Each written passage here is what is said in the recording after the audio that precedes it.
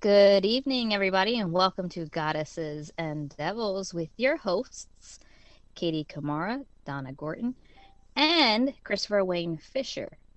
This is Amanda Mcmanus here talking, and I'm still, yes, very much a part of Goddesses and Devils, but I am on a hiatus, just as you guys know, and I tend to pop in from time to time to show you all my love and how much I still appreciate the Goddess and Devil crew as well as all their viewers.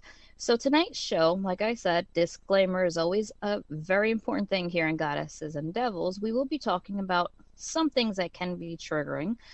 So we're just giving you guys a heads up. We also are a show that tolerates zero forms of harassment, disrespect, bullying, and obscene comments in any way, shape, or form. So if you feel that your comment is going to offend somebody, well, keep it to yourself because this is not the platform for it. Here on Goddesses and Devils, we promote equality. We promote gender equality being one of them. We also promote love and light in the sense of we do not tolerate any forms of, like I said, ill will towards anybody. So please keep that in mind when you're viewing our shows. So the songs that you guys just heard showcased here on Goddesses and Devils is, of fact, of Viking origins. And it's used for meditation in many ways and also enjoyment. So, because tonight's show we're speaking about different forms of gender roles, it only made sense to open the show with the Viking music because when we think of Vikings, we think of them as these fierce, strong male warriors, right? But little do we know that they had women all along equally fighting alongside of them, as well as maintaining their homes and their fields and their crops and their children while they went away on raids and battles, right? So with that being said, it just goes to show that yes, even though we do have this stigmatizing label of gender roles, we are all equal. Men can equally do what women can do, and women can equally do what men do, except for giving birth to a child, right? That's the only thing men can't do. So let's keep that in mind. Us women are, we got that one in the bag. But at the end of the day, we still need the male counterpart to help us produce our offspring, right? So, and again, we are equally together. So I'm going to turn it over to your hosts tonight, and I want to thank you guys for tuning into Goddesses and Devils. I love you all, and you know what? This is going to be a great show. Please make sure you share out. We also have our YouTube page where you can like, share, and subscribe and hit the notification button. When we go on, we'll definitely send you that notification. So and that's the whole point and the whole fun part about having YouTube, right? It takes that need to do and search out of the way, and it just sends you that notification, and you know when Goddesses and Devils is on. We also have the Soma Fusion media page that you can find on Facebook, which also details our shows that we play. And there's a bunch of different shows here on the network that you can watch and enjoy that give you a bunch of different topics, whether it be taboo, whether it be something of beliefs or ideations or whatever the case may be. Pretty much there's a show for everybody out there. So please make sure you guys check out the other hosts that we do have here on the Soma Fusion Media Network. So like I said, love and light to all. This is Amanda. I wish you all a great evening, and I'm turning it over to your hosts tonight of Goddesses and Devils. See you guys later. Go ahead, ladies. Take it away.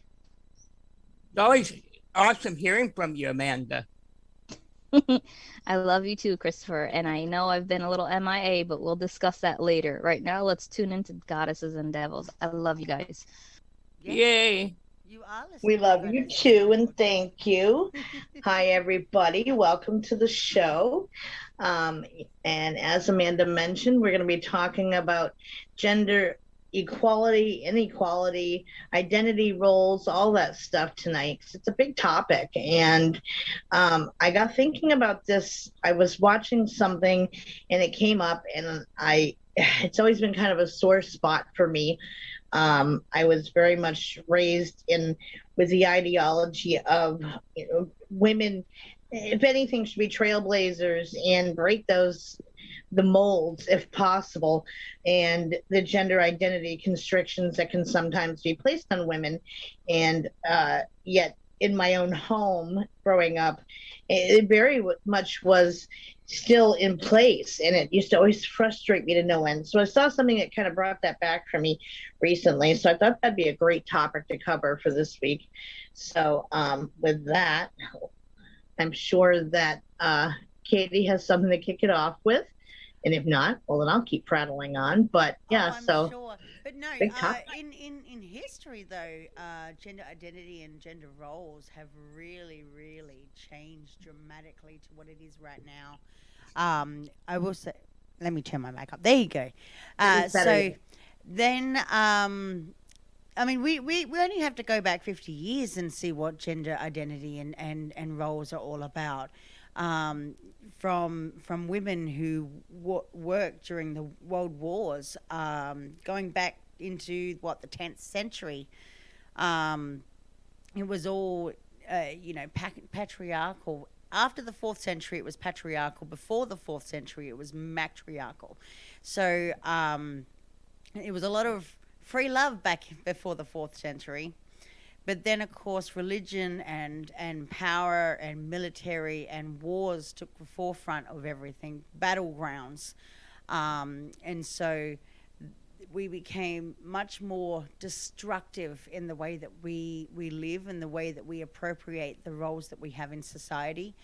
In terms of women, for instance, you only have to go back 50 years and you are a housewife, or if your husband is out at war prior to the 1950s, then you're out in the factories and in the gardens or produce, running the markets and producing the labor for the war.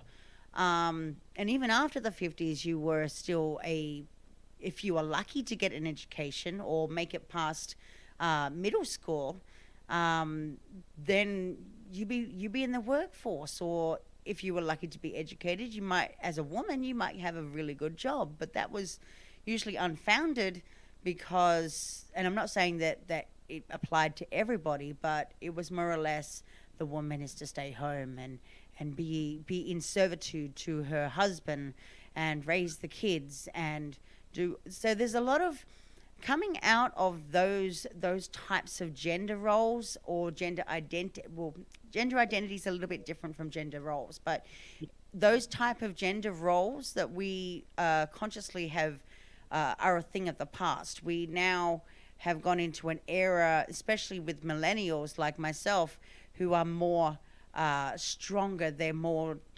They're on the forefront of a lot of things. We call ourselves alpha women. I mean, the term alpha women's been around for a long time, but the millennials make a point of it being noticed because we do want to plant our own feet in the ground. We don't claim to need a man in order to survive. We don't claim to need.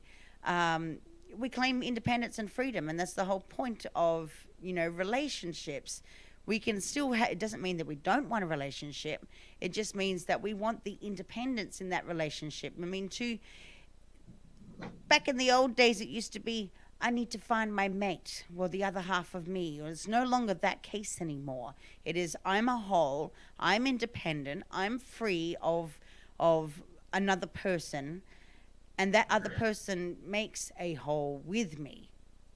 I can do it on my own. I can do it on my own. And that's Amen. why you see a lot of women marching to the beat of their own drum, because they obviously there are a lot of women out there that are now have gone through trauma. They've gone through abusive relationships. They've gone through familial relationships that have been very destructive. They've gone through hardships. And it's like every time they walk that path, they become hindered in some way. So they're having to learn that resilience to break through those barriers regardless, without the help required, because as a woman, sometimes you can go through life without the help or support that is needed. That's why very strongly in a lot of communities now, you see the togetherness of the sisterhood. That is a very real thing. And there's a lot of men out there too, and I don't speak for every man, but there are the very few men that are very intimidated by that. But what this whole process is, or the whole community is all about, is that if you are true to yourself, just like I'm true to Donna, just like I'm true to Amanda, just like I'm true to any other woman on this network and all of you listeners out there, women who support women become much stronger in the way that they do things. There are women out there that like to bicker and judge and do all of that. But basically, having a sister, we straighten our own each other's crowns, because we support each other. We cheer on each other. That is how we do it. Right. We don't sit there. And I remember, like, growing up in my household. Sorry to interrupt. No, talking about the gender roles thing, and I was thinking of the timelines you were just talking about, and I remember, so my mother would have been in high school in the 60s when she graduated high school, and she had all these dreams in her head of what she wanted to accomplish. She wanted to go on to be a veterinarian or something bigger. And she told me the story of sitting in her guidance counselor's office and being told her only options were, oh, well, no, you don't really want to do that. Wouldn't you much rather either go on and be a good nurse, or you could be a secretary, or until you get married and have a family that would hold you over. And that was never good enough for her. I mean, she did go into nursing because that was kind of her only option at the time, but and while she loved the field, at the same time, I think she always had remorse regarding that, but went on to be a barrier breaker in many, many ways, especially in the 80s when women were kind of we were starting to see that change in gender roles for women, where we were starting to become more insistent on breaking that glass ceiling financially out in the workforce and demanding and insisting upon equal pay for the same job, and also being allowed into fields that had been male dominated previously. And that kind of set the precedence of the shoes I had to fill in my life, of the expectation of that you're going to do this, and there is nothing that is acceptable otherwise. So if I ever got into a spot where I felt like I was going to quit or give up, or I just got overwhelmed and needed a break, it was that her only advice would be, well, you're not quitting. that's it. You're not. So moving on. And that was the attitude. But yet at home with expectations, as me being the only daughter and the youngest of three, I have two older brothers. It was expected that I would be the one responsible for keeping the house in order in her absence and running smoothly with the cooking and the cleaning, even if I hadn't been home. And I got home seconds before she did. And if my brothers had made a mess, it was what the hell happened here? And why didn't you clean this up when I just walked in the door 5 minutes before her, rather than holding them accountable? And so it was always that mixed message I got, unfortunately, with that. But at the same time, out on my own within the world, it has always been that don't be afraid to go there. And in places that most women previously had been hesitant or more, quote, docile attitudes towards, never been a thing for me to stand back and sit back and let it happen to me. Because of the intimidation factor, it's like, okay, so, you know, I mean, I've been in situations where it's constant nagging. And the guys complain about nagging all the time, but they don't hear themselves. And it's like, get this. The whole servitude attitude, well, serve me, you know. And I hate to say it this way, but I'm going to say it anyway. But they do say, serve me, bitch, because that is the way we're treated. Yes. Unfortunately, it's like, hang on, get me a beer from the fridge or whatever the hell it may be at the time. Why can't you get up off your ass and go get it yourself? You are just as capable of as I am of doing the same thing. The other thing is too, which takes a very somebody said in the chat about there are men that are slowly waking up. Yes, that is true, because there's a lot of people out there that are living consciously. And when I mean consciously, there are people that I preach this stuff. Conscious living is all about taking and holding accountability for your own actions and taking responsibility for everything that you do.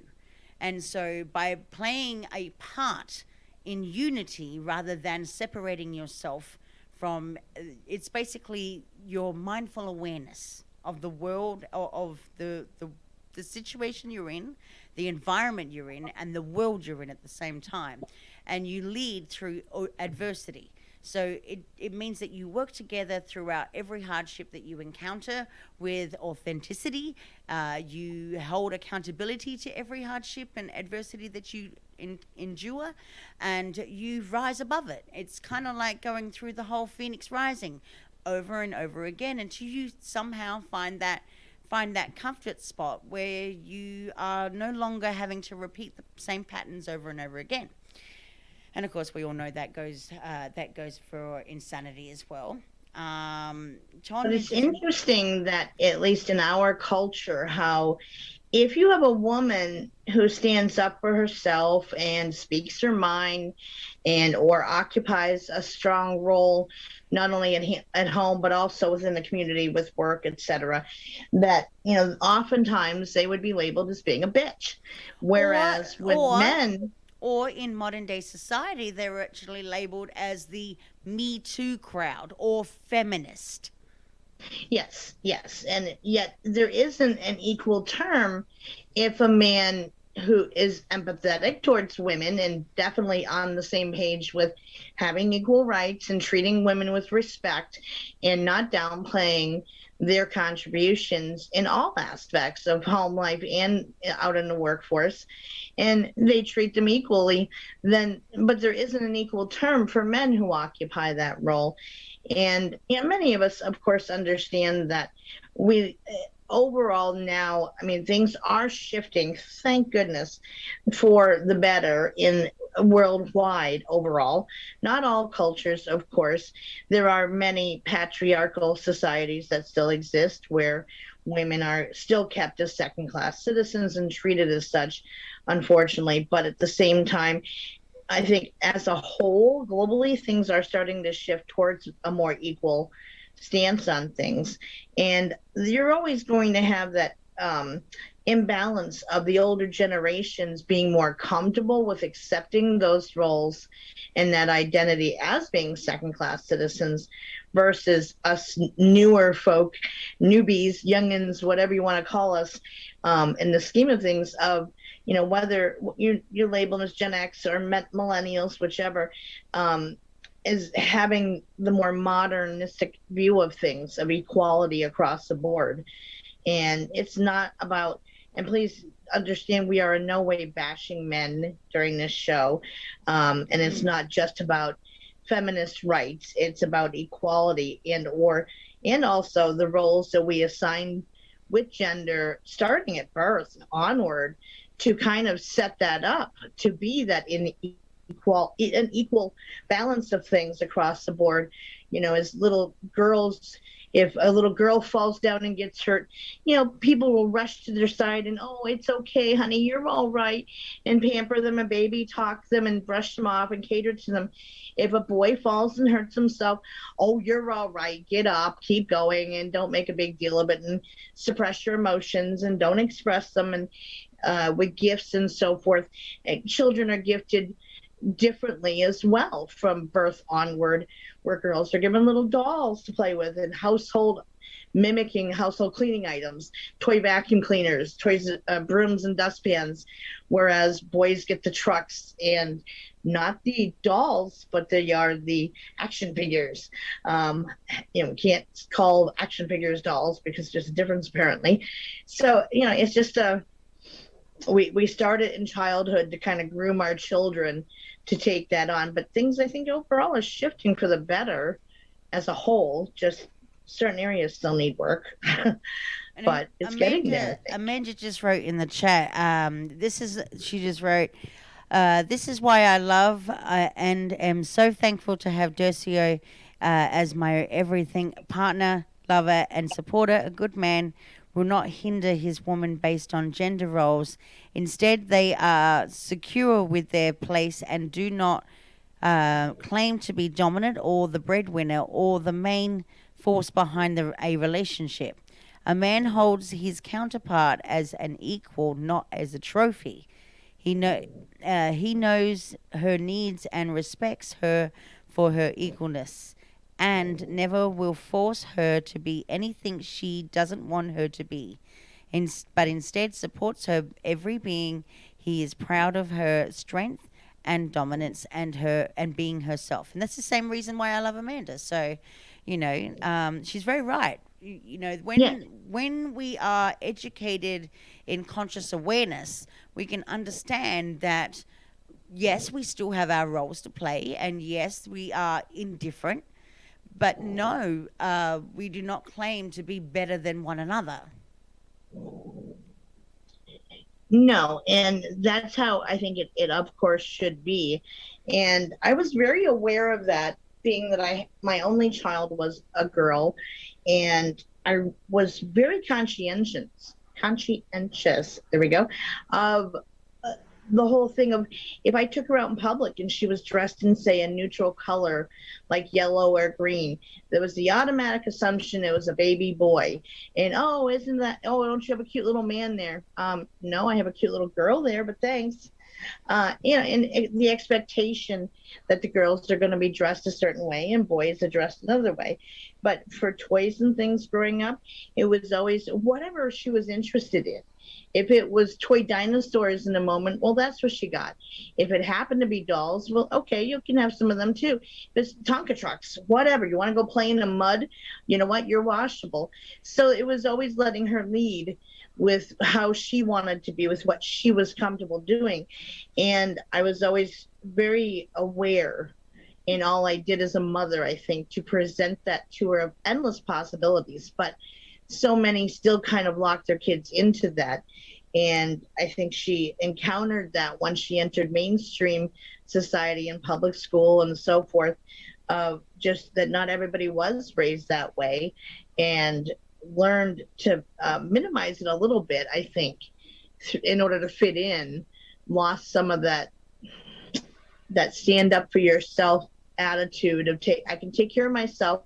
She still is very independent and so forth, but unfortunately lost some of her strength of being outspoken for her own rights to defend herself when needed and so forth. But yes, I think a genuine relationship absolutely should be, as it's not always going to be 50-50, folks. We know that sometimes you're having a good day or a bad day, and that's when you count on your partner to support you a little bit more or help you a little bit more. But it swings back and forth.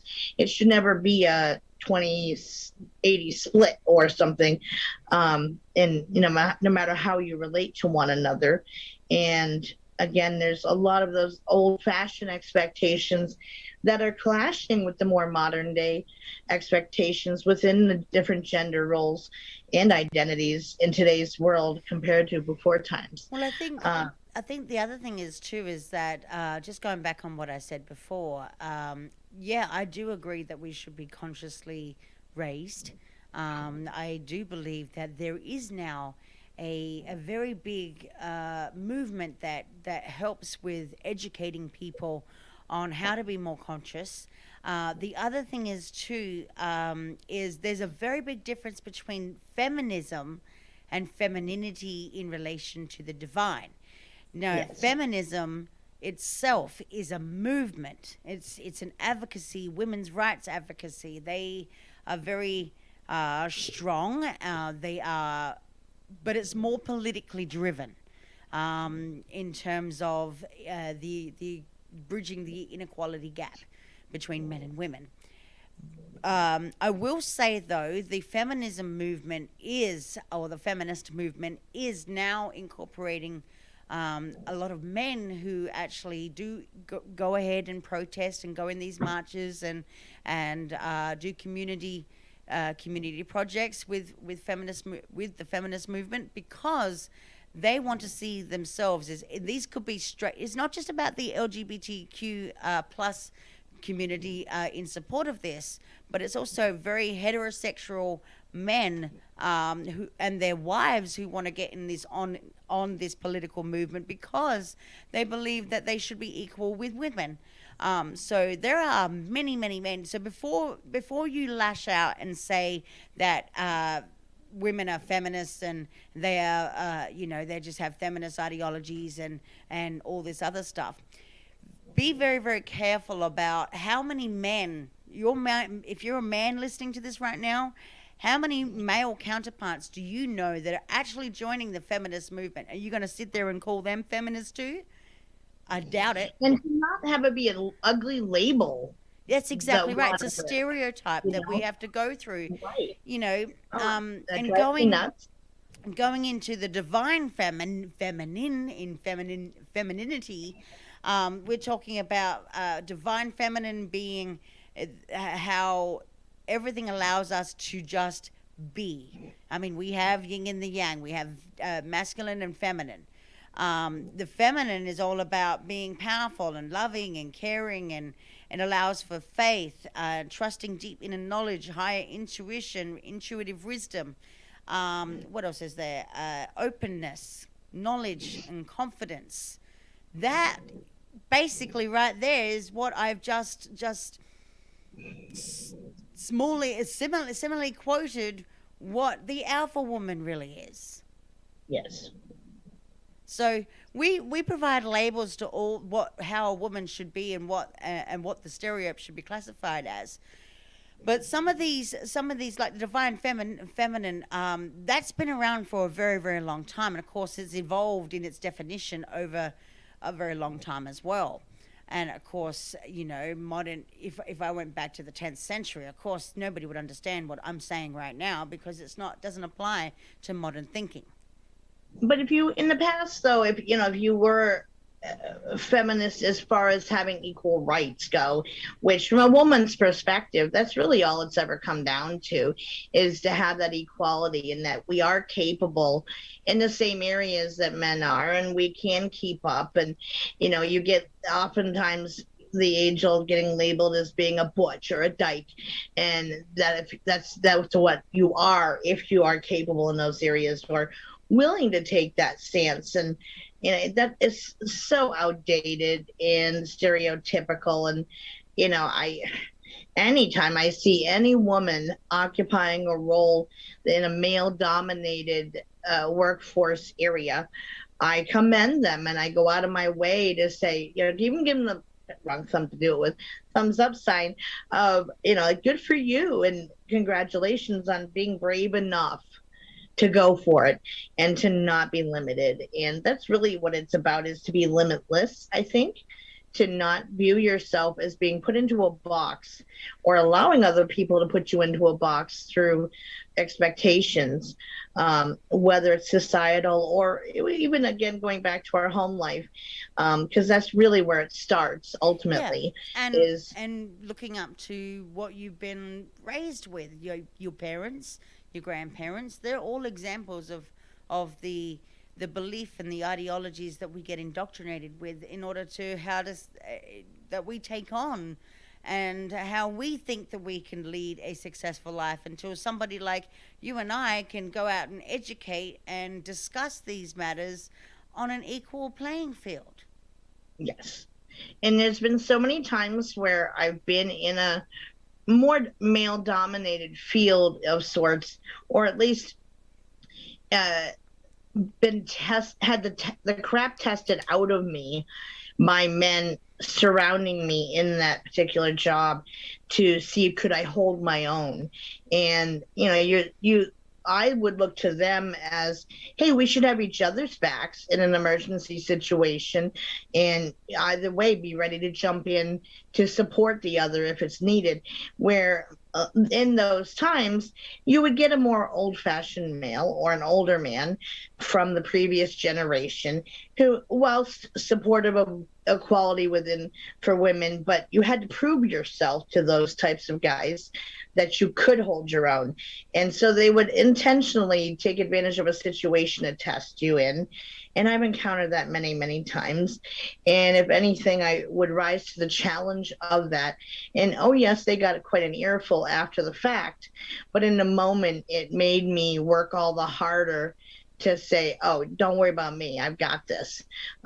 Whilst they would be staying in the background and kind of, just watching, when it could have even been a life-threatening situation I was involved in, where, yes, I could have genuinely gotten hurt in it whilst they stood 10 feet behind me in that stance watching.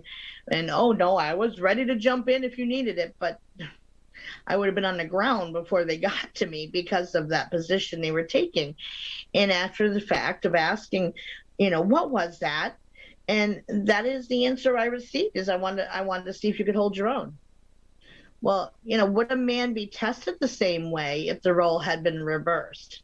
Would it even be called into question, even if it was a smaller stature man or otherwise, physique wise, whatever? It wouldn't have come into question at all. But because I was a woman in that situation, the need was there to test me, apparently. And it's just stupid, I think, and very frustrating. But many women still deal with that on an ongoing basis, even in jobs that we've been firmly ensconced into in the everyday world, whether it's construction or being a mechanic, or, I mean, some women I know who know cars and trucks are better mechanics than a lot of men I know. And there's still that stereotype surrounding it. And, I have, whilst I can be, that's why I made that post actually earlier this past week in Soma Fusion about what an alpha female is. I've had that post before and I've shared it before, and it's not ever been well received, but I still put it out there anyway. But, because of us creating this network that is in support of women in the male dominated field, to say that just to clarify, this is what this is. And it doesn't mean that you're a bitch. It doesn't mean that you're a dyke or a butch or otherwise any other label that we get given. We don't want the labels other than you are you, and you're valued for being you and what's in your head, not what's on your chest. That age old. Well, see, that's the other thing is that there's a difference between bitch and bitch. And bitch, you can call me a bitch, but be derogatory about it. But right. I can call myself a bitch because I am a bitch, because I claim it to be that I am a bitch. But it's not in a a derogatory way. That's basically standing my ground and saying, I am the Right. shit. This is what I do. I'm claiming that title for myself. It's kind of like when somebody claims themselves to be a queen. And a queen is someone that's been through the hardships and adversities of life and able to come out on top. Queens are labeled, or if you are labeled a queen, you've gone through trauma, you've gone through healing, you've gone through adversity, you've got that resilience, and you're standing on your own 2 feet regardless of whatever. So you have been knocked down and then you've risen. It's the same philosophy as the rising phoenix. It goes straight into goddesses. It goes into, but just be aware on some of the stereotypes that can come with these labels as well, because you don't want to go around calling yourself a bitch and then every guy catches wind of it and then starts calling you a bitch. Then it's different coming from ourselves, knowing our intention, versus a guy saying it derogatorily. And you were talking earlier about how women can be catty and so forth, and stereotypical drama starters and all that.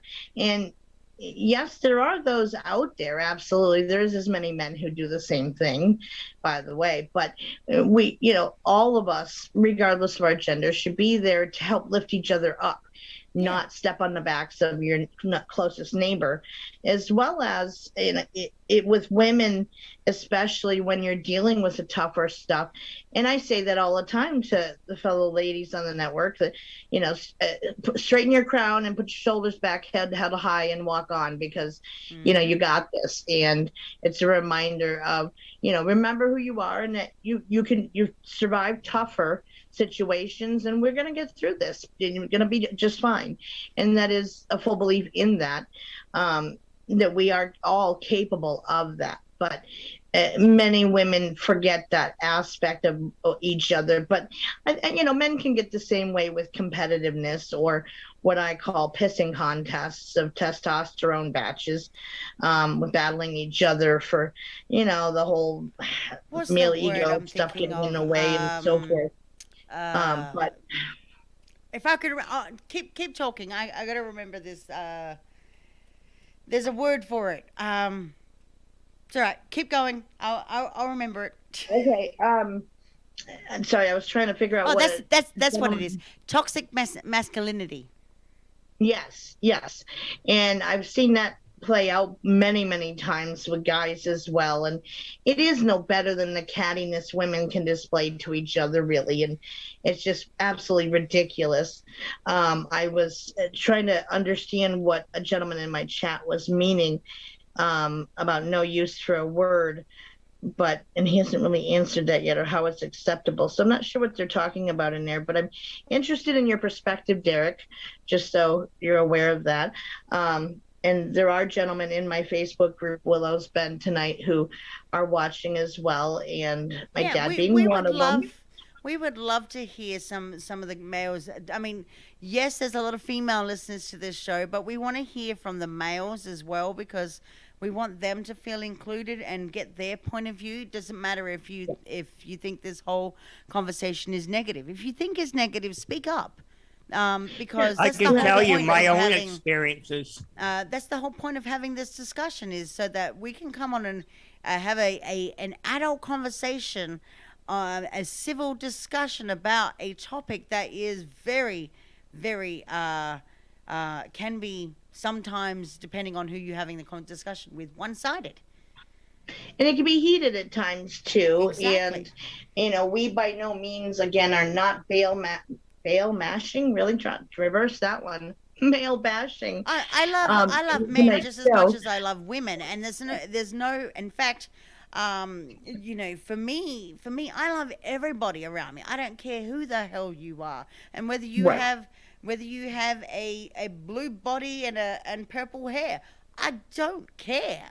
Exactly. The thing is how you behave, your character, your Yes. strength, your what you value, what your standards are. Can you lay boundaries out? Can you express to me your vulnerabilities? Can you be open, honest, and communicative with me? Right. I don't want to know whether you can kick a ball 300 feet in the air and through a goalpost. That means absolutely nothing to me. The No. part of the human experience is all about expressing these values, these emotions, these vulnerabilities, these strengths that we have. That's what makes our identity. That's what drives our character to be stronger. And when we have the growing awareness to fix, if we have, let's just say, Donna, you had something wrong with you, or you said something wrong.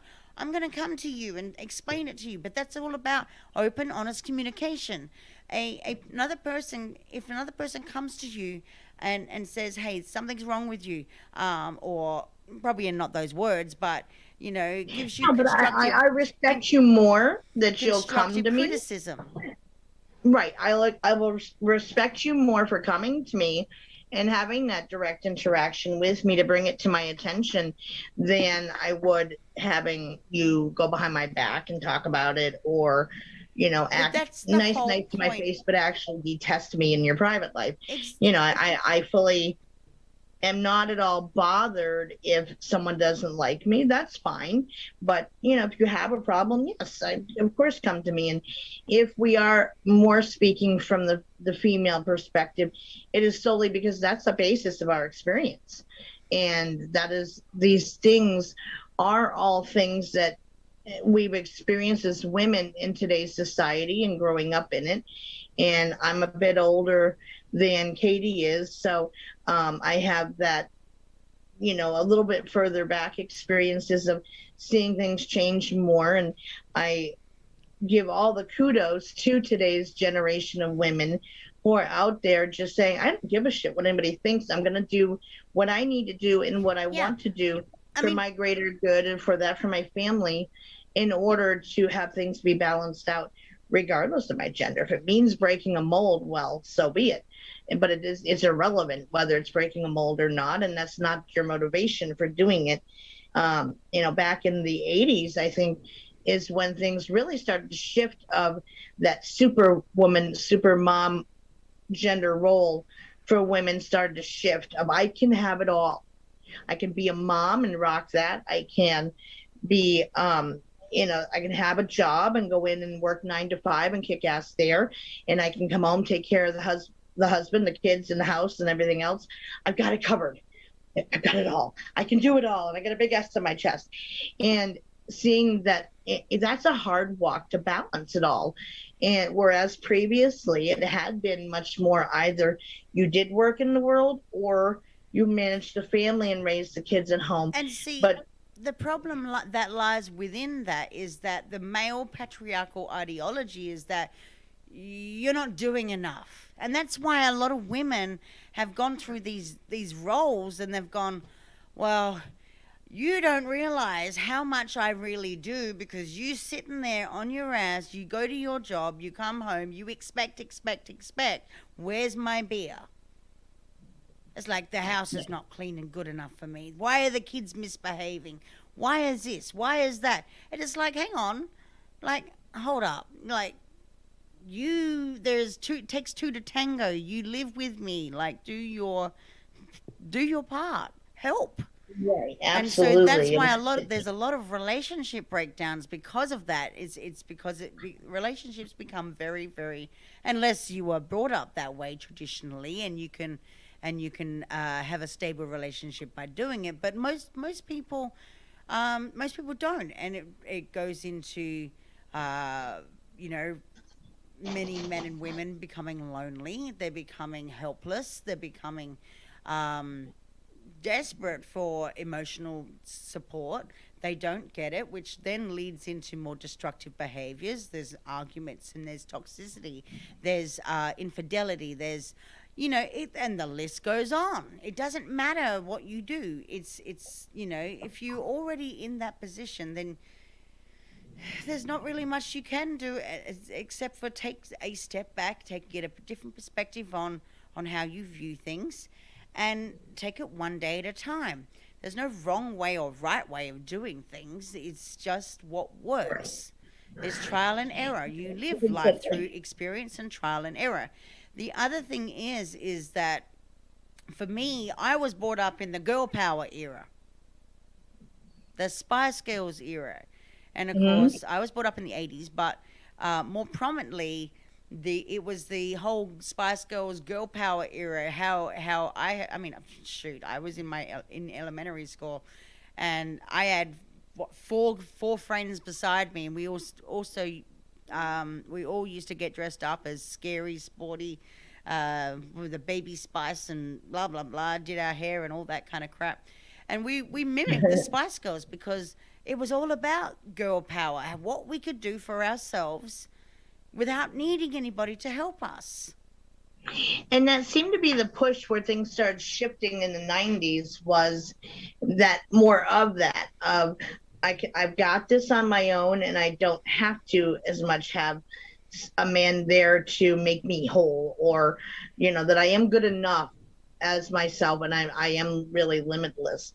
And I know through different life circumstances and situations, sometimes you're forced to have to do it all, like as the single parent. And that is a very tough road to walk indeed. And I myself always was a single mom and had to learn how to do those things, and many of them for the first time. And I would encounter men along the way in different, especially specialty fields of, hey, if it was too big for me to fix, having to call a specialist, for example, and them just completely talking down to you, or making it sound like, because you're a woman, that you couldn't possibly understand what they were talking about. And in some ways, I could use those power tools better than a lot of guys I knew.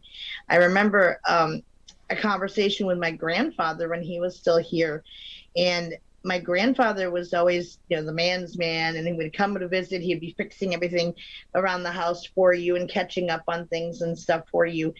And I remember one time I asked if I could borrow the circular saw because I wanted to make some Halloween decorations for outside. Oh no, you don't want to mess with that. I know how to use that, Grampy. Like I've got that. I wouldn't have asked if I couldn't use it. And he genuinely, in his era, women did not touch the tools. You can't use a power tool, or you can't use a tool in general because you're going to break yourself in some way. Oh yeah. It's like we're not fragile. We're men. We've got the same bone structure. We may not have the same muscle type, but sure as hell, if I can pick up a 170-pound man and put him on the dead weight, put him on my back and walk 400 feet to get home, I sure as hell can use a power tool. There's nothing stopping anybody from doing anything. Or junior high, as a lot of people call it, you had to take shop class where you had to learn how to use those power tools. You had to do a semester of both shop and home ec. And so there was a balancing of the curriculum there. So we had to learn how to work with metal and make some work of art out of metal, where you're using soldering irons and making some creation out of it. You had to learn all the woodworking tools and so forth. And I always felt empowered by using those, that, hey, I can do this. And I know from one of my friends, she always laughs at me because growing up, I never had to mow the lawn and do all those outsidey things, because where we lived, there was always a landlord who did it. It wasn't because I couldn't or I wasn't allowed per se, just circumstances didn't allow for it. So once I had my own home, guess what, Donna? You're going to have to learn how to use a push lawnmower. You're going to have to learn to use the weed whacker and all of that. And my mother said to me one day, "You're really enjoying this, aren't you?" I said, as a matter of fact, I actually am. I like that because it helps me feel empowered that I got this and I can do it. And even though it's the first time through circumstances, I still am showing myself that I can do this. But my grandfather had shifted his not his complete viewpoint on those things over time. But when we were kids, I was his only granddaughter, and the boys could go to the dump, but I never could because, you don't want to go there and get all dirty and you're a little girl. You don't belong in a place like that. And I was never allowed to go. And I was like, well, why not? And even though, to me, it became this magical, mystical place that it must be. And I wasn't allowed to be a part of it, but my brothers could. And you definitely never touched anything of Grampy's tools, ever. That was like a monumental rule. And yet I remember a time when he was up visiting and he was doing something outside, reorganizing his toolbox or something. My daughter was maybe a year and a half, 2 years old. He's letting her dig in his toolbox, getting out hammers and screwdrivers and stuff. And I went to move her away and kind of scold her for it and said, no, come on with mommy. And he's, oh, no, she's all right. She's not hurting anything. Okay, where's Grampy and what you do? Where's my real grandfather? Because that's not allowed. And he said, oh, no, she's okay. But she was his first great-granddaughter. And he kind of just loosened up a little bit, but not to the point where I was allowed to use one of his power tools. So, you'd get that kind of duality going on. So to some effect, he kind of loosened up somewhat, but not completely to where a woman should use a power tool. And sorry, but real life, we can, and it's okay. There isn't always somebody else there to fix those things but us. And it has nothing to do with the boobs on our chest. It has to do with, hey, there's a need to take care of it. And as much as everybody loves boobies, that's not the driving force there, but there is a brain too. So, it definitely can work. I know when you were talking about home ec, when I was going through middle school, I had to learn metalwork, woodwork. We had a Sparky class as well. These were all compulsory. Metalwork, woodwork, plastics. I had to do plastics as well. We had to do cooking, arts or art and craft kind of stuff, general stuff. Fashion design was another one. How to learn how to make your own clothes. I can take that one step further because I lived in the country back in Australia, and we actually were given our own agricultural plot, which was probably 4 by 6 feet. Wasn't all that big, but we were given all the seeds to learn how to grow our own produce. Didn't matter whether it was flowers or whether it was fruit and veg or whatever. Then they took it one step further, and I wanted to know more. And then I got into cattle husbandry, learning how to rear cattle. And because every holidays I got to work out in a piggery, so I got to learn how to rear pigs for the abattoir. So the typical farm life. I had a lot of animals. I probably had one time, and I was living in a country town. It wasn't even a farm. 17 animals on my on my property. Everything you could possibly think of. We had a goat as well. We used to milk the goat every morning, or my mother did anyway. I helped her. I was only a little tacker, but these are the types of things. I mean, I know that now in metropolitan areas here in the United States, they do have the food initiative program. They do incorporate the plots that they have at the back of the school, and they use teach how to plant the seeds and harvest the produce, and then teach the kids what to do with it when they get into class, and cook it in some way or prepare it in some way. I mean, how many kids now are in their homes not knowing what to do outside of making a peanut butter and jelly sandwich, or they use the nuker. Or using the nuker to make Roman noodles. Yes. Now, I've got a question for you with this, Katie, because, you grew up in Australia and then moved here. So you've seen both cultures. Do you find that there's any difference with gender roles or gender identity between the two places? And I know you're of different ages, of course, in both places. In Australia, it's a little bit more conservative. You are taught a hell of a lot more. A lot of people, I mean, you got to remember that the people that live in suburbia, let me backtrack that again. 90% of the population of Australia live on the coast. So they live in urban dwellings or major cities and whatnot. The rest of the other few are out in the country, and they are learning how to live off the land. So people like me got to learn to live off the land. I mean, we used to go once a month into the city just to do grocery shopping.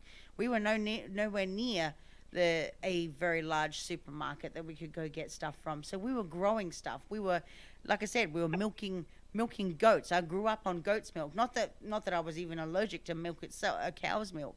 It's just because we had a goat. We utilized it, until it ran out of milk. Chickens. You get the eggs. Go to the farmer's wife down the road will get the eggs. In fact, the town that I was living in, they had a dairy farm. I could go. My mom used to get up in the morning and then go down and help herself to the milk that they were producing there, fresh milk. Bring it home. Learn all of that stuff.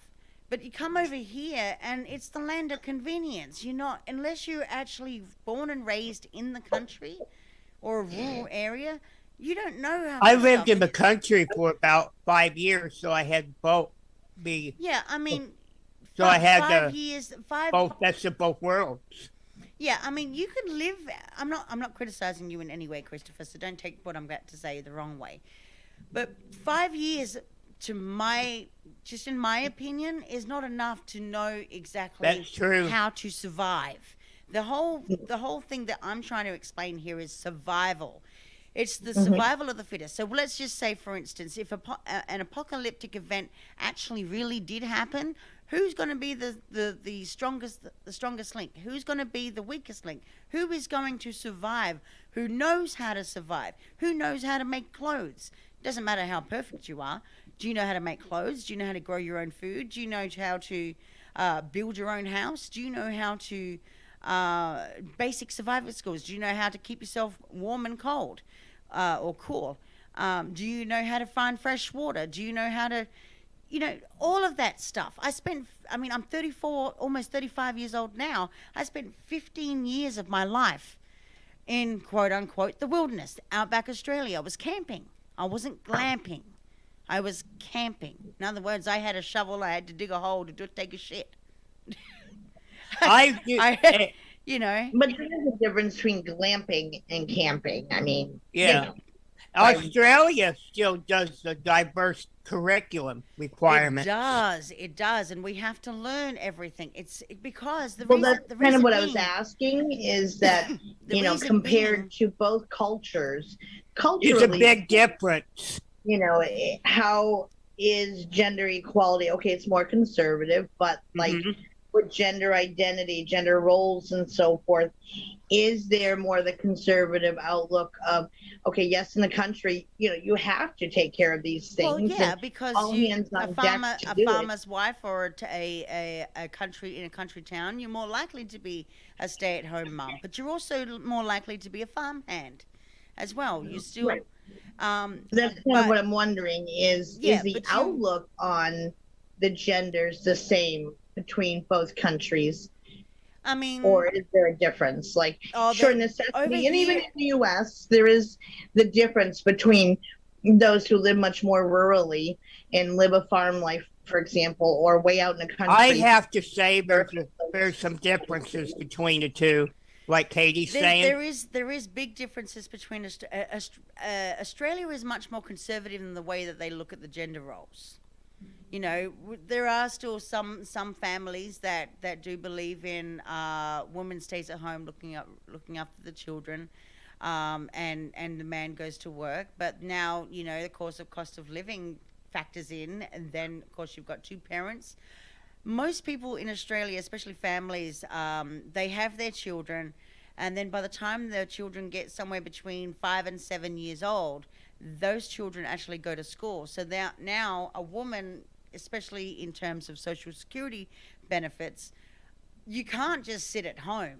That you can't have no income. I mean, you can if you are supported by your husband or your partner, but if you're a single mom and you are supported up until for a certain amount of time, but once your kids hit into school, you're screwed. You have to go work even if it's part-time, 20 hours a week, 25 hours a week. At that point, I mean, you might as well work that at that time, because while the kids are at school, you know, you're doing nothing. I mean, what are you That's going to do all right. day?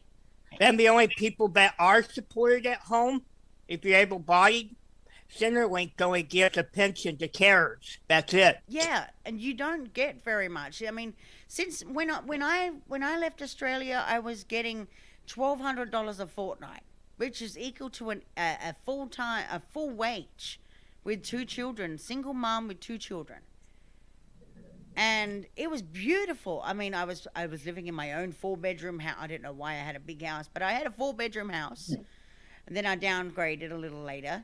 That's like $1,000 US nowadays. I was Well, but I paying. have heard of that just in some places in Europe and so forth, where, you know, just the overall vibe of supporting the family unit is much bigger in employee benefits and so forth, with Yeah. having more time off and available for paid time off to take care of your family. Because here, you know, you have the Family Medical Leave Act.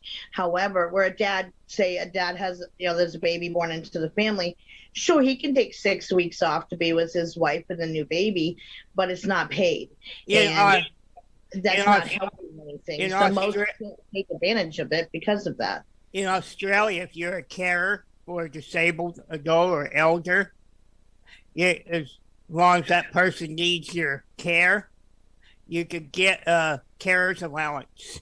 Yeah, so basically they're paying you for a part-time job. Yeah. In lieu of actually working, because you're actually caring for a loved one. And it comes or out whatever of your that may Social be. Security Yeah, it does. account. But I mean, and for you know, people that are unemployed in Australia, they don't really actually get that much on Social Security. You know why? Because Australia has, I mean, yes, they may have a job shortage, but it's not the job shortage that they have, it's the skill shortage. So people really, and so now what they're doing is they're no longer saying, hey, you need to go to school and complete your high school diploma and then go to university or college or whatever, and then go find a life. Well, by the time you end up getting your degree, you don't get the job of your choice, because there is no job available. Everything's been taken, and so you're restricted. I know when I went to school, the first thing I did I was in my 11th year, my second to last senior year, and I had already completed a trade, already done, straight out the gate. I was a die setter. I mean, a woman as a die setter working in plastics in the polymer industry. What the hell? What is that? That proves to you that, you know, the gender equality is there. Women who do want to get a trade can go be a brickie or a sparky or a plumber. Or carpenter. There's no restrictions as to the roles in trades. You know, if you want to go make a decent living, then go ahead. Go make that decent living. If you want to build tables and cupboards and houses and all that kind of stuff, go do it. Do what you love. Nowadays, they have better work protections than the United States. Nowadays. Yeah, they do. But in Australia, what they've done is they've now amalgamated some of the public schools into super schools. And when I'm talking about super schools, that means they're covering right from kindy all the way to senior year. These massive college, it's no longer called a high school anymore. It's now called a college. And you are there from kindy right up until the last year of school. And when you do get to your senior years, your last senior year is actually, can be by your choice, be split up over 3 years, part-time, to allow you. So when you're 16, 17 years old and you're just about to graduate, like most people do, and get your high school certificate or diploma or whatever you want to call it, you're more than likely to apply for the college of your choice. Whereas in Australia, they allow you for your last year so that you're not overwhelmed by societal norms, is you get to complete that last senior year over part-time over 3 years to allow yourself not only to get your high school diploma, you're also allowed to, in the same school, and I'll get to that in a second, complete a trade, and you're also allowed within that within that time period, if you choose to go that route, to have a part-time job as well. And so what they've done, and when I talk about trades, you are actually, some schools, not every, are now incorporating classes like psychology. They now have full hairdressing salons that you can go in and learn the trade and then come out of high school with not only your high school diploma, but your hairdressing certification. We do have that here, I will say, where like when I was in high school, in New York State anyway, it's called BOCES, which is, I can't remember what the whole acronym of the school stands for, but it's a trade school, and anybody can choose to spend half day in regular to take your core classes of the required ones like math, science, and a foreign language, whatever, but it's a half day thing. And then the second half of the day, you can go to the trade of your choice. I know back in the 80s when I was in high school, it was much less likely for women to be in like the automotive trade or what have you, but you'd see the few, and it was starting to happen back then. And it's funny how, like, with looking at that, back like during World War II, that's when you really saw women having to step up to start taking on jobs, leaving their families to go support them because the men were away at war, and women were not allowed to be soldiers back then unless you were like a nurse or something off field. And so women were having to go into the factories to learn how to work those huge machines Katie was talking about in order to keep the country working and moving forward. And that's where women really started kind of gaining independence. However, then once the war was over and the men came home, women were expected to step off and go back into the home being just housewives. And then it was expected to be same old, and continue on like nothing had happened. And yes, there were those women who said, oh, hell no. I like this sense of independence and freedom this gives me, and making my own money and the pride that I'm doing it myself, and continued onward with it. But many women felt like they didn't have a choice but to go back and resume those roles. And that's why I was curious how it plays out in Australia with those things, because here we have gone back and forth. And you were talking about like the special advanced schools is kind of what they're looked at here, where it's parents usually have to pay a bit of a higher tuition, and it's more for gifted students who can. No, the schools that I'm talking about in Australia, these are normal public schools. Back when I was going to school, they were completely separated. You had just like. You had elementary, you had middle schools, actually middle school is high school to us in Australia. It's not separate. But you had elementary, you had high school, or primary school and high school. And you had to complete those 12 years. And after you complete those 12 years, it's up to you what you want to do. But you were always going to two schools. Now that same public school system is now amalgamated into super schools, and they've changed it from being primary and secondary, or primary and high school, to super colleges. So it's still the same thing. It's just that they're late, because you got to remember the difference here. Colleges in the United States are colleges. And then you've got universities. Well, in Australia, a college is either an amalgamation, just like a super school, of all year levels, or a college could be another word of saying vocational education or community college.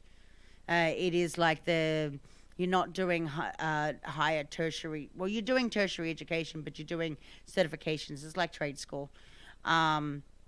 University is university, so university can't be confused with college. Because college. Yeah, and here I think, at least when my daughter was still in high school, she graduated in 2014. High school seniors and juniors and seniors, I guess, if their grades were at a certain GPA level, then they would be allowed to take a college level course that would count with the credits once they graduated towards their college career or university. And but it wasn't overall higher standards. The biggest shift I think we saw here with that was with getting your you could either get your GED if you happen to say, drop out and you still wanted an equivalent diploma. You could get your basic diploma, or you could go onward and get the oh shoot, what did they call it? I just lost the word. But they jumped the standards higher of expectations of, you have to get certain scores on your state exams or else you don't get this diploma. Although if you happen to be for whatever reason, if say you were a child with additional needs who couldn't handle social situations without anxiety, whatever, you could be set to a separate it still was kind of part of the school district, but not a school, but it was more self-inclusive classrooms. And they would come away with the same diploma as those kids who had been working their asses off to pull straight A's and keep their GPAs up. No, not IEP, Marianne. I can't remember the name I'm thinking of, though, but it's just a higher level of a high school diploma. And I know my cousin, who he's in his 30s now, and he was one of those who had gone into one of those self-inclusive school things, and he just wasn't a social being and still isn't. And he said that we got one day he was over to my house and we were talking about we were going to play some board game or something, and my daughter wrote something in cursive. Now, she always hated cursive as well. He genuinely didn't know how to read and write cursive, but still got the same diploma as everybody who did. Mm-hmm. And yet it had nothing to do with his intelligence level. He's quite a bright young man, but there was like a disservice done to those types of kids who, they were seen as being different than what they are. But it was almost like they were given a pass on things in order to get through it. And yet those who, again, who are mainstreamed, most of them go for the higher level of high school diploma because it looks better for college entrance stuff.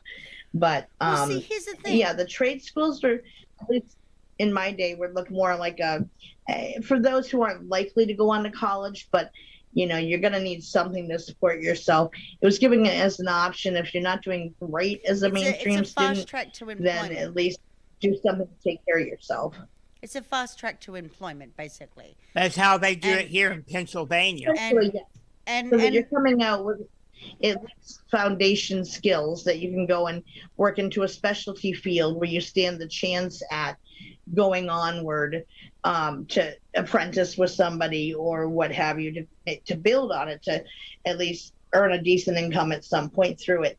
But it's still, there was some gender role things within that, where most women, if they happen to do the trade school, they either went more into the culinary arts side of it, or nursing, or into early childhood education, kind of the stereotypical ones. Cosmetology was a big one as well. Nursing. And so, but whereas the men were mainly auto body and that's it. But once in a while you'd see those young ladies breaking the mold, going in for automotive and actually loved it. And we're, again, some of them better than the men who do it.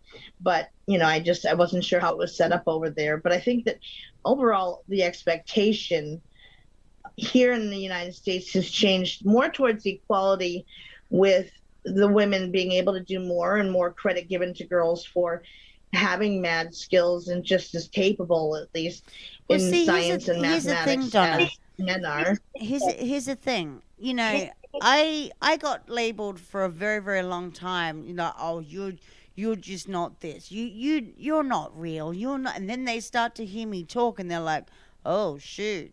But then again, if I go back into my own education, if anyone ever wants to see it, I suggest you don't, because you'll be sitting there reading for a while.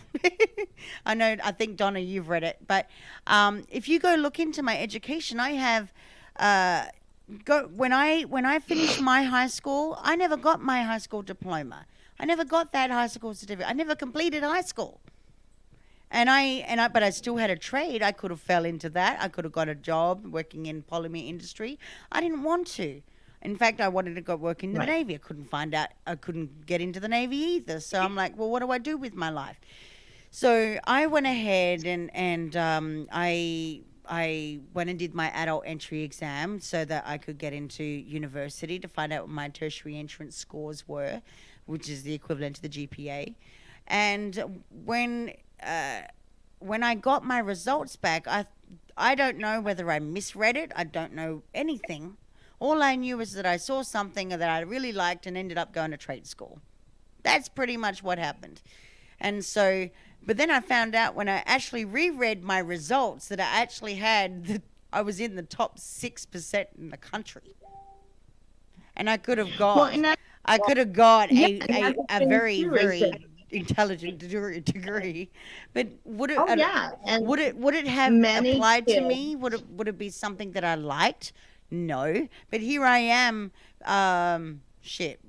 what, 15 years later, and now I have a degree. I've got 10 certifications. I've got 13 diplomas. I'm now a candidate a PhD. So, I mean, and then I have people ask me, well, how do you know, like, what you do is like the capacity, you're like a Jane of all trades. Well, I don't claim to be a Jane of all trades, but I don't claim to know everything. But the thing is that the reason why I right. come across as that is because I assert myself. I want to learn everything that I could possibly absorb, everything that I can, because I don't have I'm going to sit on my ass and things will come to me. No, I'm getting involved in everything. I'm learning everything. I'm just doing it. And I have people come to me and say, well, hold on, how do you do everything all in one day? How do you run? How do you run two successful businesses? Well, I just do it. I don't have do any. it right. How do you? Exactly. Do what you have I'm to a do single because you mom. have to do it. Like, I'm a single mom. I have two businesses that I run simultaneously. I am producing this show for you guys to listen to, and all the other shows that I produce as well. And I have two beautiful boys, young boys, I might add. And I still have people come to, oh, how do you do it? I just do it. I don't question things.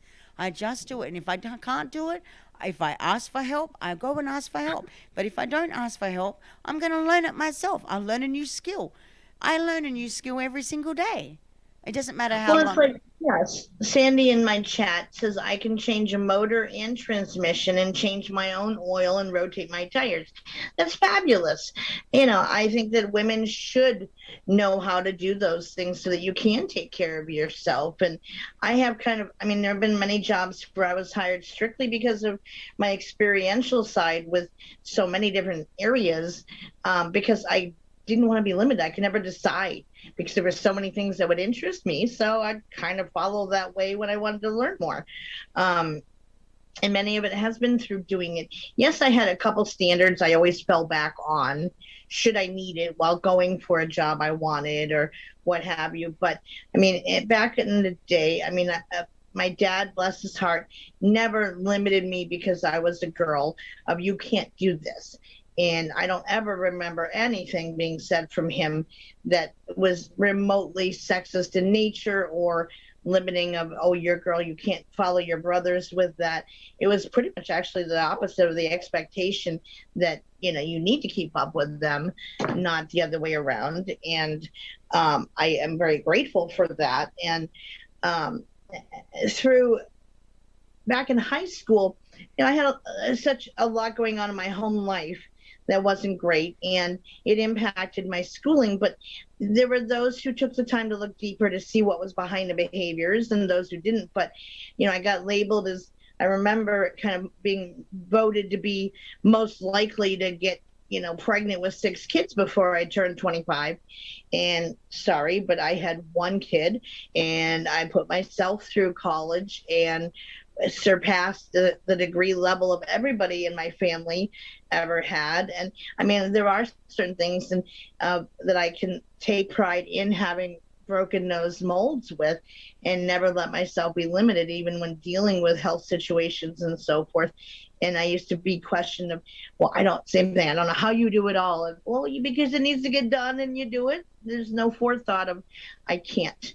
And Um, again, seeing my mom, I mean, back in the day, I remember when I was probably a pre-teenager, she had taken a job as a camp counselor in a camp that was meant for boys under the age of 18, but in their teen years, who had committed like murders and felt like massive felonies, who were awaiting coming of age to go on to prison. And she was the first female to ever work there, and had to deal with a lot of really close calls with attacks and so forth about, she's just a woman and we're going to show her, and drive her out of the business, and lack of support from her employees, her fellow employees and stuff. But before you knew it, she said there was a shift where some of the kids took a shine to her and respected her being a strong woman and standing her ground, and started having her back. And that's how you knew when you reached that equal level in their eyes, as the same respect as the men were getting.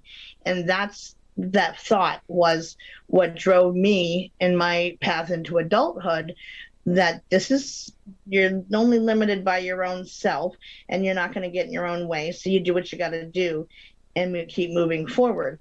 And so I did, but I don't claim to be anything other than, anybody who follows me in my group and stuff, you hear me say all the time, I'm just Donna.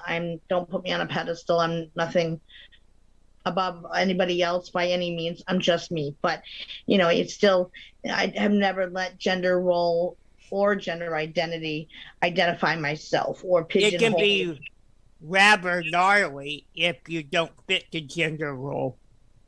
It can be like what happened in my case.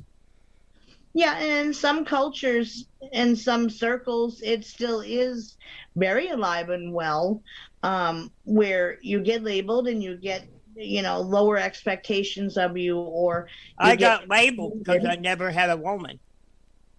Right. And then, to me, there's nothing wrong with that. But again, we were talking about that before, about how, men get into testosterone contests, or what I call pissing contests with each other, of, the puff your chest out and act like cavemen stuff. And, it serves no purpose any more than it does women being catty towards each other. It should be looked at as you're all on equal footing with one another. As I've never been really interested in contests, I was looked down on sometimes. Sure. And, you've dealt with disabilities all your life and have experienced it from that respect too. But, And you what else that I noticed too? If you don't fit the role, people tend to treat you like you're a servant. Yes. And, but that's it. There are always going to be those who bully people for not being like them. And if they get egged on by their peers, and, it draws laughter and whatever, then people cheer them on, and it promotes them to keep going and doing it. But at the same time, then you just got to be one step ahead of the bully, regardless why you're getting bullied. But, we really are. Aaron's delighted he got to see you laugh, Katie. Oh no, Amanda said something to me. I was laughing at Amanda. We all have gotten targeted for different things in our lives, and that's always one of life's challenges. But with gender identity and gender roles, and even with gender identity, then you enter into a whole new classification with that, of those who are seeking to if you feel like you're born into the wrong body, or even in some cases where your genitalia is a little bit different. So, hey, pick a gender and raise your kid as that. But then they never end up feeling like they're that gender in the end. And then, there's all kinds of labels that go along with that as well. But that causes gender dysphoria.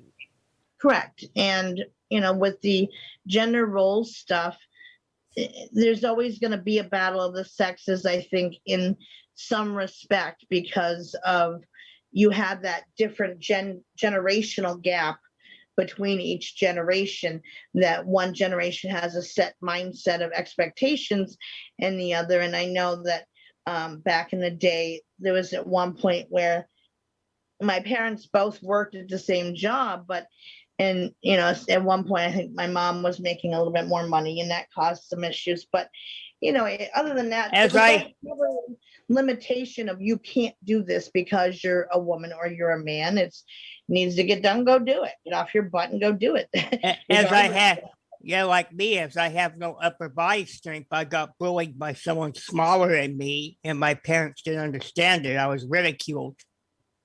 Right. And that may be a topic that we can cover sometime is bullying and It goes into gender roles as well, where you the don't. expectation that you're not manly enough, and not all men are muscles and into scratching themselves and all the stereotypes of being a strong man of how far you can spit and all these other nasty habits.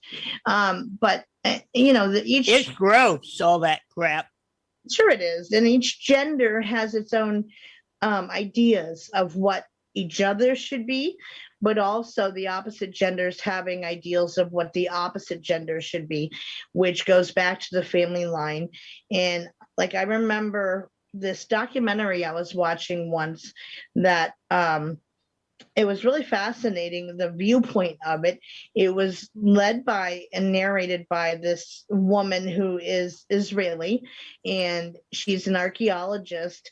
And so she has her PhD and so forth.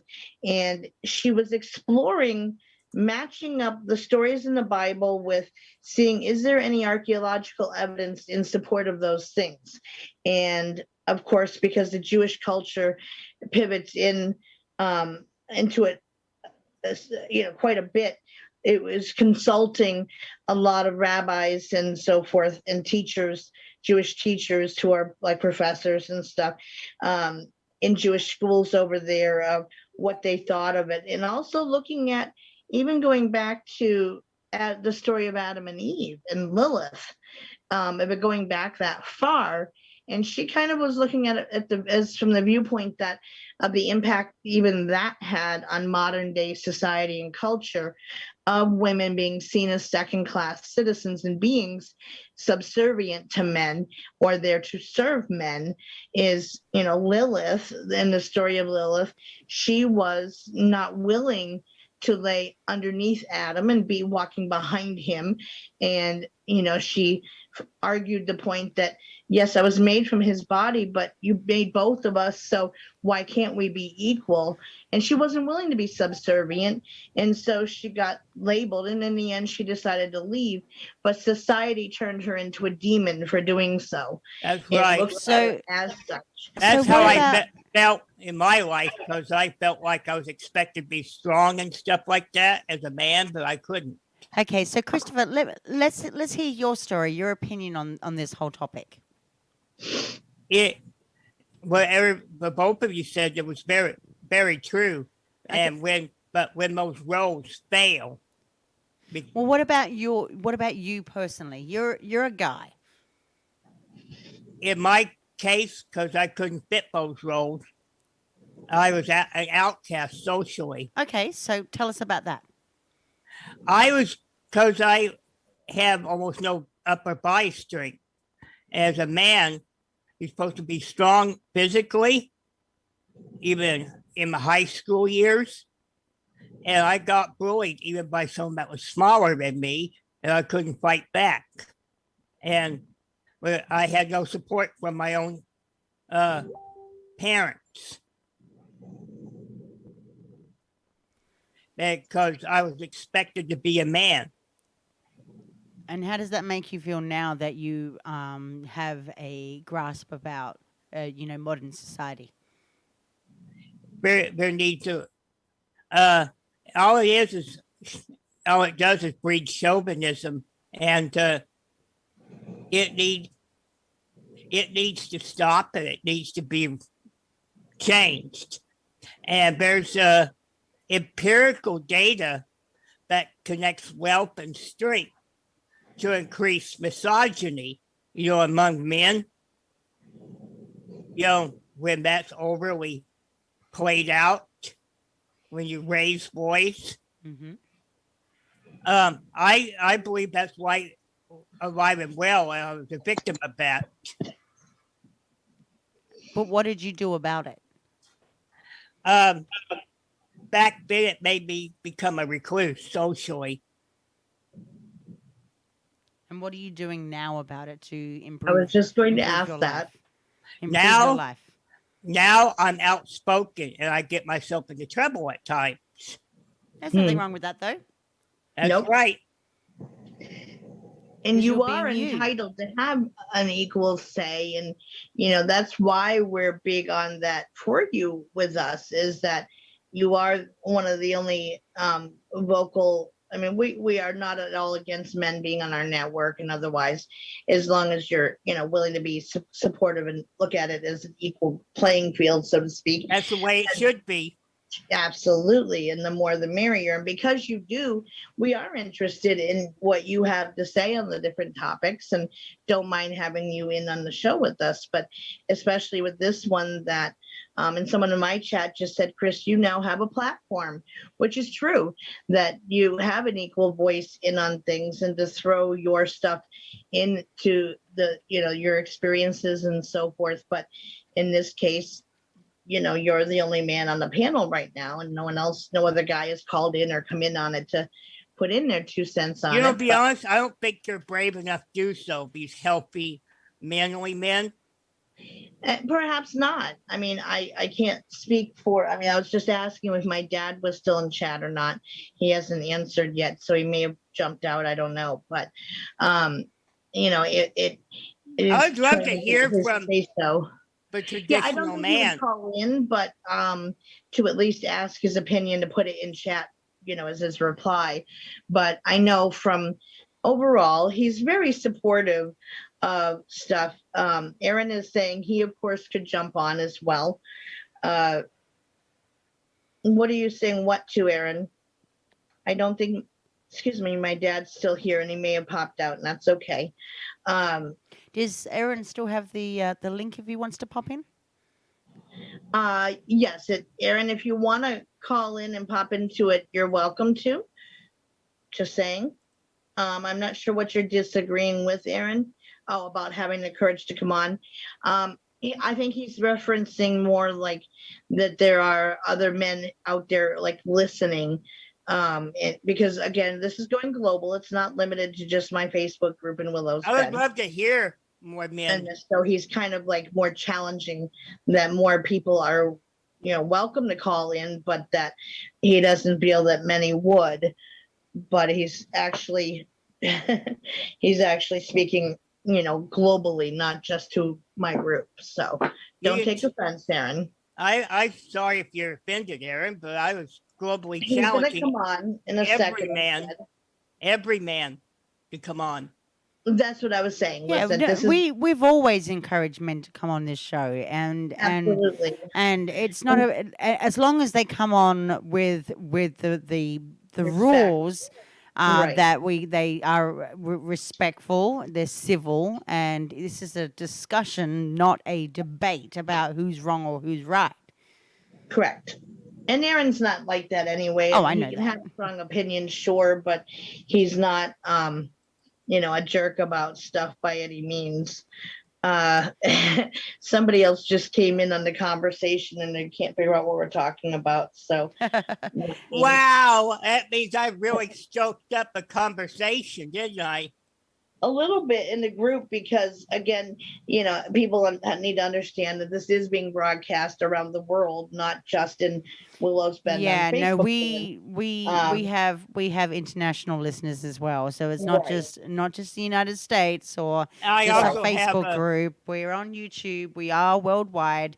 We do have a radio server that we broadcast on as well, which reaches even more of a capacity up on the internet. So there are lots of ways that you can listen to this radio show, not just on video. I also have my own international following as well, the friends I got. Sure. So. And we are definitely in support of that because of that. Thank you for sharing out, Tanya. We appreciate that. And so it's not at all attacking men in general that, oh, they don't Not have at courage all. on. I don't think he meant it that way. So please don't be offended for anybody who may have been.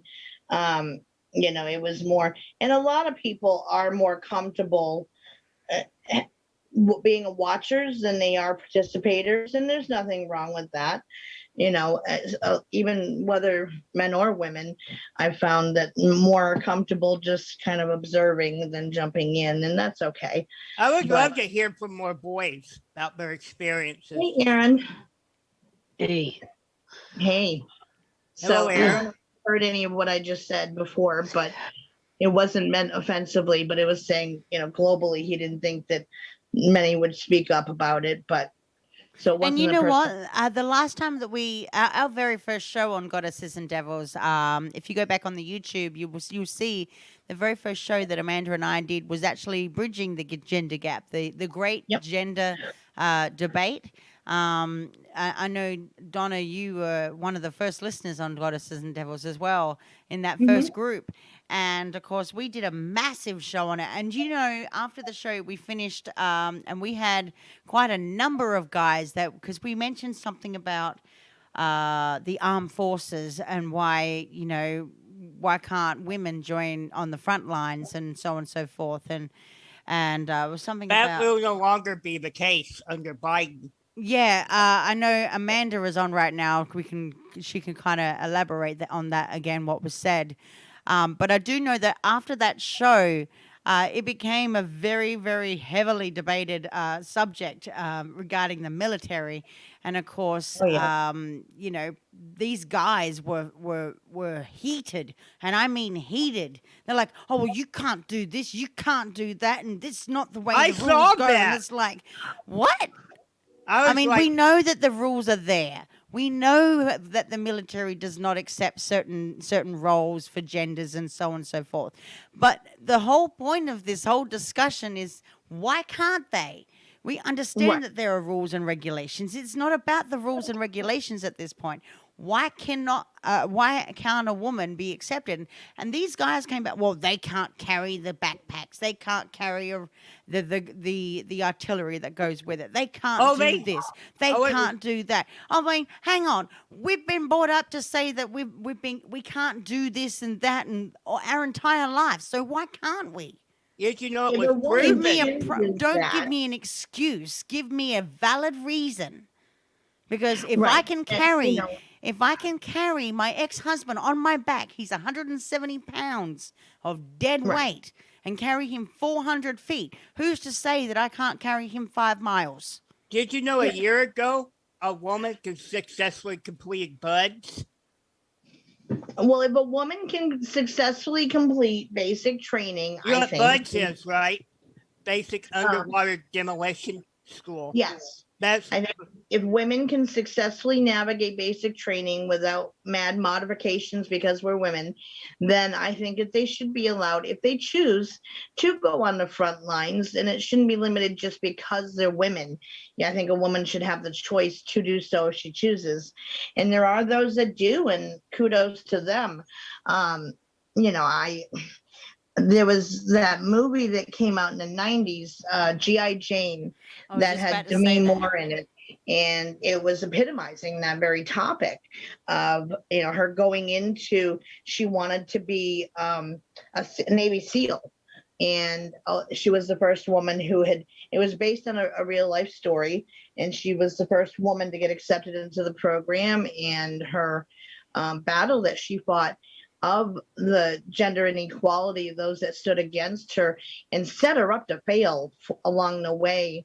And, there's been stories in the news about that as well, with West Point and women being allowed into West Point and so forth.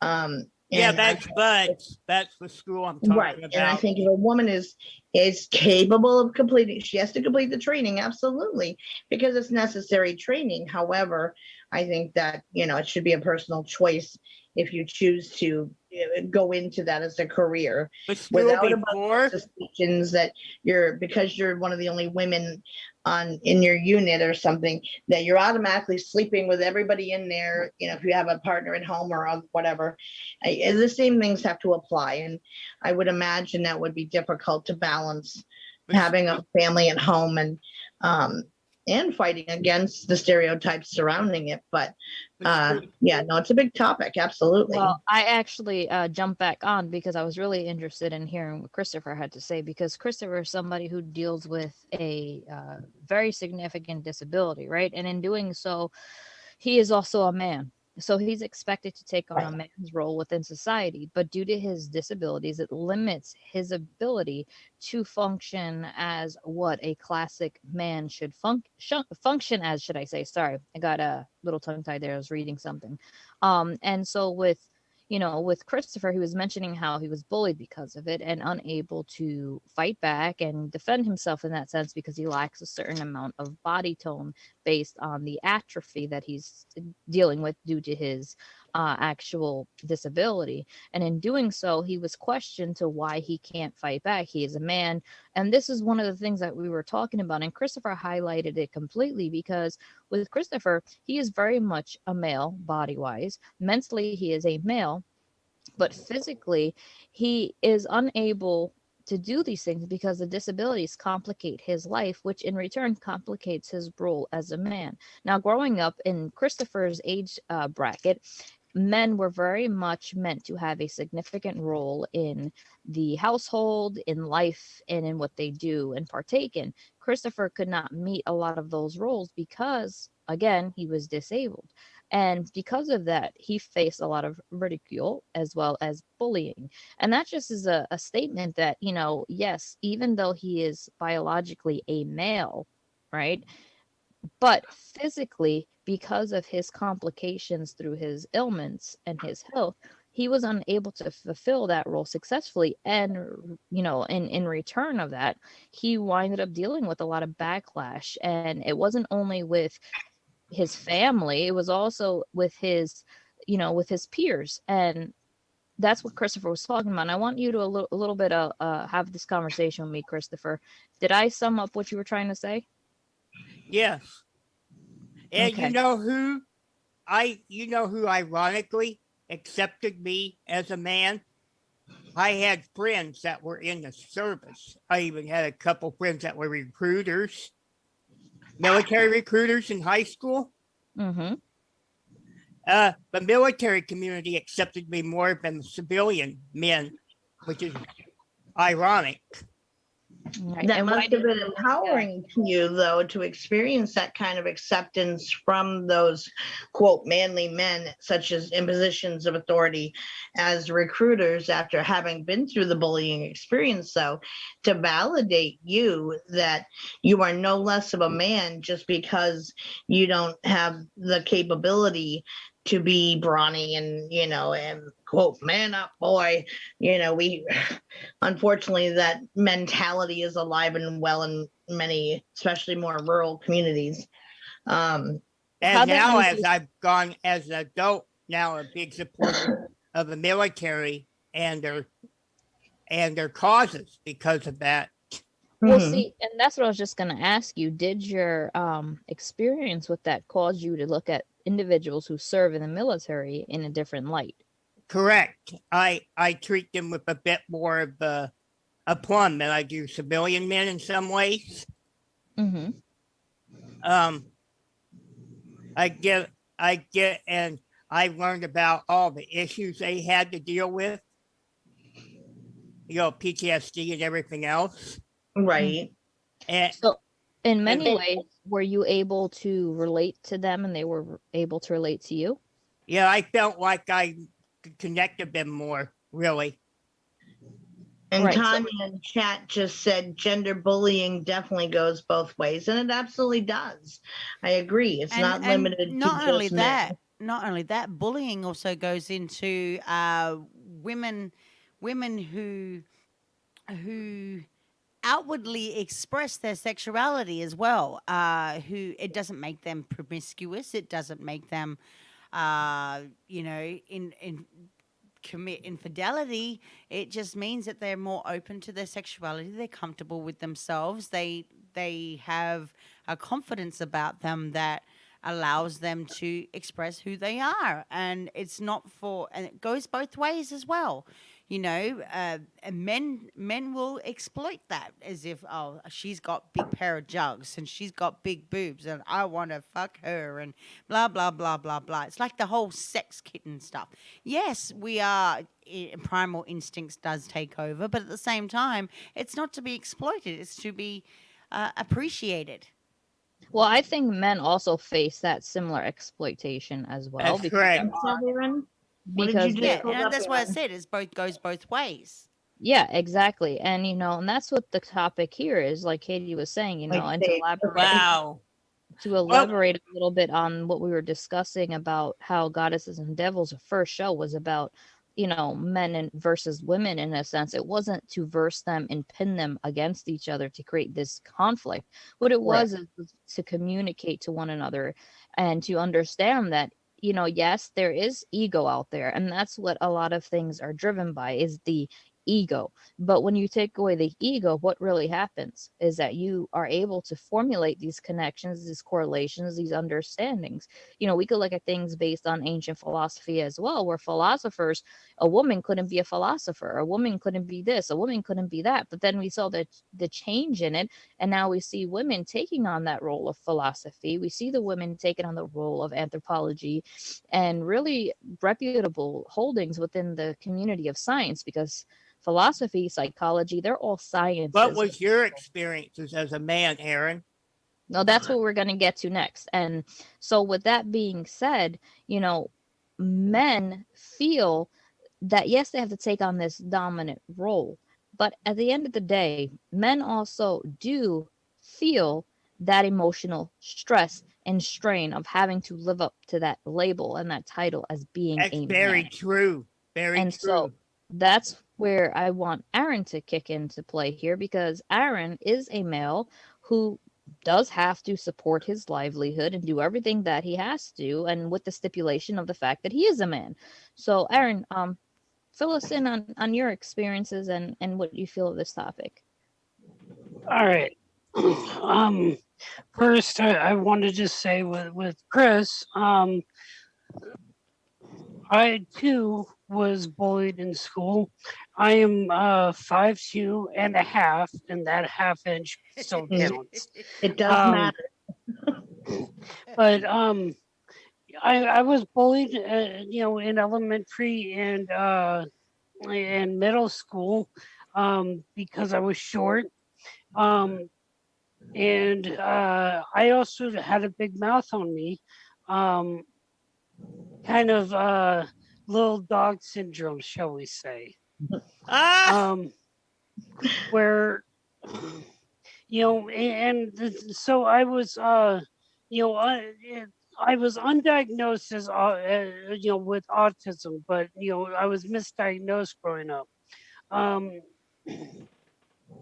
and all that really played a part, because I would stand up for somebody, and because I would stand up for somebody, I would be the one to get bullied, which really ticked me off. And here's the thing: I had to be a runner, because from what I understand now, it was because of the autism, but I could not fight. I would get an anxiety attack and not be able to, I would just freeze. I would picture in my mind what I wanted to do, but my body would not work.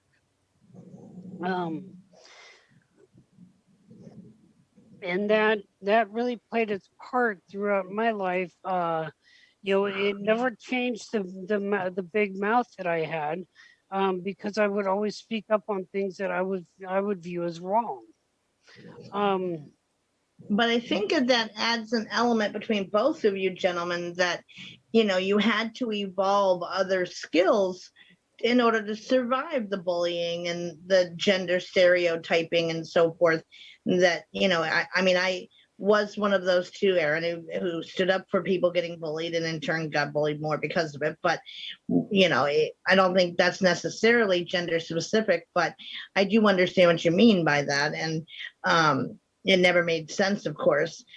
Kids are cruel, unfortunately, and they're allowed to be based on any consequences that are in the school environment, which I used to fight for that hardcore within the school systems of not punishing the victim of the bullying, which is often how it ends up playing out unintentionally. But, you both had to evolve and develop other skills to make that be your focus and your highlight in order for both your survival, but in coming into your own, I think, in more important ways, personality wise, than a lot of other men might do in the same situation. Or, in an atypical situation, you have the atypical guy who's giving into peer pressure and trying to be the guy's guy type of thing.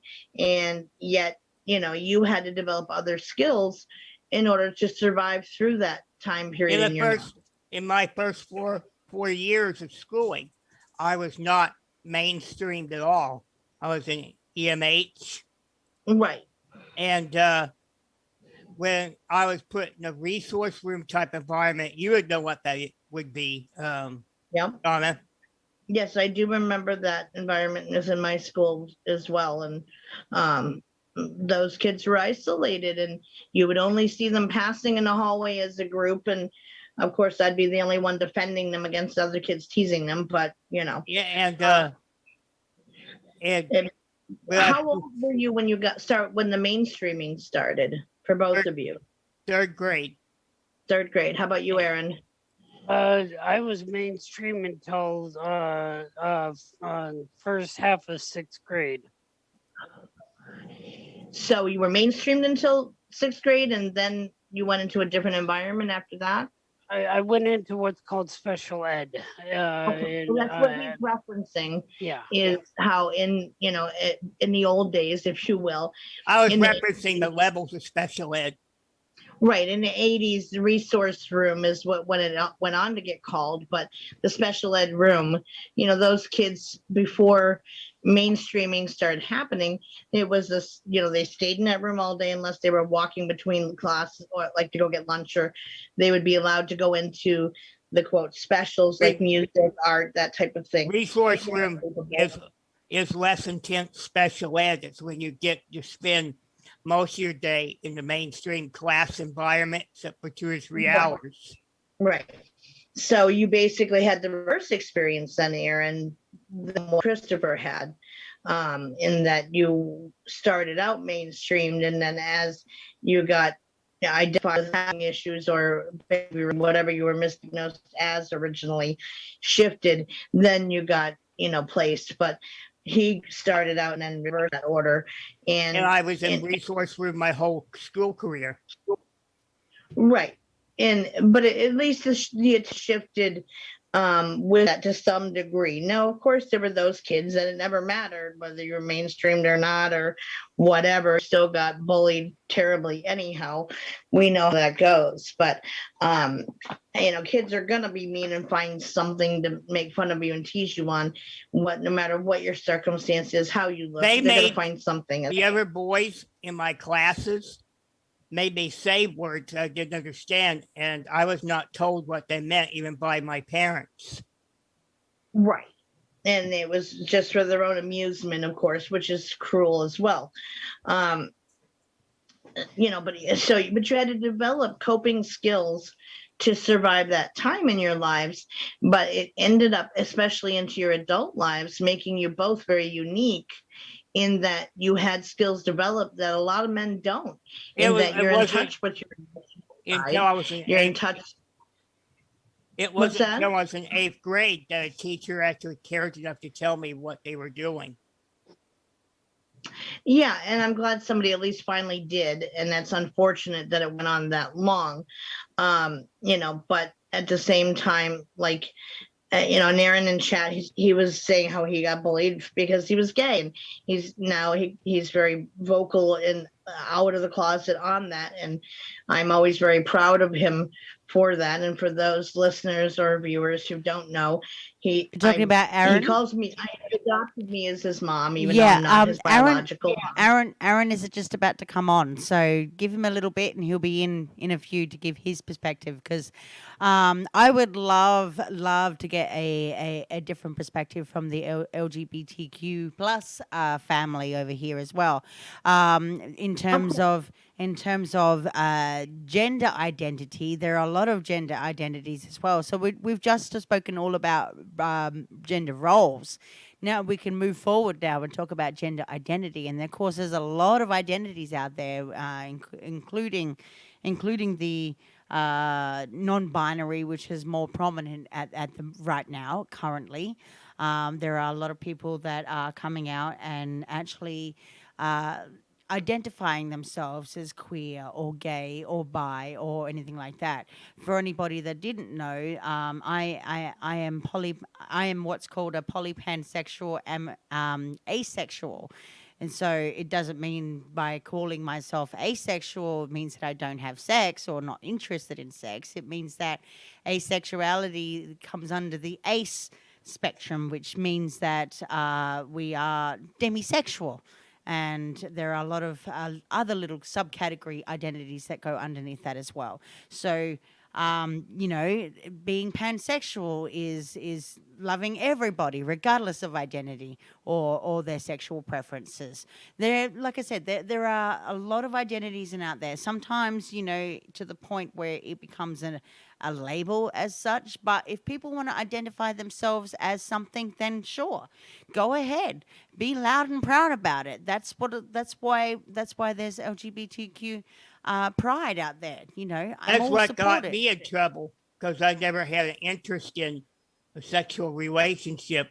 That's what the other thing that got me in trouble too. And so I do know that Dercio is on the line there, and so Dercio, what's your take on a gender identity? My take on gender. Um, I believe everybody is equal. No matter what it is, everybody's equal. Whether you're a man or a woman. Yeah, we all got the different stereotypes that men should live up to and that women should live up to. And sometimes those stereotypes get misunderstood. Um, I think what a man could do, a woman could do, and what a woman can do, a man could do. You got female models, you got male models, you got female strippers, male strippers, you got male teachers, female teachers, anything that a male can do, a female could do, and anything that a female could do, a male could do. I mean, now, especially in the time that we're in now, it's a lot different than when it was when I was a teenager. I was growing up. We all had the personification of a male should do male things, manly things, and a female should do female things. When I was in high school, it was always, I was always what I want to consider a manly man, but I was played sports, football, baseball. I was always, it was the jocks. And then you had the cheerleaders, which were the females. Now all of a sudden, in this day and age, males are cheerleaders. They're doing the same exact thing. So a lot has changed throughout society that a lot of people haven't caught up to yet. A lot of the older generation has yet to catch up to because of the simple fact that they're stuck in their old ways, and they think that there should be no reason a male should be a cheerleader. I have a question for you, Dossier. Yeah. What do you think about? What's your take on the gentrification of bathrooms? Listen, I'm still of the old believer. If you're born a male, you're a male. If you're born a female, you're a female. Like a lot of stuff, like a lot of what's going on right now is, this transgender stuff. And I, like I said, I follow sports very wisely, very thoroughly. And, I know in Canada, the first transgender male is playing in an all females basketball league. Now this male is 6'5", 200 and something pounds, playing against females that are half of his size.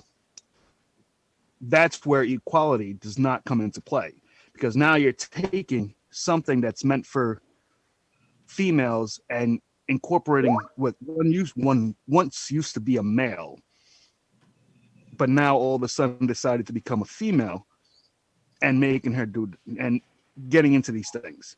So to me, that's the only thing I stand for, is that if you're born a male, you're a male. If you're born a female, you're a female. I don't care what operations you get. I don't care what you do to yourself to make yourself vice versa. Now, everybody has their choice. That's not what I'm against.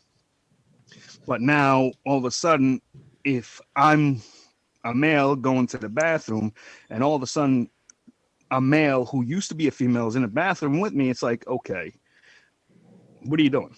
You know, and the same thing, what makes it worse is our kids, you know, because they're trying to incorporate this into the schools. So now you have, just because a little kid says, I think I'm a girl, so I could go into the girls' bathroom.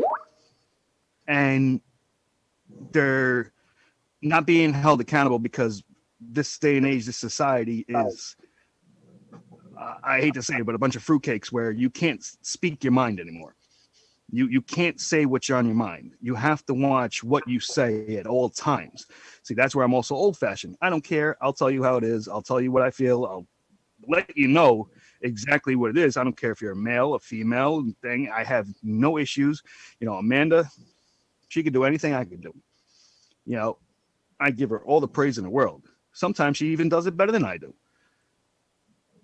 And no, I definitely agree with you on that one, Dercio, that we've gotten like hypersensitive as a society. And I mean, I posted something I shared out today where I guess what is it, HBO or something, one of the paid for view things, are going to start playing the old Muppet Show from the 70s.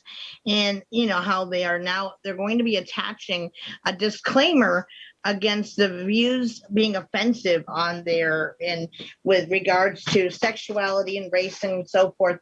And I'm kind of like, really, you know, we're gonna get that touchy that we're gonna take offense to a Muppet Show, a kids show from the 70s, really? But it's not just that. Kind of crazy. And I respect you, because I know that you are a strong male presence, but you are very much on board with the equality thing. And so hence I respect your views in that, because you are, in my opinion, perfectly allowed to speak your mind, even if I don't agree with it.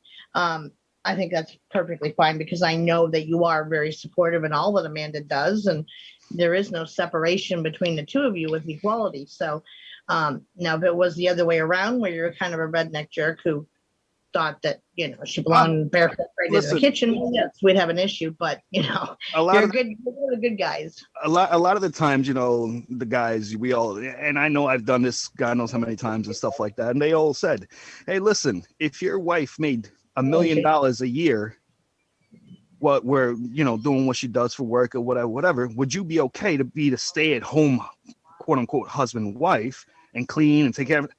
The hell I would. Of course I would. My wife is making $1 million. What do you want for dinner, honey? You know what I'm saying? It's so, in a sense, it's what people don't understand is, and that's what drives me insane, is with this society nowadays. You know, you brought up the Muppets. It's not just the Muppets. It's, you got Paw Patrol, you got Teletubbies, you got Barney, you got all these little kid shows that people used to grow up on. And never they never had a doubt in their minds that, oh my God, they're talking about, you know, gays, or, you know, they're talking about lesbians, or they're talking about, you know, racism or stuff like that. We never thought about this growing up. We just watched it, you know. And the thing that got me the most is, now you want to take one of my favorite cartoons, which is the Looney Tunes, and say that you can't do it because it's too violent, because Yosemite Sam wants to shoot people. Because that's the same thing, that there was an article just recently about a little girl, probably would have been about 6 or 7 years old, was going to a Christian school, and who in the playground suddenly went and kissed her. She kissed her on the cheek, probably. They didn't explain it in the article, but kissed her nonetheless. Her female friend. They took offense to it and said, no, this is inappropriate behavior. You can't do this. And it's like, hang on, back in my day, and I'm sure you would agree with this. Back in my day, we used to go at the back of the playground, used to kiss each other as little kids and show each other our genitals. Let's really? spin the bottle, Truth or dare. So many things we used to do. Like, show me your genitals and I'll show you mine. Aaron, Like, I think Aaron wants to say something. Sure. Okay. Something that just came into my mind that okay, so in sex and sexuality, a man wants to have two women doing things and kissing each other and everything, and that's okay. Like, that's okay in that man's eyes, but turns around and walks down the street and two guys are kissing each other and holding hands walking down the street, and that's not okay. See, that Aaron, that it irks me to the point. I get what you're saying, Aaron, but I'm one of those guys. See, I'm not homophobic. I don't care if you're gay. I don't care what your lifestyle is. Right? Just don't bring it to me. You know what I'm saying? I've had friends that had gay friends, and like I said, in the day that I grew up, if you were gay, so many words that you could say, which I'm not going to say, to call them out on it. You know what I'm saying? But a lot of these friends, see, if you're gay and you don't try to involve other people who aren't, then that's one thing. But when I was growing up, they got touchy, feely. I'm not down with that. I don't care. You want to go and kiss your boyfriend? Go ahead. That's your lifestyle. Just don't bring it on to me where now all of a sudden you're rubbing my neck, and which I've had that done. And lo and behold, I've actually gotten called out because I punched a guy in the face, and now I'm the bad guy because I just punched a gay guy in the face because he's gay.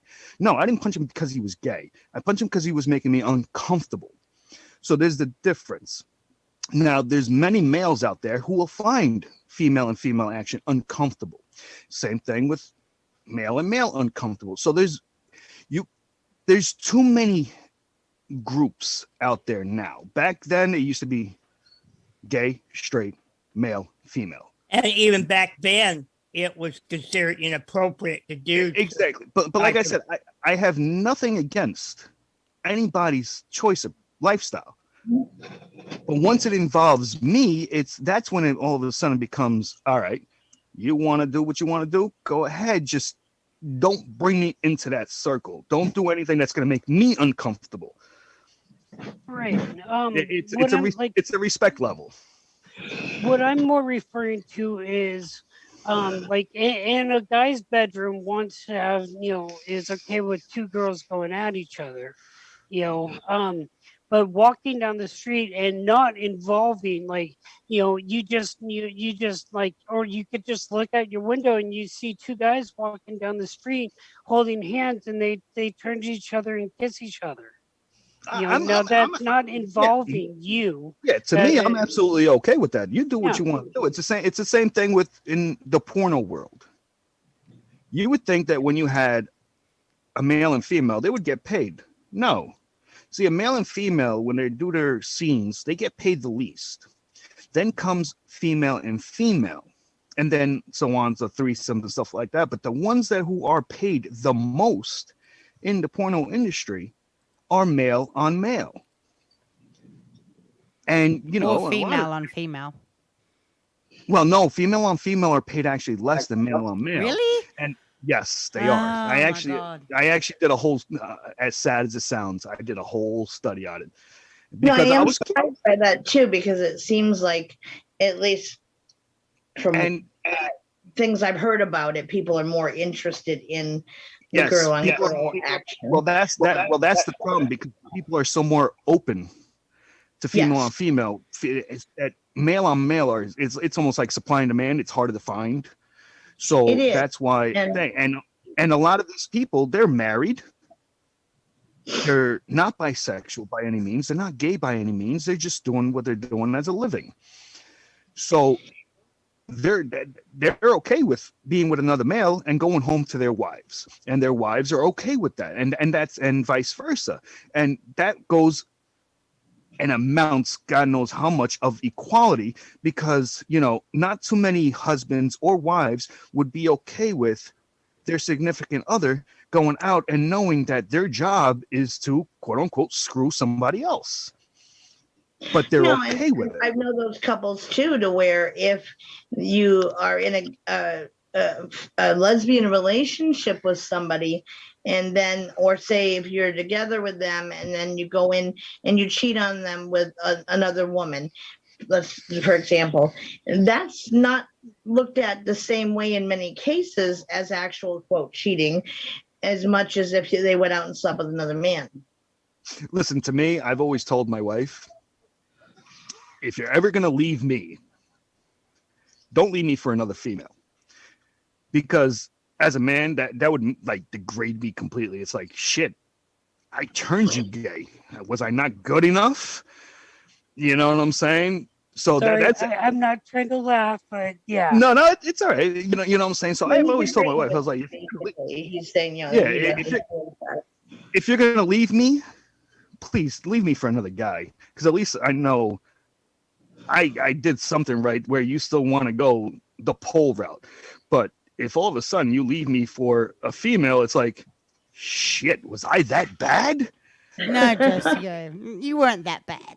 You know what I'm saying? So but yeah, equality. It threatens your masculinity, in other words, if to have that happen, or word exactly. And that's the thing. There's men out there that their masculinity level is lower than their counterparts, and and vice versa. Now, me, like I said, I'm the dominant. I like to take control. I like to be the man, whatever. But listen, like I said, if my wife was making $1 million at home, I'll put on a French maid outfit and clean and cook and do whatever the hell I got to do. I want pictures. Right? You know what I'm saying? So I'm not the type of person that's going to shy away that a female can't do, but there are the stereotypes. It's like, I actually read this the other day, where if you go to a mechanic, if a man goes to a mechanic and there's a female mechanic, he's going to question it. And the thing is, the reason, it's because it's made out to be a manly job. Mostly it's all men. And it was kind of funny because they did a joke about it. They said, yes, women can be mechanics. We just prefer men because we want our cars to get fixed. But the same is done on a customer level too, though, towards women. If a woman goes in without a guy with her to buy a car on her own, and say if it's a standard, I mean, I've walked away from a sale before because of the assumption that the salesman was actually refusing to show me the standard they had for sale, because of like, oh, well, you wouldn't want that. Why not? Oh, well, it's a stick, and you'd be much better off with this as a standard, go with the automatic version. Yeah. And I said, I know how to drive stick, and so yes, I'd like to see that. Well, no, he actually tried to talk me out of it, and I said, okay, well then I have nothing more to say, and I walked out. And he kind of stood there like, oh, well, why? Well, duh, like, don't assume because I'm a woman I don't know how to drive a stick. Exactly. That was accurate. And that goes back to the stereotypes. Yes, absolutely. It goes back to the stereotypes where men normally drove stick and females always drove an automatic, because back in the day, it's like they were too dumb to figure out how to use 3 pedals.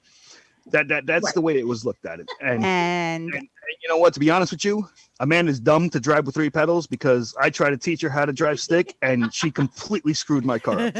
So, but let's not go there. But I've got to say, my wife can drive stick very well. But that's the thing though. See, I was the type of husband that I said, you know what? Learn. I Yes. didn't say, I didn't tell her, oh no, I don't want you to learn. Don't touch my car. Well, after that day, I told her not to ever touch my car. But, I wanted her to learn because of the simple fact that, what? One day I might need her to drive me somewhere because I can't. And we only had one car. So, hey, listen, there you go. And now look at me. Do I miss it? Yes, I'm driving a automatic car. Can I say I hate it? Absolutely. But every single time I jump in a manual car, it's like I'm a little kid again. But it goes right back to stereotypes where us as humanity have been so brainwashed that we think women can only do this and male can only do this. So, and until we get away from that, it's never going to change. And especially now it's very hard to change because of the society, because we cannot argue with people over their sexuality. We cannot argue with people over how they feel or anything like that. Too many keyboard warriors out there. And, as soon as you open your mouth, you either A, got to prepare for war, or B, you just got to know, all right, you know what? I'm just going to walk away from this because of the simple fact that I don't think I said anything wrong, but apparently I did. And there's just, it's very demoralizing. And the same thing, it's like, when you think that people, and that's one thing. I'm sorry. Oh, I'm sorry. Can you guys hear me now? Yeah, we can hear you. I just Okay, messaged hey. him to unmute his mic. Hey. You couldn't hear him. Um, Hey, before we Aaron. get to Aaron real quick, Hey, Chris. I'm sorry. I was trying to get on the Zoom thing. I'm like trying to figure out everything. No, it's okay. That's why I messaged you to say to unmute yourself so you could be heard when it came time to talk. Yeah, no, thank you, because I was having trouble figuring out where the mute button was. I'm like, what am I doing? Darcio, I had a situation like that. I was used to be big on Twitch and as a moderator. And the main person who I modded for, she had posted on Twitch or on Twitter that she has a whole bunch of guys following her on her Twitch, but she would like to do stuff more for to bring in female viewers. And so me being the smartass that I am, and of course I'm joking, I had stated, okay, so all of us guys who are following, let's get sex changes so that she can have more female followers. This woman, if I can even call her that, she replies to this Twitter message calling me the C word and saying that I'm just a cis male and that I don't understand and that I'm being like, I'm being gender phobic. And Huh? I don't even think she understands what she just said. Yeah, I don't think so either, no. No. and that's the thing I don't like about social media, and believe me that a lot of the things that are going wrong with the society nowadays is because of social media. You got a female that posts a picture of her in a bathing suit. She's gonna get googly dyed by males and females no matter what, and then all of a sudden, oh my God, why is everybody bothering me and whatever. A lot of females do this on purpose because they want the attention, and then when they get it, they want to bitch and moan. Same thing with the guys, where they go and they're all muscled out and they take off their shirt and then they're gonna get googly eyed as well. And there it goes to where a lot of these individuals who are speaking out about, oh yeah, then the sexists and all the feminine, they're the problem as well, because you're doing things that promotes it. If I go on and I see no disrespect if there are any of these individuals watching, but it's the best metaphor I could use. An Amish female, fully covered, doesn't show a piece of skin. I'm like, okay, yeah. But then all of a sudden I see some babe in a Baywatch outfit. It's like, okay, and that one caught my attention. So they know perfectly well what they are setting themselves up for. And the problem is that a lot of times they don't realize what they will get in return. And a lot of times it's stalkers, these crazy people that are out there and stuff like that. And thus, that's where social media comes into play, because back in the day, we would write little love notes and be like, girlfriend and no girlfriend, pass it over. There was no social media. You're cute. We would have to get up and actually muster the courage to actually go and talk to the opposite sex. My wife, I think she's very good looking. She'll post something up on Facebook. I don't think it's provocative at all, but all of a sudden you got God knows how many guys. Yeah, see, I had that big problem too back when I first started my my journey into my career 8 years ago. I was an erotic author, and I consider myself a beautiful woman, and so I had just the correlation between writing erotica and what I was posting, and then pictures of myself. They were like taking the two together, and they were thinking, oh, well, just because she writes erotica, it's like having sex with her at the same time. It's like they were getting off on it. And it's like, not that I really had a problem, but I ended up writing a post a few years into it. And I said, you know what? Whatever you guys are going through, go through it. I don't care. If you want to jack off, go jack off. I don't care. It is not my problem. It's yours. But see, that's where you come and see, you don't care. No, you're fine. Because what's happened is over the years, as I have evolved, I have put up posts that said, you know what, I am more than just my face. I am more. What you guys are going through is very, very superficial. It is not. It is nothing but see, the way that I see it. The reason why I don't care is because it is a primal instinct. It's going to happen regardless. Exactly. It doesn't matter, and that's one of the reasons I don't like this transgender stuff, because even though you're a male but you turn to female, you still have that male tendency. Exactly. And vice versa. And the thing is, back in the day, we when we would see, and when we were kids, obviously this is what we would do. We would see an ugly guy with a gorgeous female. It's like, what the hell is going on there? Is he rich? Is he not? Whatever.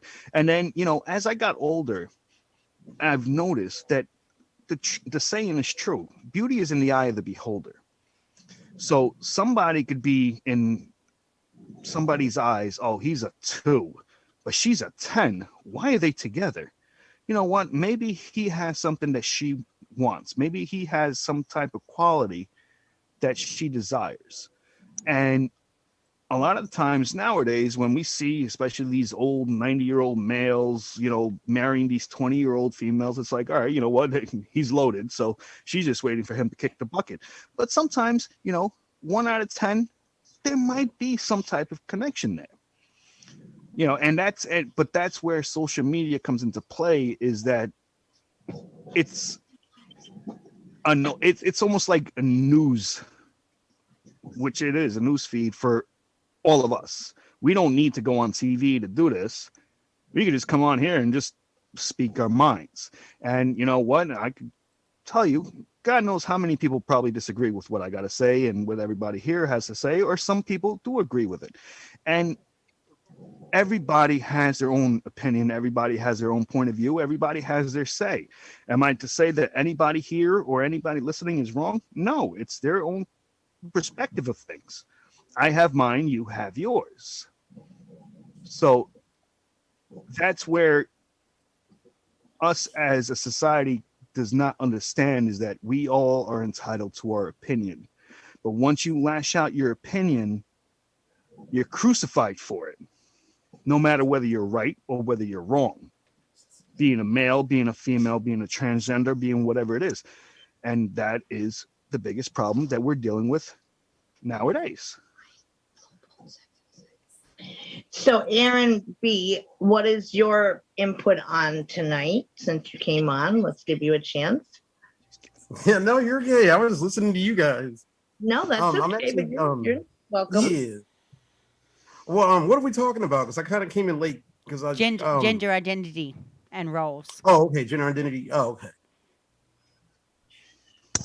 So, your perspective on either topic, gender roles or gender identity, or how has it played out for you in your life? And I know as your adopted mom, I can say this because I know you, that, you know, you are openly gay and you're okay with who you Yes. are with that. So what are Mhm. what are some of the experiences you maybe have encountered with that as a gay man in today's society? Or overall, do you find most people are supportive now compared to maybe say if you came out as a teenager or something compared to now times? Do you feel like there definitely would have been a difference if you had you come out as a teenager versus, you know, in your adult life? For me, yeah, it definitely was a difference. I've been gay my entire life. I identify, I guess, as masculine gay. So I basically do everything, you know, what manly men would do. I'm just attracted to men, but I'm not I guess you would say femme or a queen or a trans. Yeah. But I'm kind of identify more as the masculine gay. Um as far as I've known, as far as I've been gay. I've never been anything else but that. Um it was actually a surprise when I did come out because most people didn't think that I was gay because I didn't act gay. You know, just the typical, you know, gay dude, you know, hey girl, hey child, you know, I wasn't that. So when it finally got around to me coming to be honest with who I was and who, you know, I was to the world. Nope, he froze. Okay, so I guess we lost his call. Oh, Oh, there you there he are. is. Okay, we lost him. Oh, I'm sorry. The thing popped off. No, that's I okay. don't know Go what happened. I ahead. didn't touch anything. I swear. Could have been just Okay, a there we go. Wi-Fi signal. Yeah, probably a signal. Yeah, yeah. But as far as for me, my experience has been pretty good. Like I said, when I finally did try to come out, most people were kind of shocked because I don't act, you know, gay-ish. So I guess, you know, the typical, you know, femme gay, trans gay. So when I did, you know, um, people were shocked. They were like, really? You know, you don't act gay. And I'm like, well, what is acting gay? What does that mean? What is that? You know, all I know is who I am, but I don't know the, you know, stereotypical, like, what do you mean acting gay? Well, you don't do the So you were switch. You don't do encountering, the hey girl. I'm like, well, yeah, so you yeah, were encountering uh-huh. people's And so, but not all of stereotypes us are of like, what a gay guy looks like or well, yeah, acts the like. stereotype, yeah. Yeah, and that's what I was talking Yeah, about. because I didn't look like that.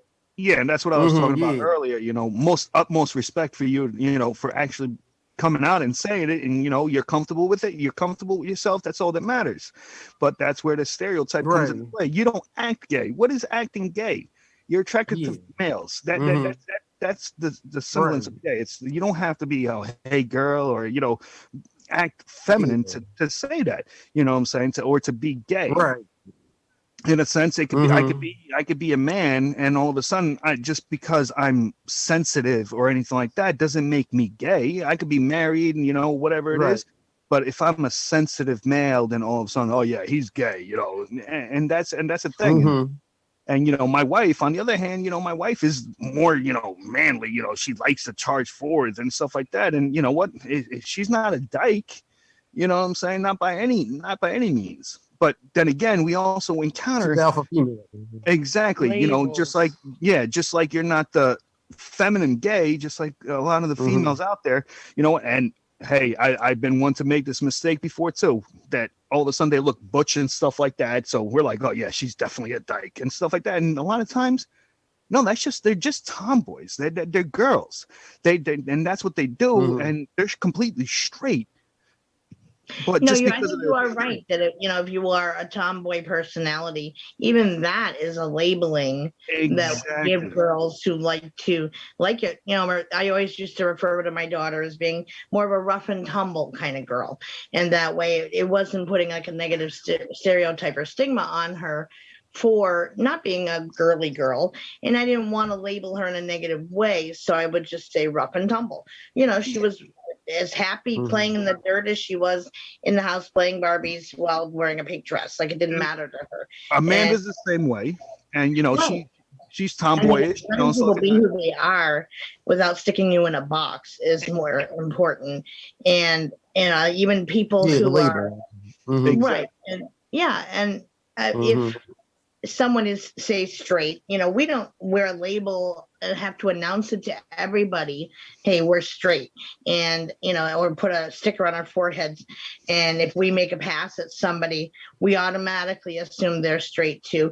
But if a gay person makes a pass at us, well, it tends, if you're straight, then a lot of people can get highly offended by that, and it's just kind of hey, let's see what it goes. But I don't think it's just a typecasting per se or otherwise, or flirting. Again, we don't wear stickers on our foreheads for our Well, labels. a perfect example would be my two daughters. My Mhm. daughter Paige, tomboy all the way. Boom. She doesn't care about makeup. She doesn't care about looking pretty. She doesn't. She, she'll throw on a pair of sweatpants and a t-shirt, and she's good to go. My daughter Yes. Maya, on the other hand, has to spend hours in front of the mirror to make sure that she is boom spot on, even every single eyebrow and eyelash in line, and so two different perspectives coming from the same sexuality. So you got two females who are completely different. Yes. Express And I think themselves it's differently. an awesome thing as a parent to experience that, to get both sides of the coin, so to speak, in order to learn about that a girl can be either way, as a guy can be as well. Exactly. Now, would you react the same way if you had two sons and, one was more effeminate, or if he was gay, for example, and the other was straight or just more, sweaty jock type, didn't care how he Well, looked? well, Donna, that's the thing. I also have that too. My older son is more the manlier sports type and, a go-getter. And then my other son, Sean, he is more of the reserved and, doesn't like to be bothered, quiet, and just, does his little thing, content and stuff like that. So I'm experiencing the best of both worlds from both a female and a male perspective. Cool. I tell Amanda all the time, I'd rather you with no makeup and completely natural than you getting all sexed up and dolled up and stuff like that. I don't care about those type of things.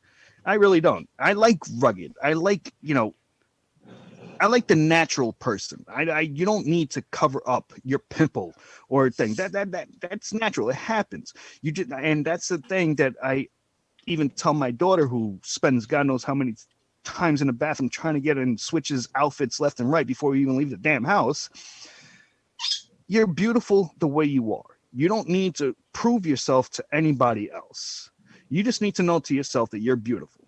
And that is it. And that's all that Now, matters.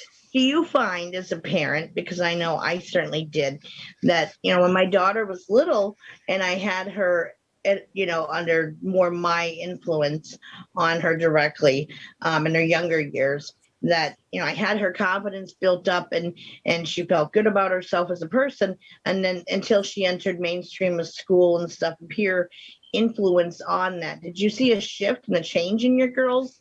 Yes, With I did. Especially, Yeah. well, with one. Okay. Paige has never changed. No matter what, Paige has never changed. She's always been who she's been. She doesn't care about what anybody else thinks. She's outspoken. She'll tell you how it is and don't care. But Maya, she was a certain way. She wanted approval from everybody else. And it got worse when she got into high school. Now, Maya, when she was in elementary school and junior high school, her grades were straight A student. She wasn't getting mixed up into crowds. She was doing her. She was doing what she had to do to better herself. To where I was even contemplating of actually what we have here is Notre Dame. It's a private Catholic school that leads into, the college, and paying out of pocket so she could actually go to this. But we decided, let's stick her, it's a technical school. It's one of the best schools out here in Connecticut. Let's see how she does and whatever. And once she got in, her attitude declined, her schoolwork declined, and everything like that because she started looking for approval from her peers. So all of a sudden, if her peers were like, "Oh, you're a straight A student. Oh, you suck. You're a nerd," and now all of a sudden, she doesn't want to do good in school no more because of the simple fact that they don't approve, and they're dressing a certain way, and now all of a sudden she wants to buy clothes and stuff like that to resemble and look like them. And I told her, I was like, I don't give a fuck about how they look or how they are. They're not paying for your clothes. It's hard They're to not doing it. watch, and we try to apply the lessons we've learned as adults, as parents, along the way that peer pressure really doesn't matter or shouldn't, and do you, above all, do you be yourself and be who you are. And that's also that's also a thing is from as we go on generation to generation, a lot of things change. Yes. So our parents learned a certain way from their parents, and they try to implement it on us. And as they went, parenting is just a vicious learning cycle where you're never going to learn everything. So in a sense, it's like music, where it has to go through the ages. Now, me, sincerely, I think that the 80s and 90s of music and some of the 2000s music was the best music that I've ever listened to. And now all of a sudden we have this mumbo jumbo stuff that I really don't like, but my kids love it. So it's like, all right, so you know what? I try to incorporate a little bit of it, even though I don't like it and even though I don't agree with it. I try to go with it just for them. And as we do, we're learning more and more and more. And, I can't implement all of what I learned from my parents growing up and my experiences, but I can warn them, so to speak. I can, have some type of experience, because just like modern age is changing, so is everything else. Yes.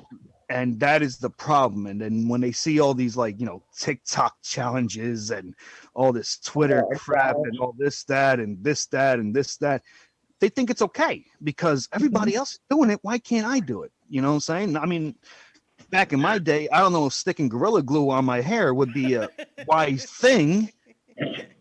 That is so stupid. That is the stupidest thing I've seen. It is. You know, somebody followed it up with doing a second. Another girl decided to do the same damn thing. Exactly. And back in the day, we wouldn't, I didn't need my parents to come and tell me, hey, listen, do not eat the Tide Pods. They're bad for you. What about snorting? Did you hear about the other one, snorting condoms? Yes, the snorting condoms and stuff. Don't get me wrong. I used to fill up in the store and putting it back. I'm like, really? I used to fill up condoms with snow back in the day and slap each other with it. So I've done some stupid stuff, but I never snorted a condom and then pulled it out of my mouth. No, I've never. I liked it better when you used to grab the condoms and blow them up and use them as balloons. Exactly, and or stick them on your head.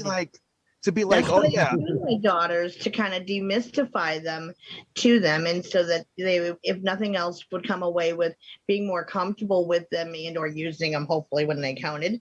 I would let them get them and play with them during slumber parties when they were, obviously teenagers or whatever. But yeah, they up with water and play with big, giant, massive water balloons, or just how big you could blow it up and make a balloon. But they never snorted them. But again, it kind of took, and I would hear them. I would sit in the other room and listen to them talking, and they would all be saying, "Oh, my mom would never let me do this at home," and but at the same time, again, it should be. I thought it as something to take away the mystery of it, so that when they became sexually active, hopefully they weren't going to be afraid of them and be willing to use them. And I would throw that message in as well, that these are what it's for, and yes, have them on you to use in that situation. But yeah, take the fun out. Exactly. Let them have fun. But you never had to warn them. Don't snort these. No. Or just because their minds. Or just because of a detergent capsule is colorful. Yeah, that one too. Eat the detergent. Yeah, that one, and lick the ice cream out the carton and put it back in the freezer. That one. I think personally, if I would ever be in a store and I would see somebody either crack open a gallon of milk and drink it and then put it back, or do that with the that's ice me. creams, Uh-huh. I think I would be the first person to grab whatever they just grabbed and smack them across the face with it. Yeah, Mhm. yeah, Because of the simple fact is, I could be the one to buy that. I don't. yeah, exactly. That's just And, gross. but that's I'll say it again. I think that this whole social media thing has a lot to do, to kids. And it's like the media, the news and stuff like that, how it affects us as adults. This social media affects the kids. This is their news. They find out everything through Absolutely. Facebook, through Twitter, through TikTok and all this stuff. And we normally find out everything through the news. And not only that, they know everything by the time they're 4 years old, and we know everything by the time we go to sex ed class in like middle school. Exactly. And that's another thing. When I was growing up in high school and stuff like that, I had to take health class. It was no big deal about a teacher sitting up there and distributing out condoms and saying, hey, listen, this is what you do. This is what this is. This is a male penis. This is a vagina. This is what happens during intercourse. And this is a banana. Now all of a sudden, if they bring this up in school, it's like, oh no. This is offending me. Everything in this damn generation is offending. And it's like, I can't say hi to you anymore because my tone could be offending to you.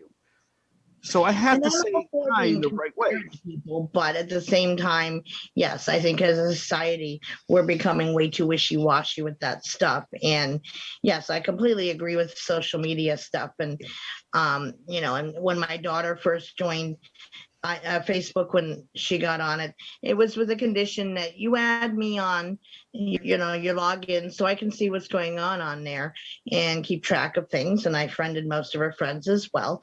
And, I think that's important to do as parents because many don't. And, the whole gender identity stuff and the gender roles. I've talked about this in our last show, how it was a trend amongst her friends who were 13, 14 years old to list their age as 21 and to kind of like that attention and not understand how serious it can quickly turn. I've seen the bullying happen online as well towards if you don't meet someone else's expectation of what you should be or how you should look or act or conduct yourself, then it's a problem. Aaron K., you had something to say? Yeah. When we're talking about all the social media trends and all that, and we're talking, all the things that we've been talking about are all the things that that kind of has been splitting us apart. I do want to bring up one thing that can kind of bring us all together on one thing. Something that can make us all feel really good together is that stupidity does not know gender, it does not know sex, it does not know race, color, religion, ethnicity, anything. Stupidity comes in all. So that's just something that I wanted to share. That so goes with ignorance. Yeah. Yes, ignorance is bliss. Yeah, and the way kids are, it goes across the board with a lot of different things, whether it's gender roles or gender identity. They were talking in chat a little while ago how many kids are coming out as saying that they're bisexual now, even though they've never been sexual yet. And I get it from the perspective of finding the same gender attractive, but they still haven't, they're still just babies in the grand scheme of things and haven't experienced anything either way to make up their minds with that.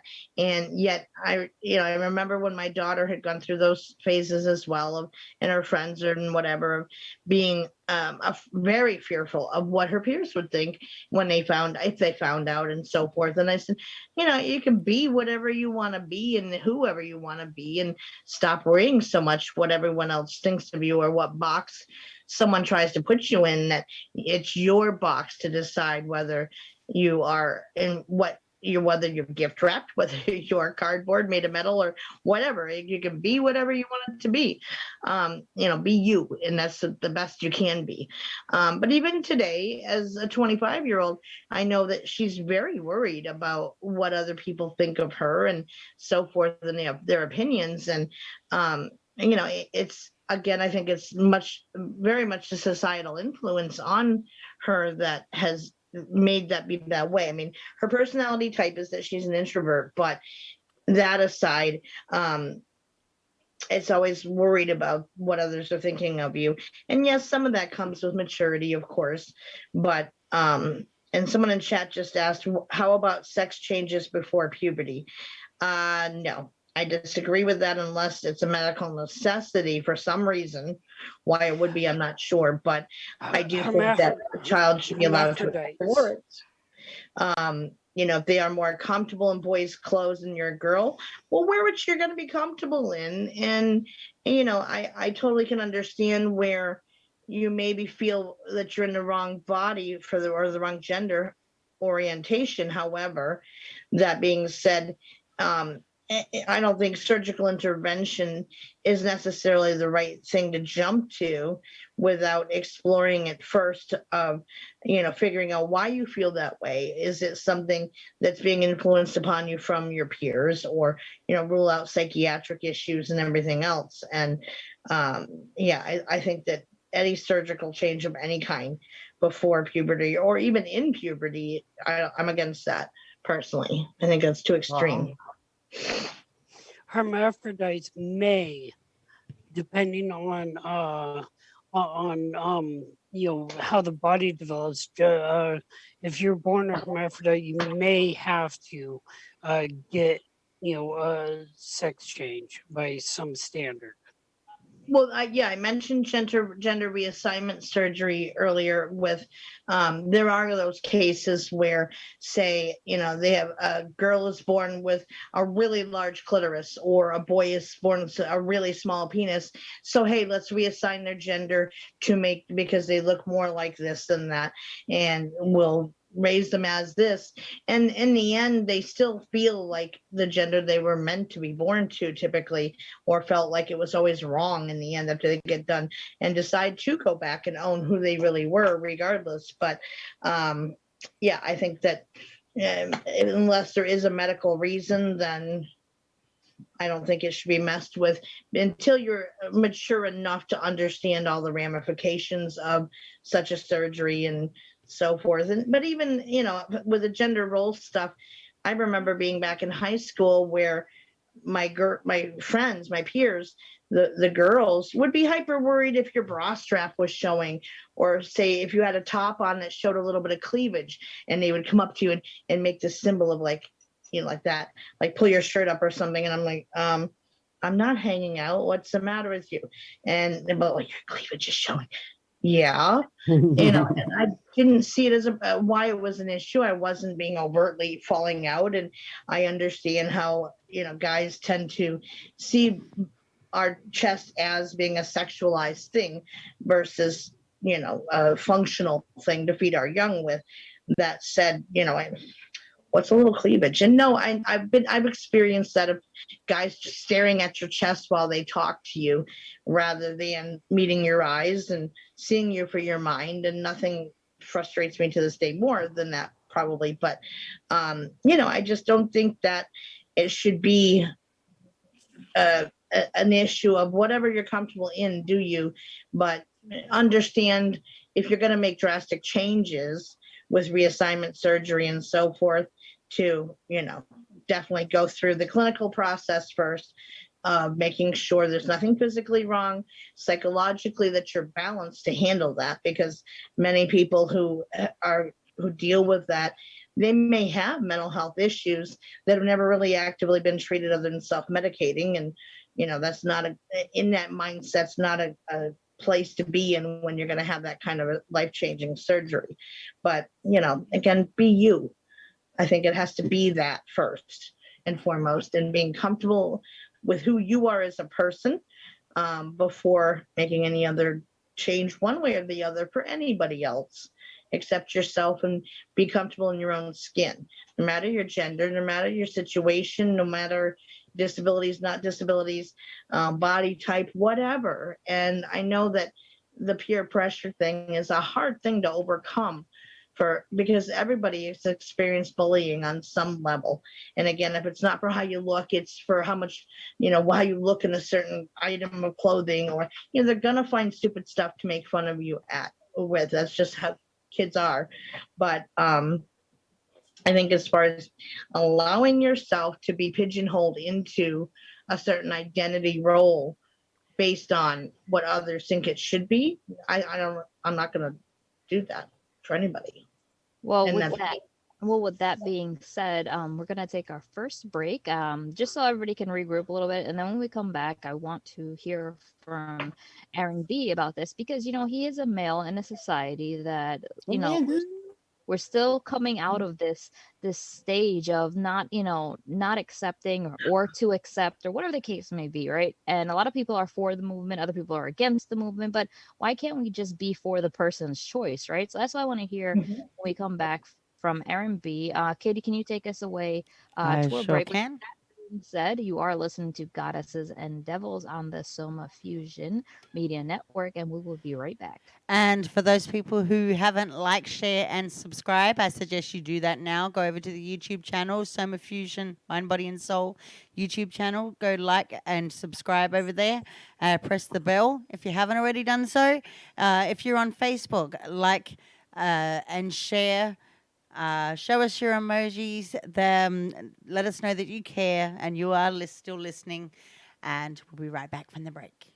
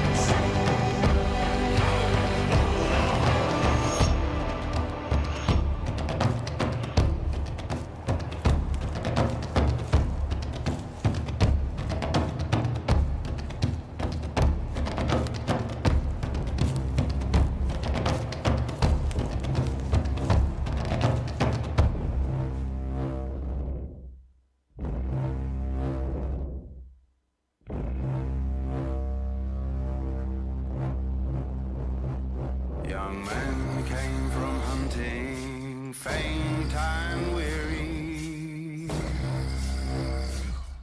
What is that, my lord, my dearie?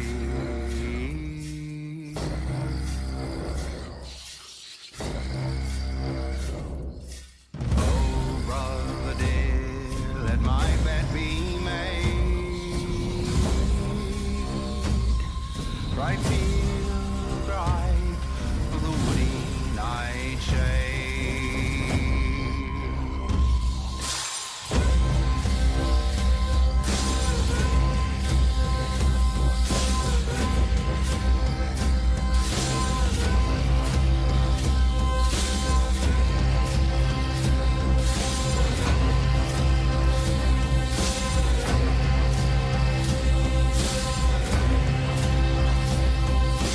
Many a man would die as soon out of the light of a mage's moon. It's not by bone, but yet by blade can break the magic that the devil made. And it's not by fire, but what's forged in flame can drown the sorrows of a huntsman's pain.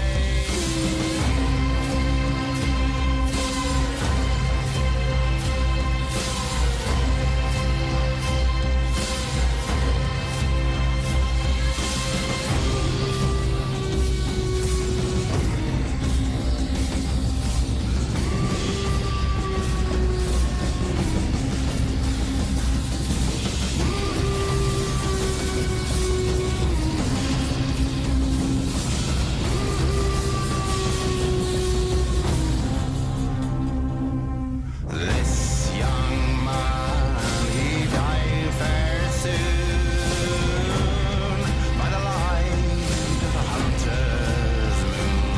'Twas not by bone, nor yet by blade. Oh, the berries of the woody nightshade. Oh, father dear, lie heavy safe from the path that the devil made.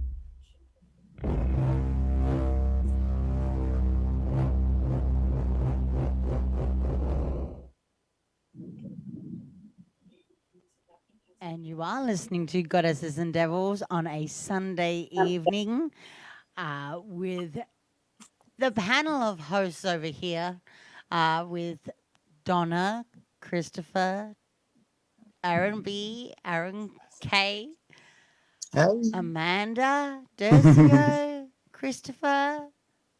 Did I repeat anybody else? Myself. That's all. Everybody. Did I miss anybody? And all you listeners out there, if you are listening, remember you can go over to the soma-fusion.com website and the somafusionmedia.com website. Remember that this is not the only show we have on the network, so please do check out the other shows on at various different times in the evening. If you are connected to me on Facebook, you can connect with me. Just send me a friend request and you can watch all of the videos that we have up. Outside of that, Amanda, you were going to speak about, ask a question to Aaron B, I assume? Yeah, well, no, Aaron has came on, and Aaron can speak from a different perspective, right? Because we all have our own perspective on this situation, right? Exactly, and that's So why I not many invited him people, on. yeah, exactly. So not many people know this about me too, and Darcio is fully acceptant of it as well. Like, but I also am considered somebody who is pansexual and bisexual. I do enjoy both the company of a male and female. I am just in a very committed relationship with my husband, and this is why I'm with him. But it does not mean that I do not see everybody, male or female, as equally beautiful. And like I said, to each their own, right? So the reason why it's such a great topic is because we do have a panel that do come from different backgrounds, different lifestyles, different choices, has experienced things differently. And that's why it's important, I think, to hear from Aaron, because Aaron comes from a different perspective on this whole panel. Me being bisexual, Katie being bisexual and pansexual, Donna being heterosexual, Christopher being heterosexual, Aaron being, well, Kilmer being heterosexual, and now Aaron B is actually who we would consider a gay male. And, I definitely would love to hear his story. Oh, thank you, Amanda. Color as well. I love you. Later. I know, I love you too, Vixens. I'm happy to give a male perspective. Anything you want to know, I can. I'm not an expert on anything gay. I can only tell you about my experiences and share those with you. But anything you want to know, I'm open book. Mom will tell you. I have no filter here. So whatever you want to know, I'm more happy to share with you. Sure. So, because of the fact that you identify as a gay male, do you often get people or individuals who may not just understand the fact of how can you be masculine and still be gay? Yes, I just battle with that literally at least 3 times a year, and people have always usually it's women, surprisingly, but I guess because I'm so straight acting, they don't think that I'm gay. But then when they find out I am, they're like, "What? Really? You're gay?" And I'm like, "Yeah, why? You don't look the type. What does a gay person look like? Well, you're not swinging your hair and you're not flipping your hair. You're not, with the gay lingo." And I'm like, "Well, we all come in different shapes and forms and sizes, sweetie. Just because I'm not like, hey girl, hey bitch, honey child, hey sis, don't mean I'm not gay. I'm full masculine gay. I look gay. I mean, I look gay, but you probably after you talk to me, you figure out that I am. But I look manly, I dress man. Yeah. Have that stereotype of Yeah. if you're gay, you have to be effeminate, and you're not. Right. You're a sensitive No, man. far from it. No, you're a sensitive man, and Mhm. you are considerate of others and empathetic, but you're far from any flaming thing, anything. Right. And I care for that term anyway, with regards to men who happen to be, or women, for men who are gay, we call them flaming, and to delineate. Flames or femmes. Or Mhm. if a woman happens to be more masculine and that she's butch, I don't like that term either, because it's Yeah, not butch queen. offended by it as much as it's confining and it's stereotypical is what I don't like about it. I think there are other ways to describe it personally, but Right. Yeah. Or the use of the word queer. Like, what does that have to do with anything? Like, Mhm. Yeah. Queer is just Queer, another word for calling queen, yourself. fairy. Queer, queer is just another word of a stereotypical name right, but outside right. of gay or lesbian. Right, Right. exactly. And there should, and that's the thing. It's a stereotype, it's a label. Why can't we all just literally be thankful, appreciative, and respectful and just go with the motto of to each their own? I mean, Mhm.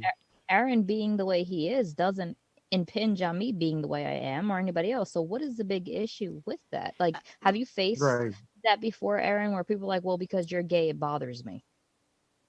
I haven't gone that far with certain people. I think I maybe counted that maybe once or twice, but it's only been online. And it's always been kind of the undercover gays, you're gay, you're this, you're that. I'm like, well, why do you care so much? Why does it bother you so much? And then later down the line, they bothered them so much because they were actually gay themselves. They just couldn't be honest with themselves, so they wanted to project on me.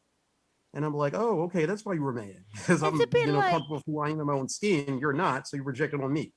it's a bit like one day there will come a time when we're all going to have to when we walk out in the street, it'll be like, well, you have to classify yourself. I'm a cis woman who is poly, who is pansexual, who is bisexual, who is ace, and blah blah blah blah As far blah. as sexual, I'm gonna have to that's a new define one. myself.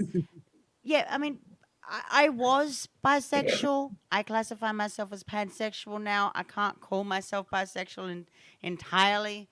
Um, Although a lot of people get me confused because they'll, especially in terms of men, is because they're like, oh, and I went through this with my first husband.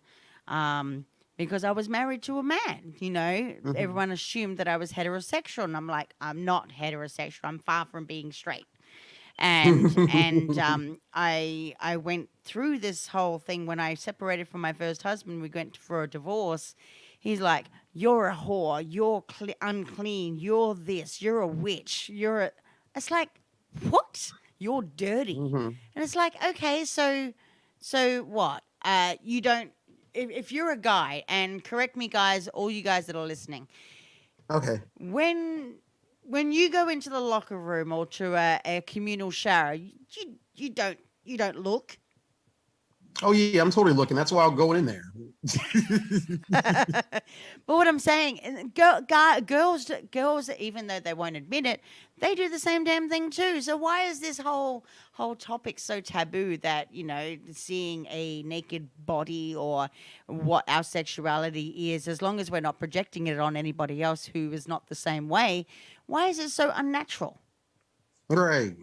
I don't understand. I've never understood that. I've always And it's accepted the people for who same. they I mean, we are. had this same But when it comes to someone conversation. who's outside the norm, oh, you're weird. You're We what's the other thing? You're a freak. You're Yeah, I odd. You're mean, abnormal. Well, what's wrong with that? Why can't I be a freak? Why can't I be abnormal? yeah, Here and I in mean for America, those who are classifying themselves as unicorns, let it be known that a Hmm. unicorn is a word for bisexual. So be very Yeah. very clear on if you call yourself a unicorn. Be very clear, and if you are absolutely straight and you are heterosexual, male or female, be very careful who you say that you're a unicorn to. Right. See, I always like to call myself a tree, and I've told Donna this before. I like to be a tree because I am beautifully observant to my surroundings. I am strong, I am bold, and I stand tall through the worstest of any storm. So I want Yes. to be a tree. Oh. Well, in your next life, you could choose to come back as one. And I'm a tree hugger, so Exactly. So it Um, all works. That's why we work so well together. See that? Uh-huh. Exactly. Uh-huh. Got this whole yin and one of yang the thing going on. things, But no, what was I going to say? And this the same goes with polyamory. Polyamory, we already did this show on polyamory and getting the views of polyamory. I'm also polyamorous. But the thing is about the being polyamorous is it's it's another word of saying non-monogamous, ethical non-monogamy. Um, it's not about sleeping around. It's not about being a slut or a whore or a gigolo Right. or anything like that. These are ethical relationships that are fully open, honest, and communicative between all parties involved. It's basically having the flavors of life. It is not Hmm. about spreading your wings and thinking you can be promiscuous with permission. It's not about that. In fact, Right. that is what that. If you go down that line, you're going to end up with jealousy. You're going to end up on the wrong end of the stick. Exactly. And it's kind of, and I'm glad you said that too, Vicky, because it's actually the opposite for me. Because I am gay, so most people think, oh, you're going to want to have sex with me. You're going to have sex with everybody. Why? Because I have to be gay, and that means we all want to have sex with everybody, or have sex with all the straight people and turn all the straight people gay. Like, you're not even my type, really. So I'm like, get over yourself. Drop your Right. ego. You're not even my type. But they think, oh, But because you're that is gay, you want to another have sex with assumption. everybody. No, Yeah, I'm that's Right. far another from being a assumption, slut. I'm though, that kind if of a you're virgin. I've gay, been celibate for you're the gonna be last 6 drawn to years. I haven't done everybody. anything with anybody.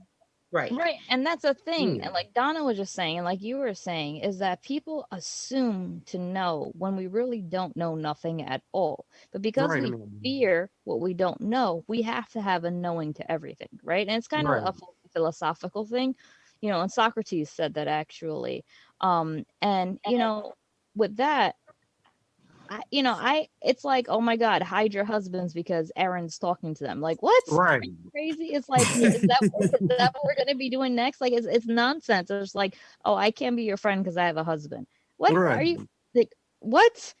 Yeah, he's just gonna go after every guy he Assumption and sees. another It's an stereotype that if you're gay, you're going to be attracted to everyone of the Right. opposite gender. And, And I'm like, right. no offense, half of y'all aren't even my type anyway. it's that So I'm There's, like, I you mean, assumption. know, back in the Have it day, covered. it was a given that and this is how the whole dogma came about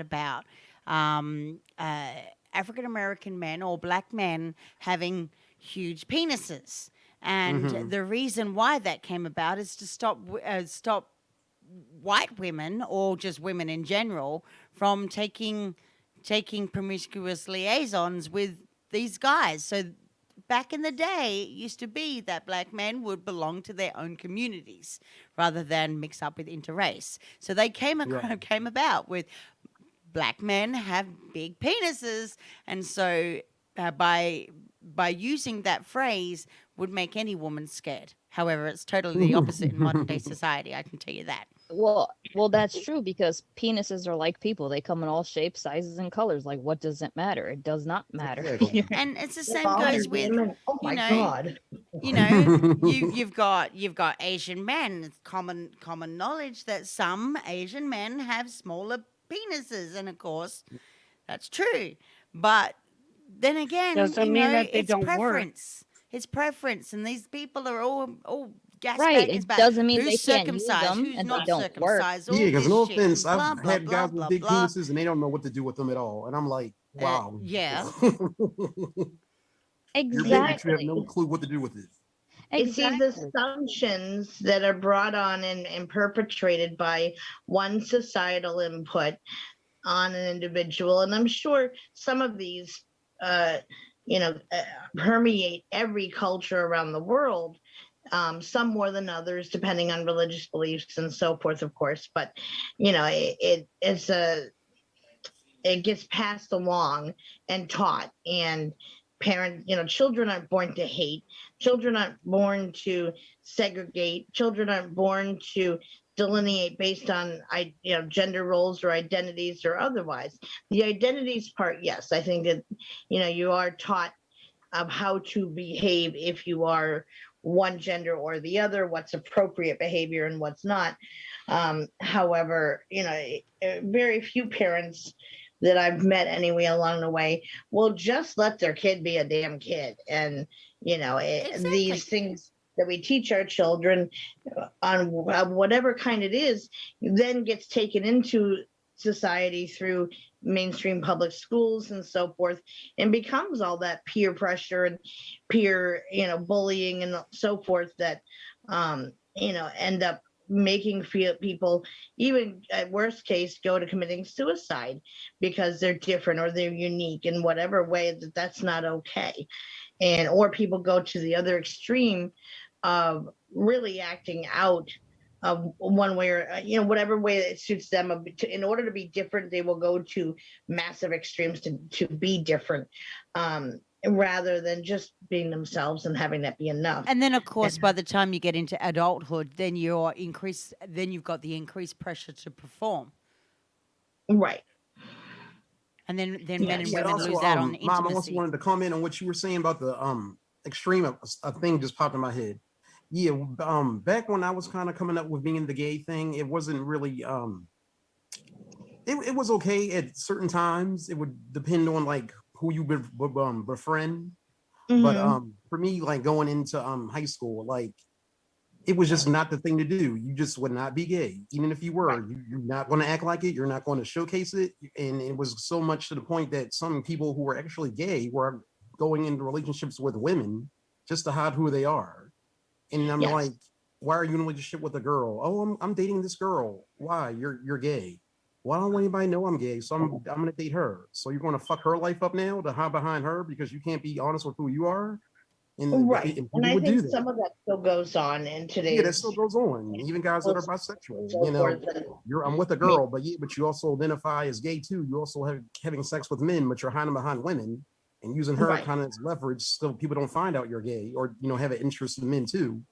So Hmm. it's like, wow, you're going to fuck her life up and marry her and get her pregnant, and you like men really, or you have attraction to men, but I'm gonna hide behind this girl because I don't want to know I'm gay or who I am. So you're going to fuck her life up and marry her and have 3 kids with her, and then 20 Exactly. years later They come can't out and then accept say, well, man, themselves. I'm going to be honest with who I am.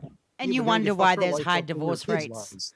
And you wonder, Yeah. Right. So and you I wonder why just there's wanted to high say that because divorce that popped rates. in my head too. Yeah. Yeah. Mm-hmm. And No, I I mean, completely agree. like I said, we're doing what's natural to us. It's nothing but primal instinct. And I know, Aaron, you have something to say. What do you have to say? You know, as far as the gender stuff, with the LGBT and stuff, and the real solution to all of that is to not have to if you have children, teach your children to respect anything and everybody.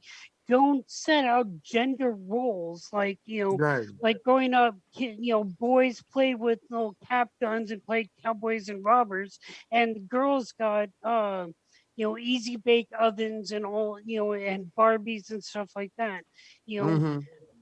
don't we should get rid of those two stereotypes, Yeah. and let the child decide what toys and whatnot that they want to play with, and teach them that don't be like, okay, I see you're picking out Barbies, you're a boy, Mm-hmm. you Yep. I you play don't with play with Barbies Barbies. and the I've dollhouse and the tea on set. honestly, I've never taught my kids that, and my kids play with dolls and teddy bears, and they Mm-hmm. draw love I played with hearts and dolls. butterflies. I had the But they're not. dollhouse and I had the tea set and I enjoyed it. My little easy bake oven, and I loved every shit of it.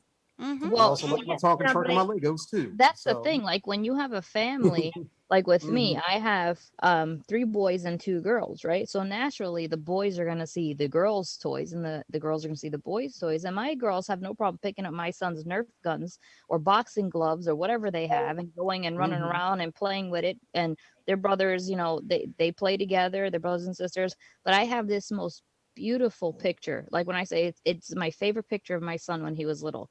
It's my youngest son. He actually was looking at my daughter's Barbie doll, and it was a silhouette of him that the sunlight just happened to hit the right way. And he's holding it, and it's kind of like he's looking at it like, well, what is this thing? I know it's a doll, I know it's a toy, but what is this? And he's Yeah, sitting you there trying to figure it out. examining it.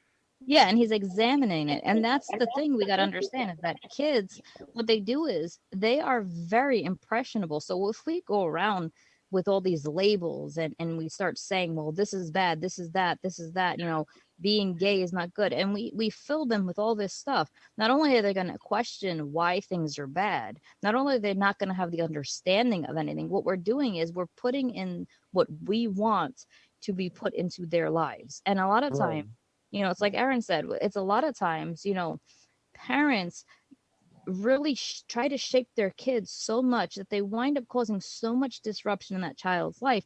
And it's okay for a child to be interested in a Barbie doll. It doesn't mean he's going to be, turn out to be a gay person. But so what if he does? There's nothing wrong with them. They're still a human. They still have a heart. They still have lungs. They still bleed the same way. They are people at the end of the day. And when we start taking away from labels and stop stereotyping things and labeling things, what we are left with just self. And we realize that we all are fine and perfect the way we are. You know what I mean? And yet we try to fit into these categories to go with societal norms because Mm-hmm. of what we are labeled or what we are And taught or what we are and understood just to to be. add to that, Amanda, too, religion does not help. Yeah, that makes it even worse. No, that's what I was saying a minute ago, is that, religion comes into play as well, of what's right and wrong, and gender Yeah. Right. expectations. And Forget you're going to go to hell. Really? I'm going to go to hell? I that's mean, what I I was know, I I talking made in know about. God's that, image.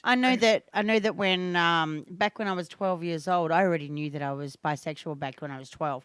And my dad, before I even said anything, my dad turned around to me and said, "You know what? If you were ever to be with the same sex, or you were ever a lesbian, then I would call you a lemon and disown you." And so Oh, wow. here I am like 20 years later, and I found out that mid last year my mom called me out of nowhere, and she basically came out of the closet. She'd been with my dad for over 35 years, and she came out of the closet, and I asked her, just a simple questions, and she said, "No, I'm a lesbian." And Mm-hmm. she's planning to get married at some point this year after she gets divorced, but from my dad.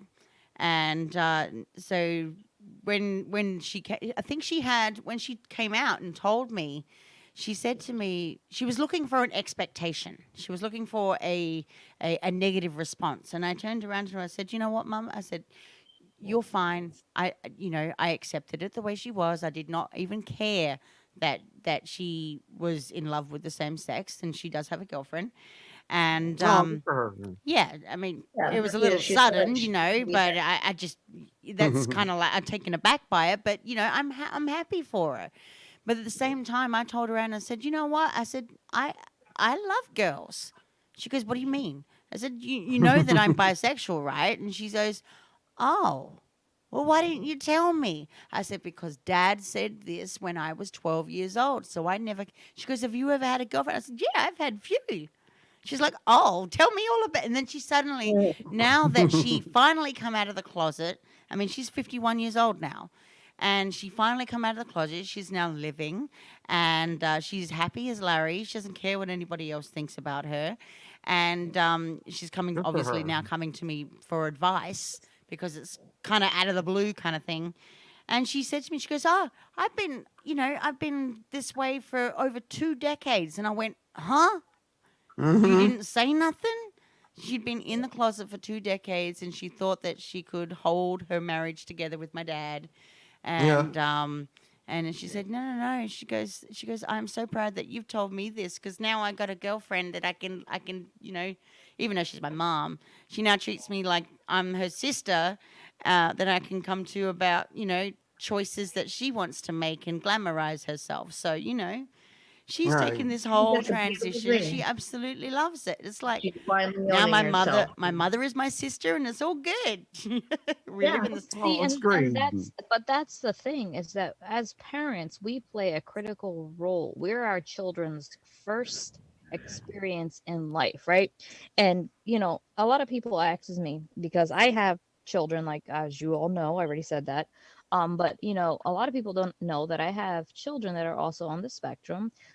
Two of them have autism, and the other Oh, one has early signs of ADHD, which is okay. It's fine. It doesn't mean anything. These are just individuals who learn differently. That's all that means to me. Is right. that I learned differently. I got to learn disability. right? They just learn So differently, do right? I. Mm-hmm. But what can we teach everybody? Well, we could Mm-hmm. teach them how to respect one another, how to be caring, how to take away the hate, take away all those, envy, all that jealousy, all that, take it all away and just learn to be genuinely happy with who you are as an individual, be accepting of you. And so, what I did with my children, raising them, I raised them to be kind to other children. I didn't care what color you were. I didn't care if you were gay or straight or whatever you refer to yourself as a child. You could have called yourself, like I do, a tree. I don't care. You know what I mean? Whatever. I taught my kids that that doesn't mean they're bad people. You could still be their friend. You know what I mean? I taught them how to be equally respectful, to be responsive to everybody equally. Show them respect. Do not judge them. Be a good person. Be a good friend. Be you, because you are what is perfect. Nobody else can make you you. You are perfect at being you. That's the one thing I would say we're all perfect at in life, is being who we want to be and who we choose to be. And when we allow all that other stuff, we start noticing the imperfections, the blemishes, the looks, the this, the that, because now we start picking up those, those little insinuations or those social media posts about, hey, you got a pimple, oh my God, your boyfriend's not going to like you, or your girlfriend's not going to like you, like cover your face with this product, or we start seeing all that materialistic things come out. But what happens is when you don't teach your children the basic foundation of what it means to be a human, that's where, with the morals, the respect, the self respect, the understanding, when you don't teach a child that, what happens is they start picking up on all this other negative stuff because either the parents introduce it or social media. Before social media, it was just peers. And in order for someone to go through life successfully, they're going to have bumps, they're going to have little pathways that curve to the right or whatever the case may be. But the one thing that we all should learn and teach our kids is to be respectful of others, to be morally sound, in a sense, hold the door open for somebody, give to somebody who is less fortunate, that just because that is the right thing to do. It's not making you better, it's not making you their savior, it's just because at the end of the day, we are all people and we all deserve the love, the respect, the honesty, the true friendships. We deserve all of that. And you can't give that to somebody if you're full of these false ideations and you've been given a life of, okay, well, if that person's gay, they're evil and they're going to hell. No, we can't do that. That's not Hmm. okay. So when I raised my children, I raised them to be, like I said, with morals, with guidance, with respect, and whatever they chose to do later in life, because I do have an adult now. My son just turned 21, and I must say that I raised some very well educated individuals who, like I said, don't go along with the crowd, who make that choices, who have friends that happen to be gay or bisexual or whatever the case may be, that have made these long lasting relationships based on a person for being a person, not based on the title they carry of being gay or straight or black or white or pink or purple or whatever. And that's what it really comes down to, is that to build that gap that we already have, to build a bridge over it and learn to get over all of this egotistical thoughts, behaviors, and just move on past it, because a lot of us hold on to that, like, well, my religion teaches me being gay is bad and they're going to go to hell. Okay, well, did your Yeah. religion also teach you that thou shall not cast stones at thy fellow neighbor and all this other crap? Well, guess what, just because they're labeled as gay, you're still throwing stones at them. So irregardless, you're still being hateful, you're still being sinful. So I mean, you can't have one or the other. You got to pick one. So you're not really being righteous there. So you really got to look at things from a perspective. And that's why me and Katie, when we do these shows, you know, and when we did the show to begin with, we wanted to do it with with the most love, because that's exactly what a lot of and I know it sounds like wishy-washy, but that's what we all need, to be honest with you. No, I love it. No, absolutely. And Tanya in my chat just said, as long as your kids know they are loved, no matter who they love, that's what our kids need. And I agree. And, I remember when my daughter came to me, and I think it was probably around kindergarten age, and she'd heard the word in class somewhere from somebody, and came home asking me, what does it mean to be gay, or what is being gay? And I said, and I explained it out to her, and I said, what it comes down to is, if two people can find love in this world, no matter what gender you are, then that's what matters. And whatever happens behind closed doors is no one else's business but their own, unless they choose it to be. So whatever you choose to be is perfectly fine. And when, as a teenager, she was questioning whether she was bisexual or not, and she was really struggling with it, which I know was the peer factor in it. And I said, do you remember what I told you all those years ago? Think about it and remember that. And no matter what you decide to be, I'm going to love you anyway, above anyone else. And be you. And that's all I can ask for you to be. And if you can be happy in whatever form it is. And after that, she became a bit more vocal. And to those who were in the family or whatever, who took the religious stance on things. Um, Yeah. I sat back one time watching an interaction play out between her and another family member who is a born again Christian and very confrontational, very firm, and very vocal on her hatred of anyone who's gay. And my daughter threw it in her face and stood straight in that crown, shoulders back, head held high, and announced to her, then it must mean you hate me because I'm bisexual. And the look on her face looked like someone slapped her, but she also really loved my daughter as her great niece. And, she kind of had to take a step back. Whilst it didn't change her view on people being gay or not, she still had to kind of open to accept that in her if she wanted my daughter in her life. So I think it was a good learning experience for both of them.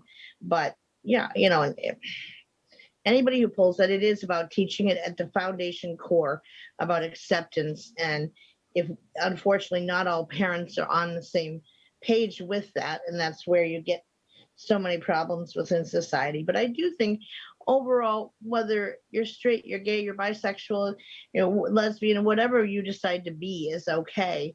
And whatever gender role you choose to occupy is okay. As long as you're being you and true to yourself, ultimately, that is what it should be. And I think we're slowly shifting towards that as a society, but it's going to take time to overcome those who are from older generations, or you're never going to fully obviously get away from the religious mindset on that, or the cultural outlooks on it. However, I think as some of those from the older generation anyway, they have their time to cross over and so forth, and this generation gets older themselves and comes into adulthood, that we're going to see less and less of that hatred and animosity and highlighting of differences, and focus, hopefully, my goal is hopefully to, or my hope I should say, is that people are going to be more accepting no matter what form you're in. Stop making so many assumptions based on people's looks or how you carry yourself. And it's more about what you do and coming from the heart that matters, not whatever role you choose to occupy in life, how you dress, what family background you come from, what skin color you are, what your sexuality is, whether you choose to dress a certain way or not, or have a certain number of tattoos or whatever. Like, it's all okay. So that's my hope anyway. But I think that it is going to shift. Right. And well, so it's also like this, right? So a lot of people call themselves light workers, right? Is that true?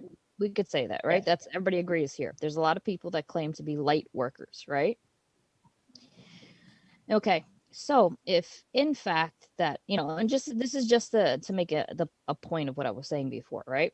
As light workers, you claim that you are a light worker, right? So that means you only work through the light, okay? And whatever that light is, you work through it. Now, in the book of Enoch, it states that, and this is where I'm going with this. In the book of Enoch, and you guys can look it up, it states that Lucifer, right? This is the devil. People call him Satan, Lucifer. They call him all different types of names, right? Beelzebub. He has so many names depending on what religion you follow or what name that you were taught he was called, right? So he could be called Bob. Who cares? You know what I mean? Whatever. So he was actually called the light bringer. So is it safe to say then, or to make the assumption, should I say, because we were talking about assumptions, right? And here's my point. Is it a safe assumption that somebody who decides that they want to be light workers in fact are considered to be in many ways evil or working within the realms of Satan work, because Satan, which is who this individual is, was known in all biblical texts as the light bringer and the bringer of light, which we claim now we're light workers. So now are we working? And it's assumed now that you're a light worker, you're working in his lane, his work, his light, because he is the almighty light bringer. Yes. No, but like I said, no, it is out there, absolutely. Right, but so now is it okay for me to assume that now because Donna and Aaron and Aaron K and Katie and Christopher are light bringers. Now, is it okay for me to assume that because light bringing is associated with Lucifer, who is considered to be Satan in a sense, who's considered to work the evilness of the world and have the underworld in his very midst and commands, should I say that we're all Satanists because we consider ourselves light workers? Is that an okay assumption? I mean, seriously, what do you think about that?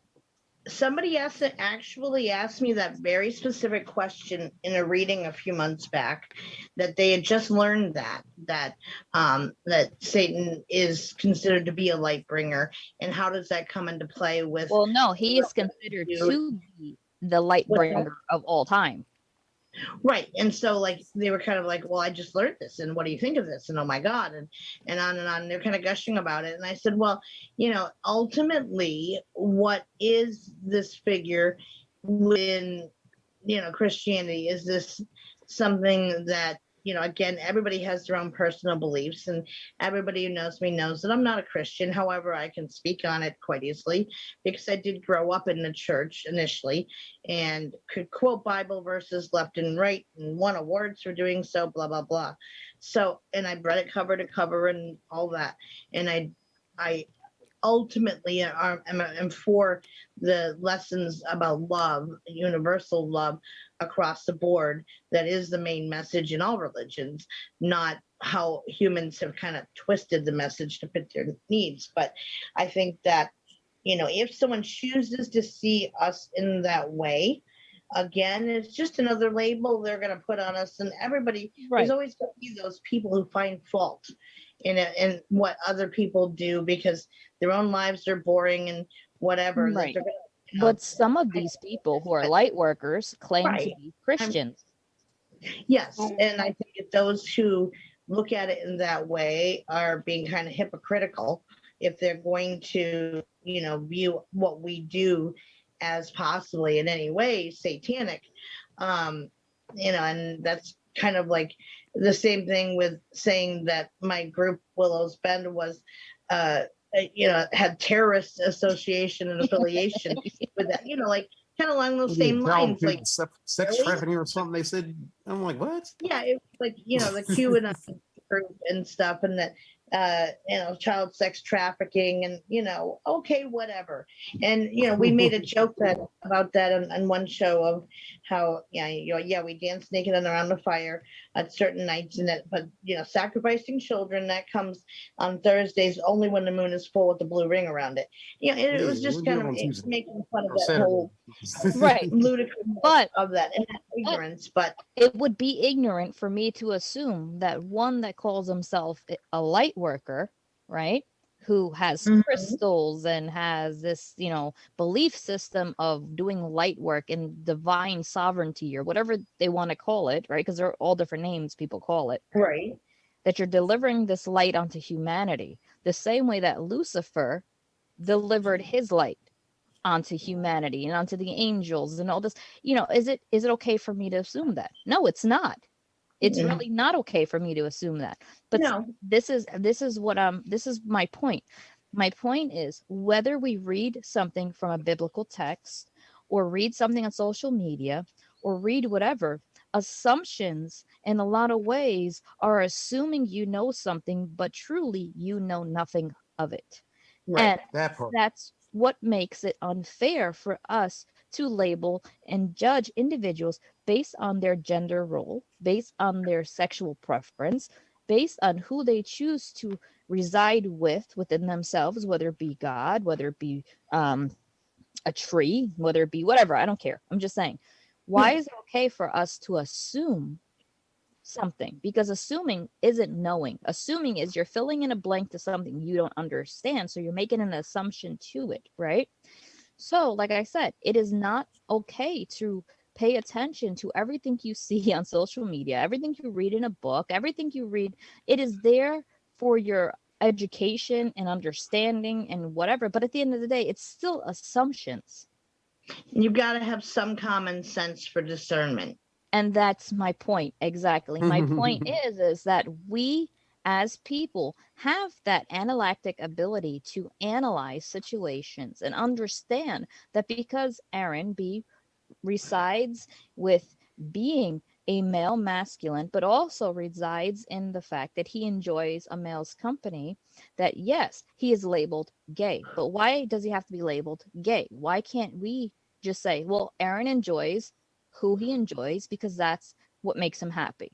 Why is that not Mhm. okay to say? Right.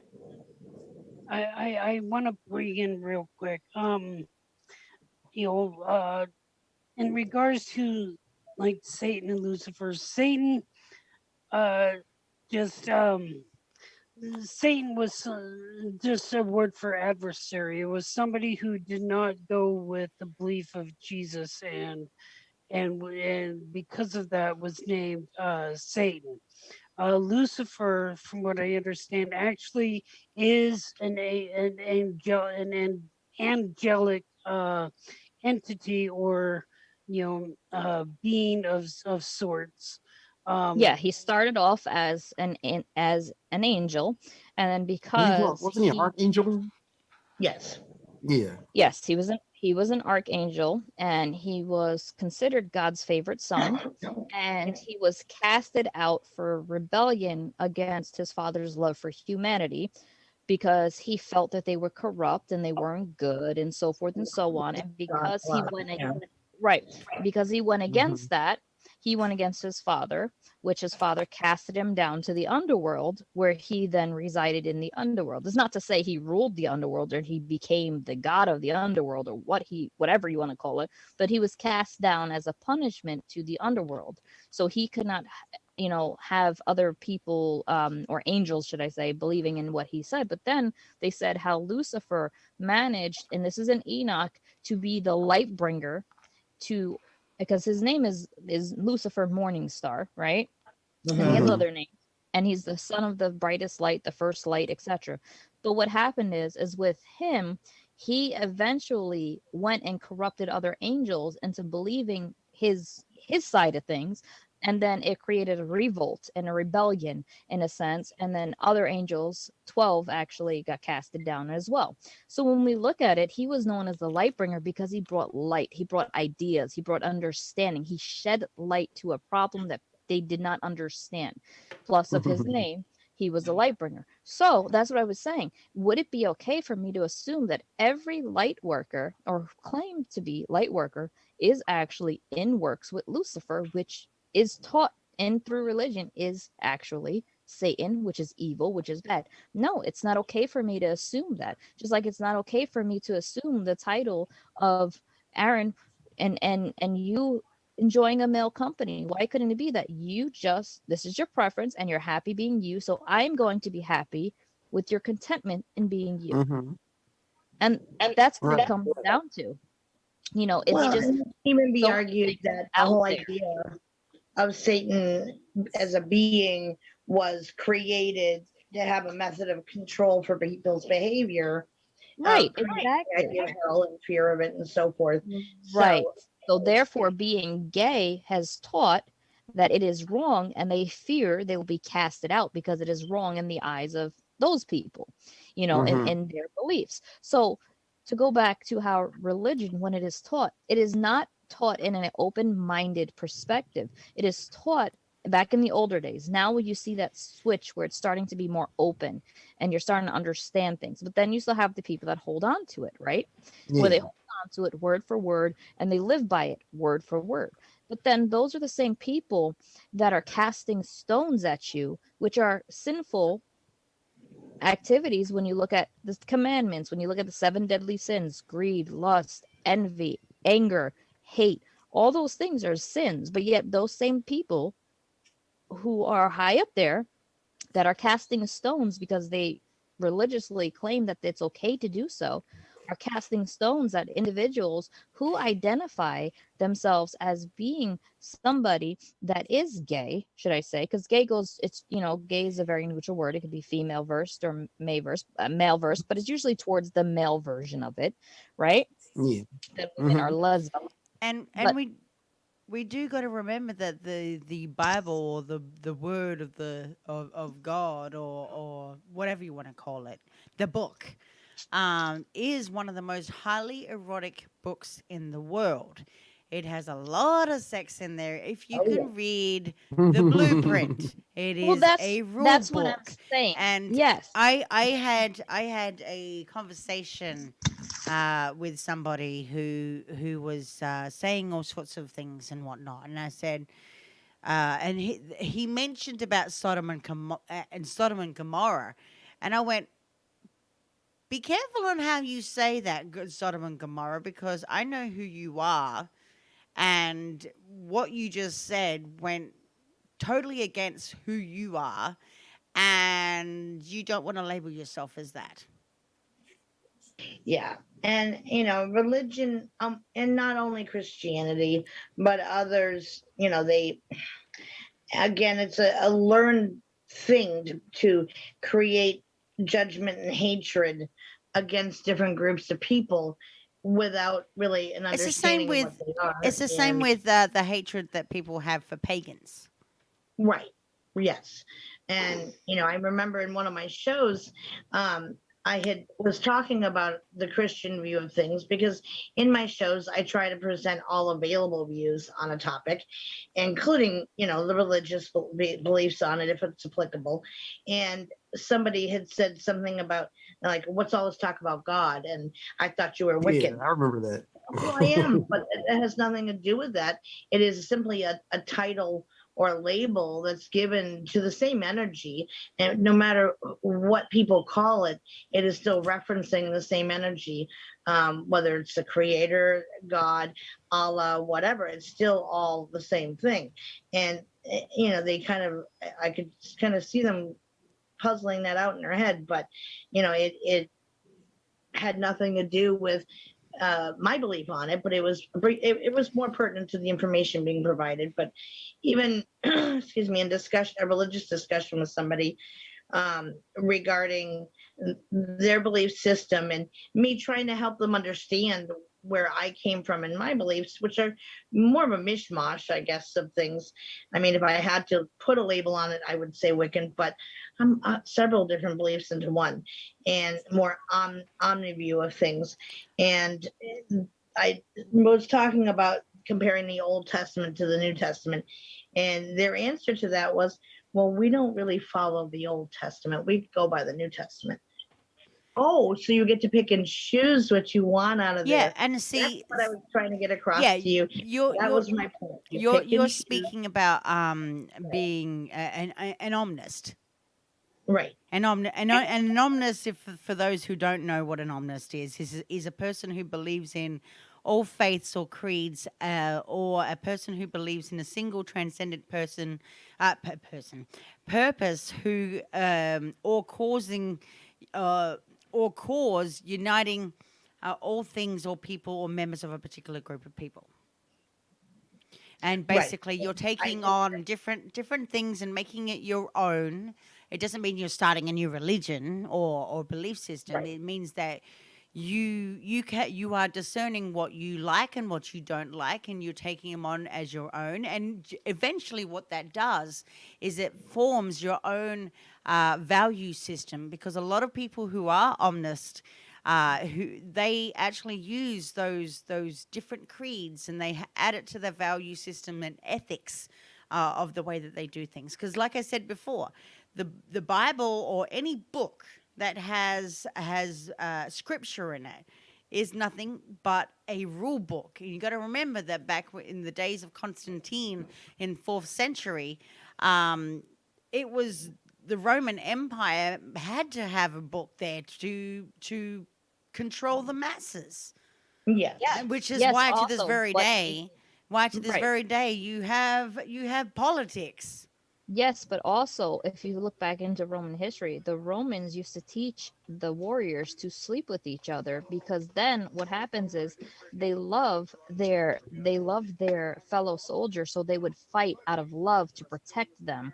Hmm. And so when we look at it, when we look at history itself, history has been deprived in many ways, but also has been assumed in many ways. And the thing is that we see this where people themselves in gender roles, because then, like I said, you have the warriors, but yet they are acting in a manner that we condemn now, but it was only to teach them love for thy fellow warrior. And that's why they told them to spend that intimate time with their fellow warriors, so that way you had love for your warriors. Yeah, You know I what I mean mean? the Romans were the best examples of quote unquote lovers, sex, orgies, free Right. So love, and we right. just think that free love is a new thing in the '60s.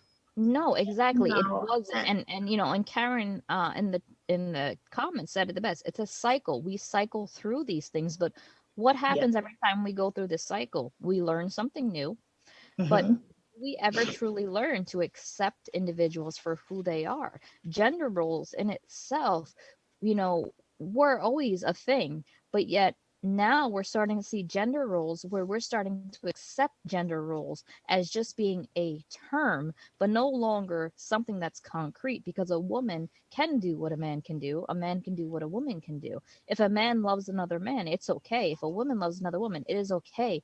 The point is that we allow these labels throughout society to define our every action. We are held down to these societal labels because we think that this is what is right. And it's taught through us through education, it's taught to us through social media, it's taught to us through our religion. And that's what we got to understand, is that, you know what? All religions, in my opinion, are beautiful in their own way, but they all, like Donna said, share a commonality.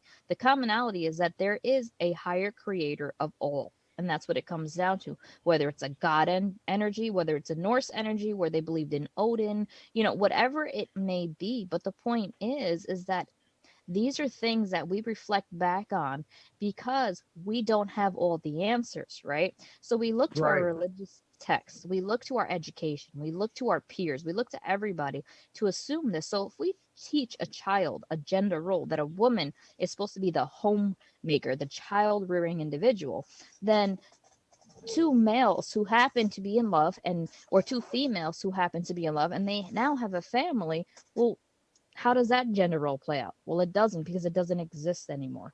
And that's what we have to understand. We have to take a lot of these labels and make them non existent and just learn how to accept people for who they are. I'm not saying accept criminals for doing criminal things like murdering and raping and doing. No, that is wrong.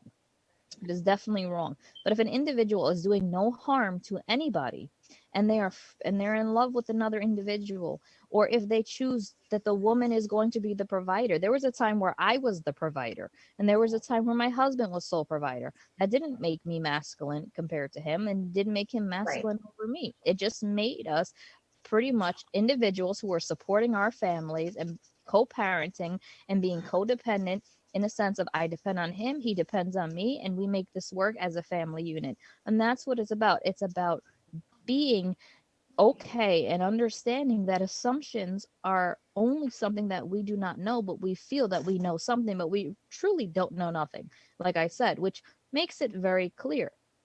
And so when does gender roles really stop? Or when do they start? Well, they start when we assign them at birth, and they stop when we say, you know what, it's enough is enough, and we're going to start swinging out of it. Now, as a gender role, as Aaron B being an individual who is Yes. masculine and with a male, they look to it like, well, how can he be in that role then when he's the male and he's with the male? That's gender assignment. So now you have two people who are dominant in a relationship. It doesn't really work that way at all. It doesn't. It Right. shouldn't.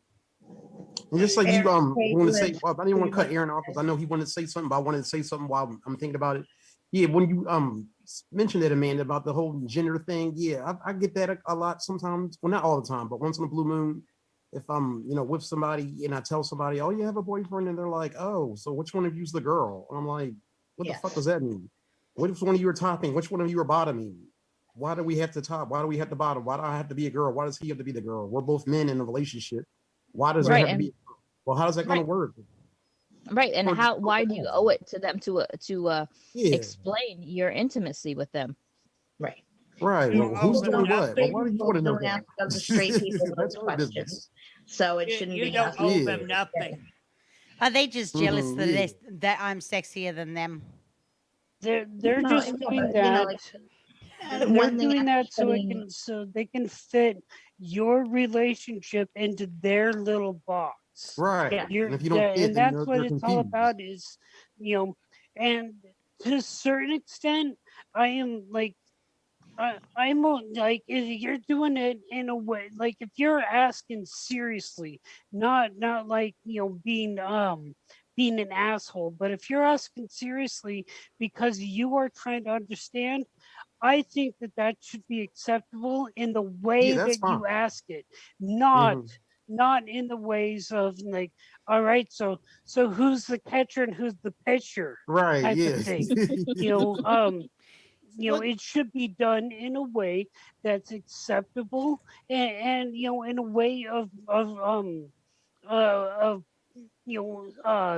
getting others to understand, Yeah. understand that not everybody fits into a little box, the little boxes that we're taught when we were kids. A lot Right. of us are outside of boxes, and Hmm. we make our own boxes. Right. um and yeah, and to piggyback that, I use those types of things as a teachable moment to help educate somebody to relieve them of their ignorance burden that they are carrying. Um, Hmm. to help teach them those things in that moment. That is a teachable moment to them to carry away where the most I think is any teachable situation is you have hopes that you're going to plant a seed that someone's going to carry away to at least think about it for a minute or two before they get on with their day, and sometimes maybe more to reassess their stance on things. But yeah, I think it should be a teachable moment with stuff. and I But mean, again, and that could have been a comeback or for future for you, Aaron, when Hmm. people say stuff like that to you, is would you ask that same question if I were straight? Yeah. Counter it, get them to Hmm. think about that, because it is crossing boundary lines. And it's one thing if you're in a discussion about it and it's brought up in a conversation and someone is genuinely unsure how that works or if it's the same because they have no experience with which to base it on. But Right. to make these assumptions, that old saying, you make an ass out of you and me, from the word Hmm. assumption, is very true. And it very much is uh, be you and whatever works for being you. And after studying many cultures and many religions across the board throughout my life, the main message that has always been brought forth by whoever the religious teacher was in that specific religious belief system, the main core of it is about love. Hmm. And that's what I choose to hone in on as an omnist with my views. And I may not always phrase it as I'm an omnist. I just say I'm a mishmash, or I'm a with my beliefs, because it is that it's taken from different things, but it ultimately comes down to promoting love, being about love and acceptance. And those are core values unity. across every different religion or belief system out there. And anything added on to it is taught by humans of hatred towards other groups or otherwise, but that's not the main part of what was originally brought through as a message. now I'm Right. gonna step in on this because this brings me to now I'm gonna recite a stand-up comedian, but it's exactly how I believe myself in regard, you know, when regards with the Bible and in regards with the Christian religion, you know, it's really putting such, and we were talking about Satan and Lucifer before. How do we know, like you read the Bible and that's God's book, as far as I know, the devil hasn't brought out a book. It's like God and the devil are having an argument, and the God's just writing shit about him, and the devil is just like, I ain't gonna comment if you're gonna talk about me like that.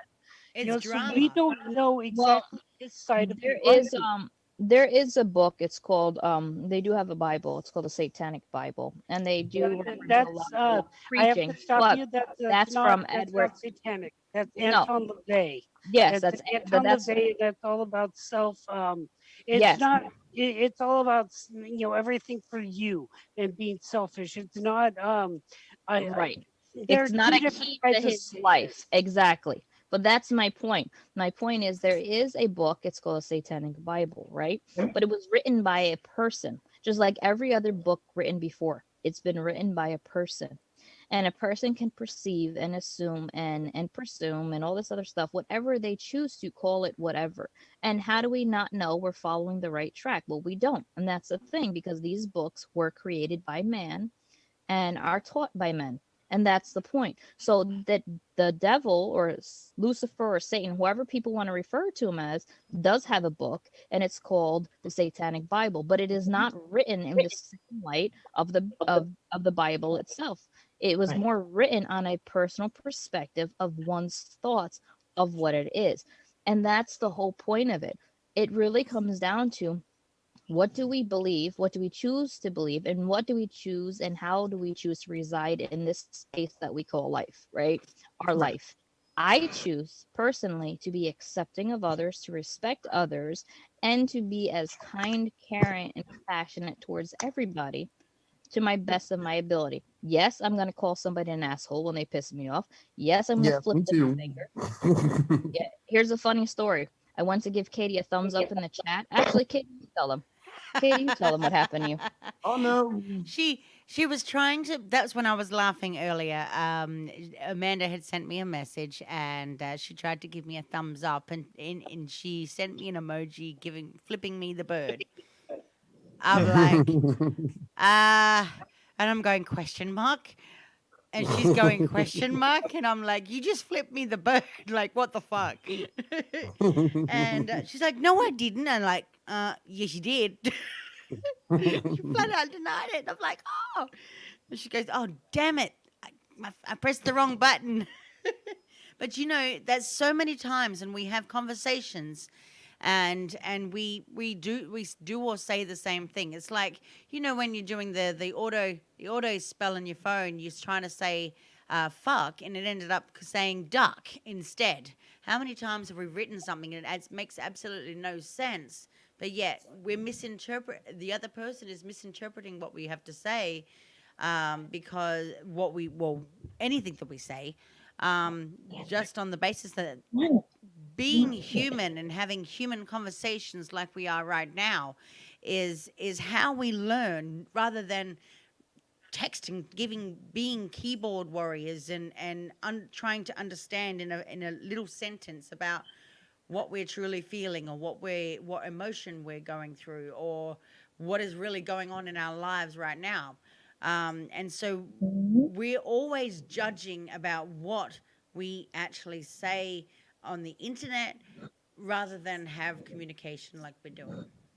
Same thing with books. The books were Yes. keyboard at the time. But the They were thing is similar with to what we're books, doing.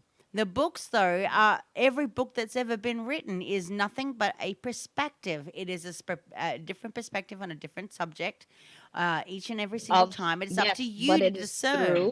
right. It is through one's perspective, not the many. Well, it depends if you've got multiple authors, but it's same No, thing. just a Same rule regular one book applies. thing, like a one book thing, right? Let's say you're writing one book. That is your personal perspective, right? Yeah. Right. But that's really even what the Bible is. It's a collection of stories, all of which were written after the fact by people who really weren't there or involved directly with a situation, and then translated a cajillion times into a cajillion different languages. And the translation is only as good as the translator Well, to whatever the language you're doing it in. the other And we thing also is, know that there was the Dead Sea Scrolls and so forth, and that the Catholics, held out some of the books in order to make it be what the messages they wanted it to be, and so forth. So, and because of all of that, I have always found it difficult to accept it at face value. even as a child, I questioned all of that stuff and always would get inadequate answers more along the lines of, well, just because it is, or just because that's the way it is, or it's supposed to be, or, you have to just accept that and have faith. Well, that still isn't answering my questions. Well, Right. And, the other you Right. thing know, is too. so, The other thing is too. From how many monkeys does it take to tell a story?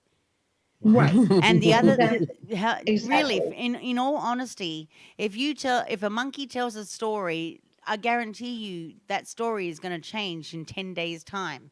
It also, Right. from a psychological standpoint too, it only takes the human mind 26 times to tell that same story for you to actually believe it. So Yeah, in and like the itself, telephone game, with we're all each primitive in retelling, people add thinking to it that and way. change it and make it theirs and add bits and pieces to it to, make it's going to be different no matter who's telling it. You're going to add your own tilt to it, just by virtue of how that individual person's brain works and perceives information and so forth. And again, if it's being translated from different languages, well, it's going to be, how good the translator is, who's translating it, and what they're even, sometimes they may change something just because they didn't agree with how it was worded, and little things, punctuations, that can change the meaning of things as well. So I think I've always, Right. most You're as absolutely right.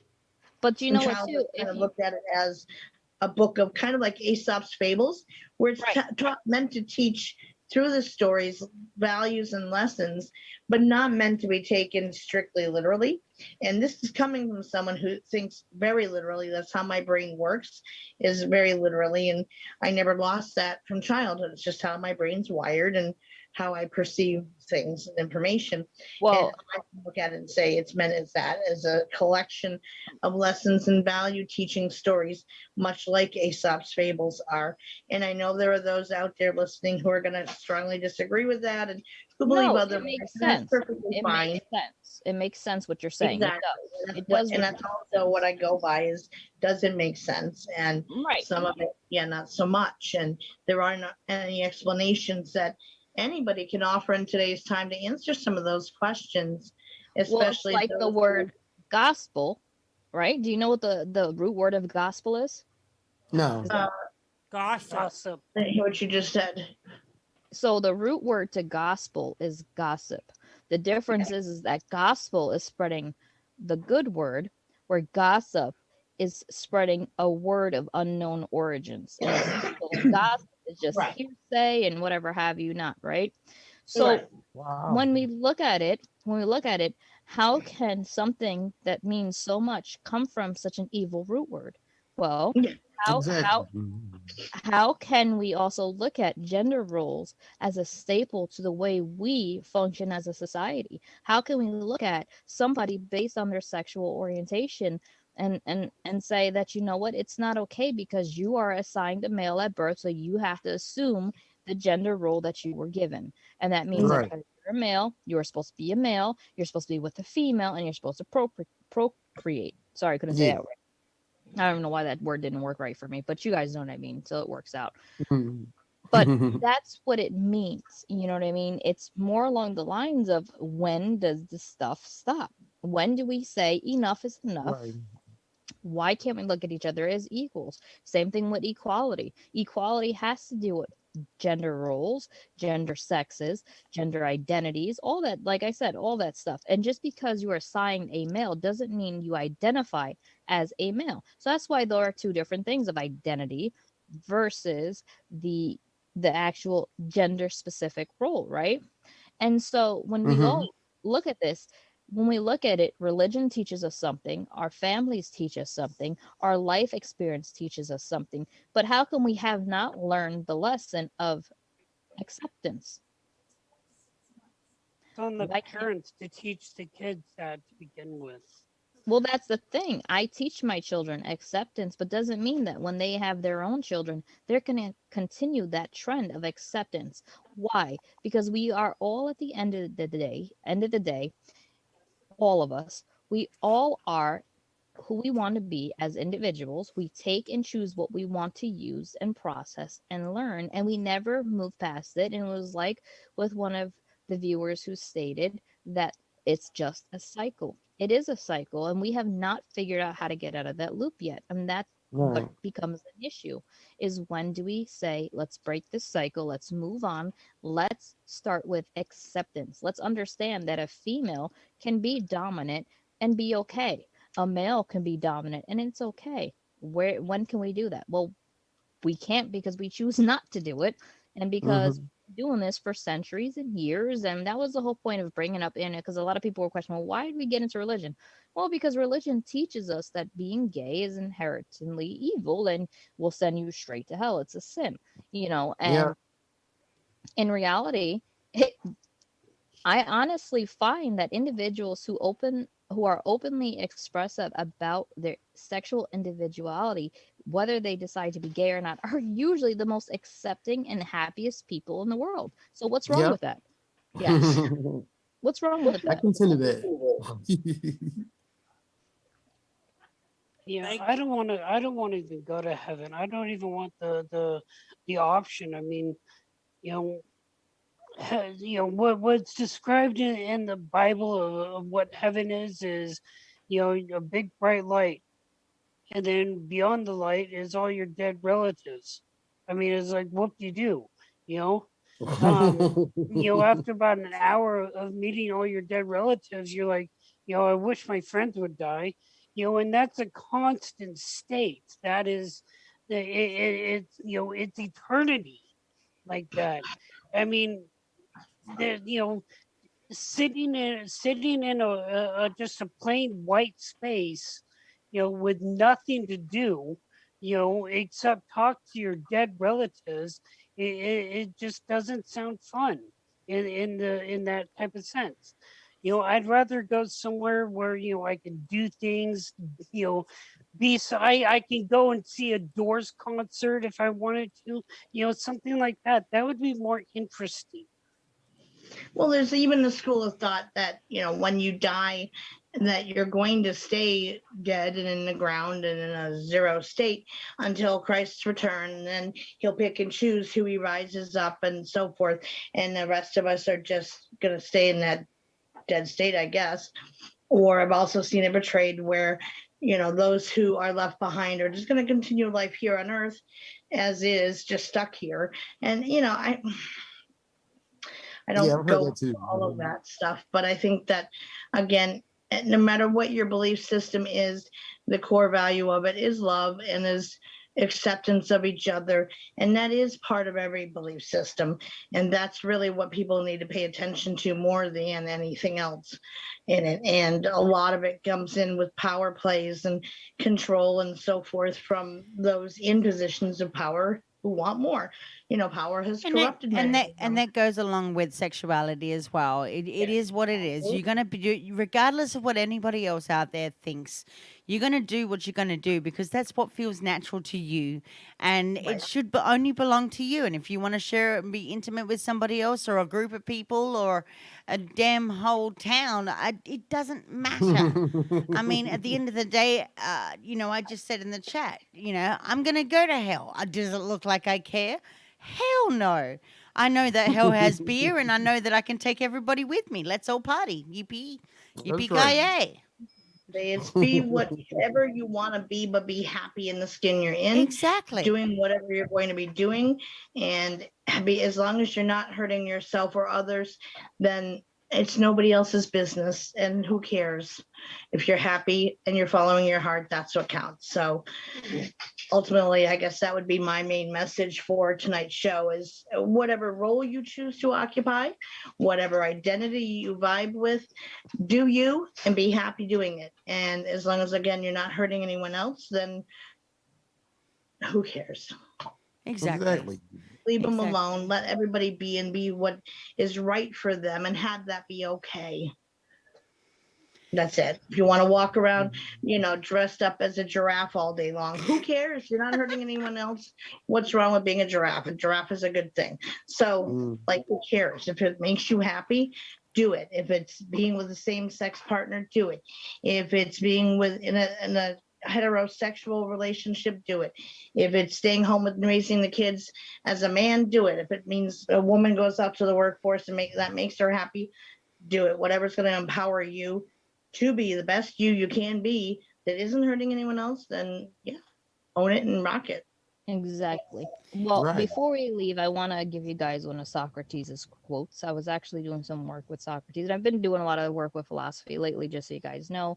But so here this quote is: Would that the majority could inflict the greatest evils, for they would then be capable of the greatest good. And that would be fine, but now they cannot do either. They cannot make a man either wise or foolish, but they inflict things haphazardly. Go ahead.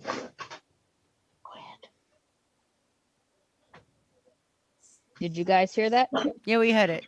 We didn't know whether you were finished or not. Yeah, I was waiting for one of you guys to respond. Yeah. So I finished. So pretty much what this quote is telling me is that if we can inflict the greatest evils, right, and then we are capable of the greatest goods, but we don't do either, then that does not make us any wiser or foolish, but instead we inflict things haphazardly, meaning we do things just recklessly. And that's what really it comes down to. So the reason why I wanted to leave you guys with this quote is because, like I said, we all can choose to be that change, and we don't.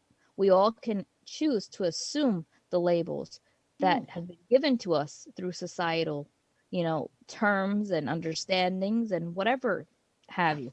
But it doesn't mean anything. We can choose to be that change. So the next time you say a woman belongs in the kitchen, well, guess what? Several great men are chefs. So I guess they belong in the kitchen just alongside as the women, right? Thank you, because I'm one of those people. Which goes to prove that a man and woman can do whatever a man and woman choose they want to do. They can do whatever they set their minds to. Exactly. Free will. Regardless of their gender identity role that was assigned to them, regardless of who they choose to be as an individual, whether they choose to be a female or a male in the opposite's body, it does not matter. What matter is that these gender roles, these gender titles, these gender norms are something that we can choose to abide by or choose to just dismiss and just say, you know what, let's just be equal. And that's what tonight's show is all about, is showing that equality is key to happiness, key to community, and key to just about everything you do, is recognizing that it doesn't matter if you're black, you're white, you're pink, you're purple, you're green, you're a unicorn, whatever you want to be, as Katie would call herself, a unicorn. Whatever you want to be. It doesn't matter. I'm a unicorn too, damn it.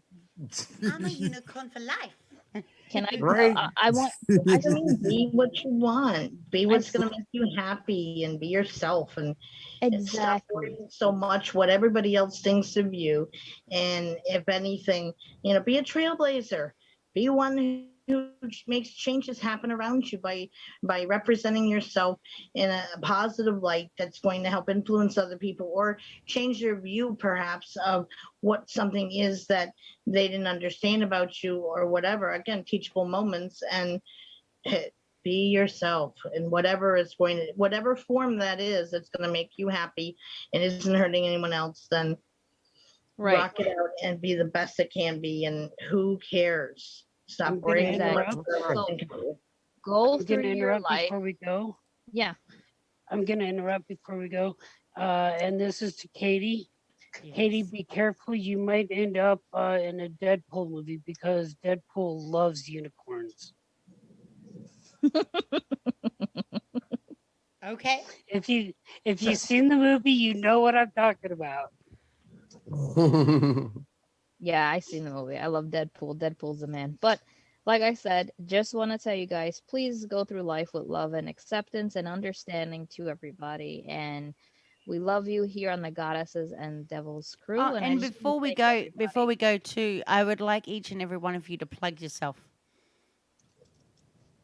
I can't. I have no more plugs left. I'm using this. Can I advertise you, I'll Amanda? discuss with you later, Amanda. I was gonna say I'll leave that alone. Now Shush. we're going to the gutter, Katie. Don't start me up. We Okay, like the I will gutter. talk to you I later. could go this. I don't know what you're holding, Aaron.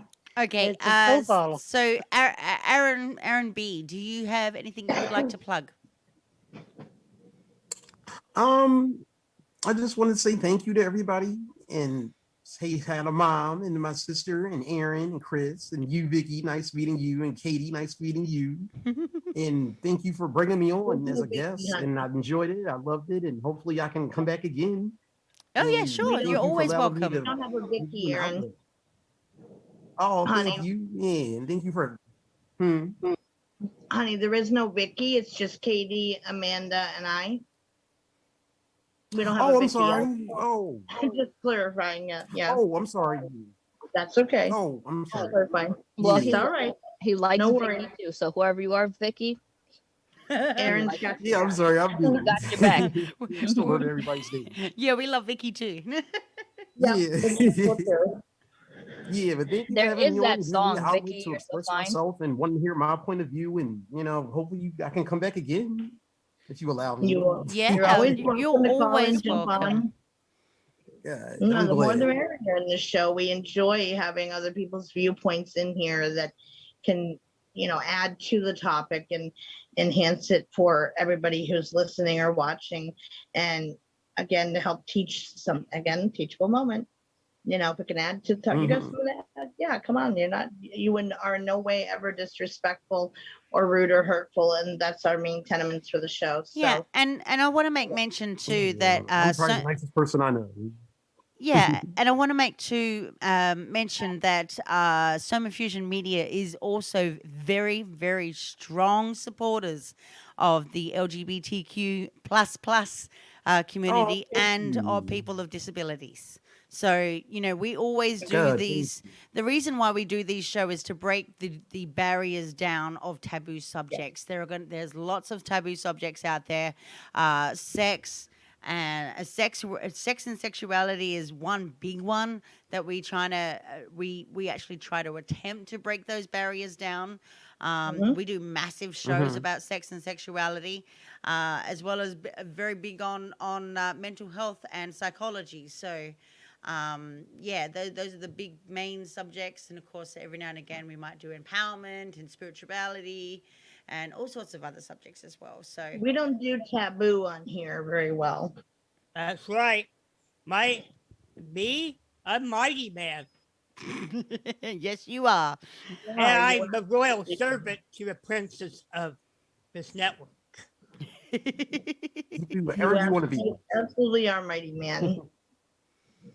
But for those who are listening, I know Donna, do you want to plug yourself really quick? Yep, people can find me on Facebook on the Willows Bend is my group.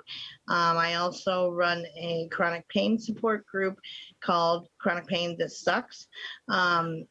And I'm also on Soma Fusion Network, obviously.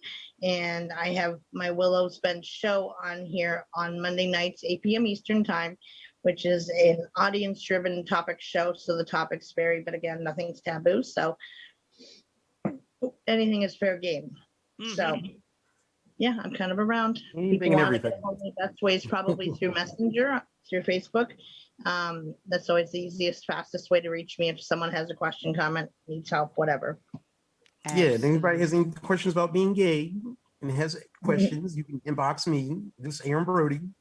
Nothing particular. You can just, my face is exactly how it is here. So if anybody who is gay or lesbian or bisexual and you have questions and want a mentor or want someone who has experience and you have questions, please inbox me. I'm always available. If I'm not available, I'm asleep, but as soon as I'm awake, I will answer your questions. He is generally just a good guy. Really, really, really awesome guy to talk to. And it doesn't matter if you have questions about being gay or anything like that. If you just want somebody to talk to, Aaron B is where to go. He's one of the greatest guys to Oh, chat with yes, him. I'm always available. I love this Anything and guy. everything. If Aaron Oh, doesn't have thank you. the answers, he knows who he's hooked up with everybody who does is in the area of helping others. So he will has no problem sending somebody on or whatever. But yeah, he's available. We all are. Mm, So any one of us can be always available. approached to answer questions or offer support and love and guidance in any way we can. We're happy to do so. So Yes. And we Any do it any freely. We do it freely and mhm. willingly. Yes. No, I do We not don't, charge for anything. yeah, we Completely don't do free. this. This is not Mm, our, way of making money. There's no Yeah, no. monetary gain in Mm-mm. any of right. this. We do Yeah, it because we completely truly free. care and we want to help. That's why we do Yep. it, which is really hard to believe. I know people say, well, everything in life ain't free. Well, guess what? This is one of them, and This we do is it free. freely. We do it Yeah, freely. and I even don't charge if penny. I'll ask for donations for readings or whatever, I get those people coming at me like, "Oh, how dare you?" It's like if you had any idea just how much I do for free on my own time, and don't ask a single thing in return, like don't judge until you have the full story, and it's not all about the ching, and I certainly more don't get paid than I do by far. That's the Yeah, way it's an open thing, and always here to help, and that's why I'm here, is to help others and in whatever way I can. So yeah. yeah. And then here, completely on Goddesses and Devils, our show alone does not charge. This is not what we're Nope. here to do. Nope. We're here that Nope. we can help people. And like I said, there is nothing for us to gain. Besides, the only thing we ask in return is that you guys be respectful in the comments. And that's why I always drop the disclaimer in the beginning of the show. And that's the only thing we ask for is everybody to come on here, engage, learn, talk, communicate, be the people you are, and let's just hash out these subjects because they're really important topics, right? We do this Yes. because we care, and we do it, like I said, Yes, it's they need to be completely talked free. about. And it's completely free, and we do it because we want to, not because we gain anything from it. So just want to let you guys know Right. that. So reach out. We're here, Yes. and we can finish plugging people in. And there's me.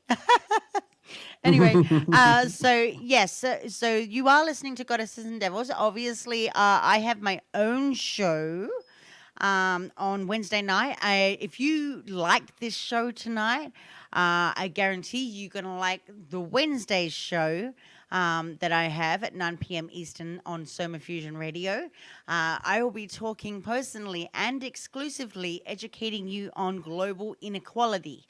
So if you thought this show was good, wait until Wednesday, because generally what I do is the show from tonight usually is a precursor to my teaching show, which is on exclusively on Wednesdays. So I suggest you guys can tune in to that one. You can find it up on soma-fusion.com or somafusionmedia.com. Go over to my YouTube channel, like, share, and subscribe. Up on Facebook as well. YouTube is Soma Fusion Mind, Body, and Soul. Obviously, go over to the Facebook page if you haven't already. Go like and share the Facebook page. Invite everybody over there because all of the shows that we have is broadcasted on the Facebook page as well as the groups in Willow's Bend. So yeah, might I ask you guys just to go check out the other shows, see what other flavors you might like, incorporate into your knowledge base, and hopefully we can grow together, learn together, and love is love. We all love Yep. together. That's Why right. not? Yep.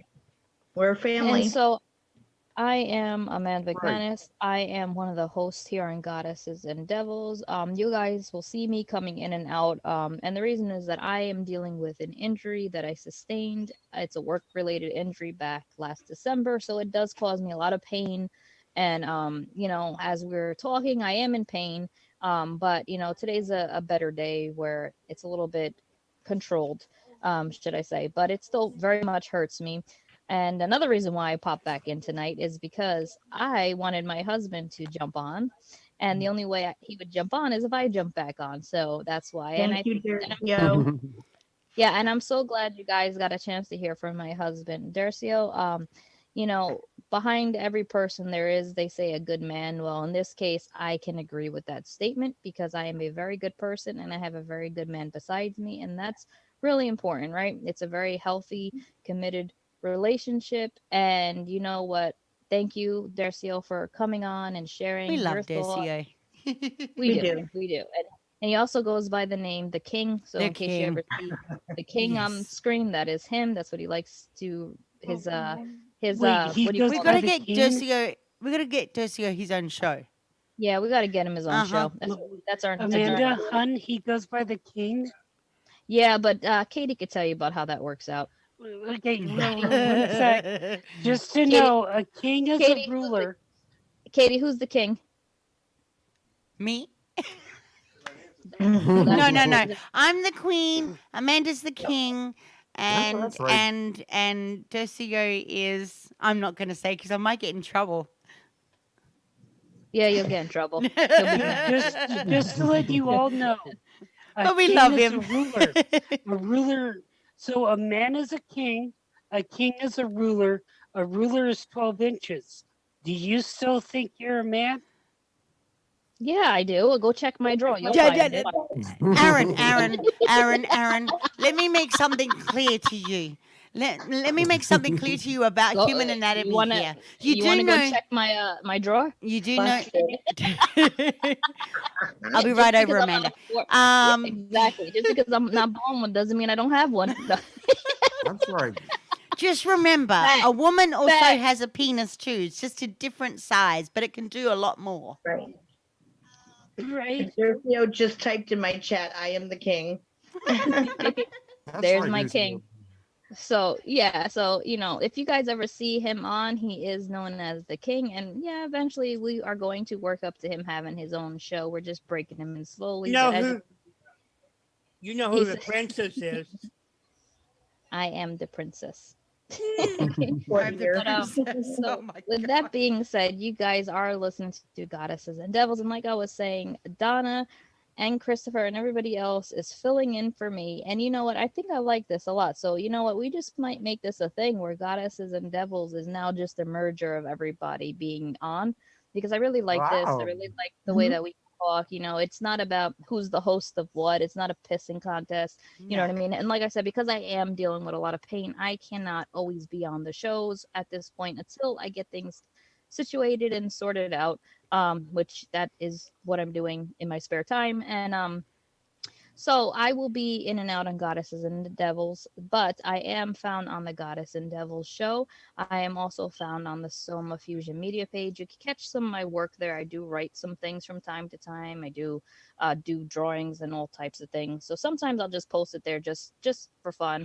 I haven't done or been able to really draw the way I want to because of one of my injuries, which we're not going to get into, but it's okay because it's not a negative thing.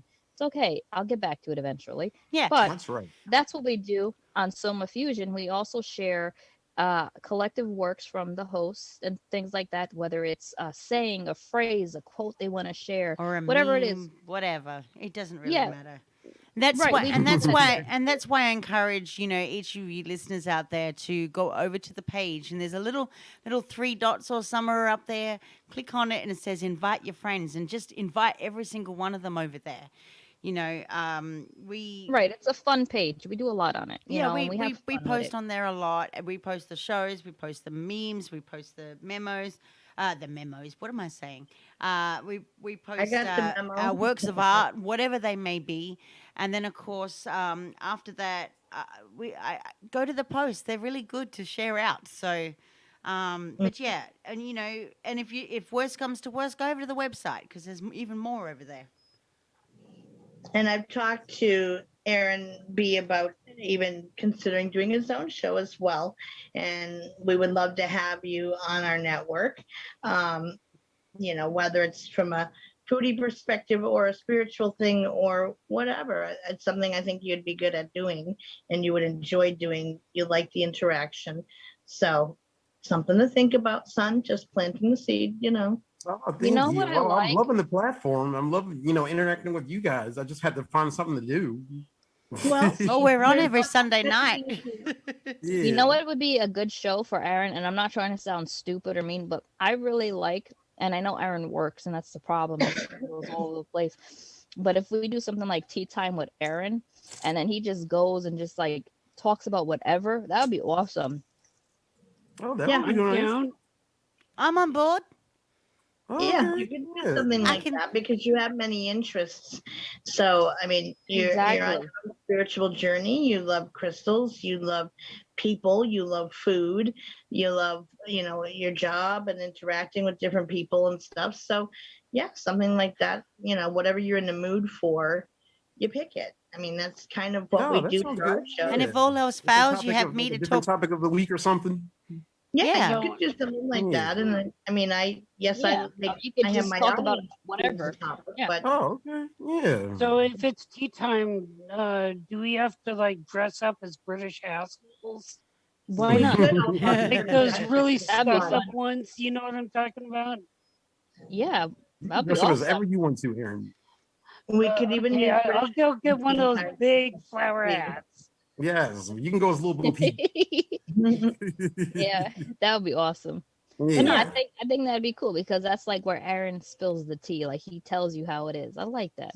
Yeah, me Yeah. too. I like something like that. Yeah. And if all else Yeah. fails, you have me to talk unicorns with.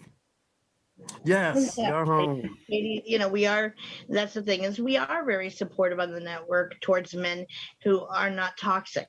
And that's the Yeah. key Mhm. is, it's not just to promote women in a male dominated area, which that is us as well. But, we have men are welcome as long as they're not toxic men. And Yeah. that's our And main rule for that. So, and Right. we are in promotion of very conscious living, so Yeah. and conscious leadership, holding accountability and growing awareness within ourselves and the community that surrounds us. right. Right. And again passing on those teachable moments and helping educate people and promoting that amongst others and global acceptance of everybody and Right. not putting up with the bullshit from people or being disrespected but being yourself and being genuine, then hey, have at it. Mm-hmm. Okay. So Yeah, I definitely would like something like that. well, something to think about, Yeah. and that's my point is that we do allow men on here, and it's not at all an anti-male environment whatsoever. It's more just, we don't want men who are toxic and spewing Right. crap. Mm-hmm. Other than that, yeah, we love our guys. Oh, good. Thank you. Yeah, I definitely would want to do something like that. Well, think about it. Talk to Katie and work out the Mhm. details and Thank figure you. out the when, how, and why, and all that stuff and time frames. And yeah. Okay. Maybe. Well, I'm Maybe new, we so I should probably have do to an Aaron practice and with you Aaron first a show. couple times first, Mom, before I go live. You could do that. Do an Aaron and Aaron show too. Yep. The two Like Aarons. Carter Yeah, and don't let Aaron Carter. show, practice with him too. Yep. Aaron and Aaron. The Because Aaron I and don't want No, to Aaron. just go out there and I'm just like, no, I we have just some won't, idea what I'm talking about. we won't let you just go fall. We'll Yeah. help you till you learn how to fly. Don't worry. That's what we do here. Absolutely. I mean, it does help to have Definitely. a separate device that you can watch chat in if you choose. Yeah, I I mean, would have to get something like not all that. hosts do, but the Yeah. audience likes the engagement, of course, which is where I, monitor, except found that those who are active on the YouTube chat tend to be the Willow's Bend crew. So I Mhm. might as well just be in Willow's Bend for it. And it's easier for everybody than navigating YouTube for some people. But people like to be able to, check in on comments and then comment on them. You don't have to necessarily type back and chat, but Mhm. keep an eye on things and respond to what's being said is always good. And so just think about it and think about what you might like if you want a whatever show. Yeah. Okay. Yeah. And I'm glad you just said that too, because I do want to talk to the people in the comments, and I realized, oh, I can't see comments. So I'm like, anyone who said hi to me, If you hello, I'm click not on the being mean. bottom I of your can't see screen, comments. click on the So I'm bottom not of your ignoring you. screen. Click on the bottom of your screen, and all the options come up where you can mute your microphone. You can go if Oh you no, click on. he might be more. talking about the Facebook live stream. Yeah, I think I'm on the Facebook Live. Oh you yeah, need that's where two I'm at, devices too. for that. You need a Yes. laptop or something besides you that you can have Zoom on, and then the other one on a phone. You can't do both. Yeah, see, I can't see none of that. Right. This is the Willow's Bend. This is what's going on in Willow's Bend right now. Because Oh, the okay. show is in there. So it's all the chat from Willow's Bend. You're not going to be able to Okay. read Hey, it. guys. I'm not But ignoring you. I just can't see you. right. So it requires a separate device to do that, but you don't have to. It's, whatever is going to work for you.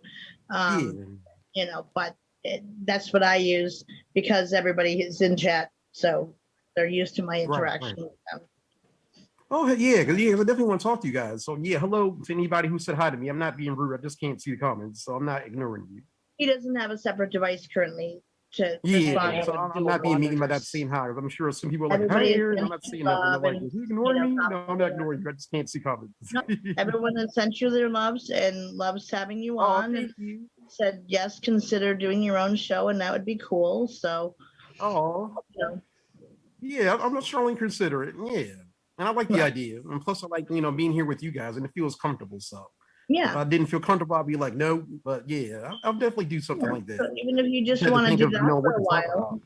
even if you're Yeah. just to get used to how it works and all that, then if you want to come on show and what we're talking about, go ahead. We don't Well, mind. we're a beautiful bunch of fruit salad over here, so we're cool. We are Fruit Loops. Yeah, well, I'm weird. If it ain't weird, I don't want Be a it. Fruit So Loop. Be I a Fruit have Loop in a world of cornflakes. There we go. Yeah. And unicorns. And unicorns. Yeah, don't get the yes. unicorns. Unicorns are a beautiful thing. And rainbows. Yeah. That's right. Yep, absolutely. Well, So, with that said, Yeah, definitely. we got to finish the show because otherwise none of us will be sleeping and we'll be talking on air I'm sorry, all I run my night mouth. long. No. Let me shut up. We'll finish up the show and continue conversation. So, but with that said, guys, you are listening to Goddesses and Devils with Donna, Aaron B, Aaron K, Christopher, Amanda, Dercio, and we will be back next Sunday at 9 p.m. Eastern Standard Time on Soma Fusion Media Network. And with that said, love and light to all. Good Love you guys. night. love you guys. good night, everybody. Thanks for hanging out for so long. We love you all. Yes. Thank you. Remember, like, share, and subscribe.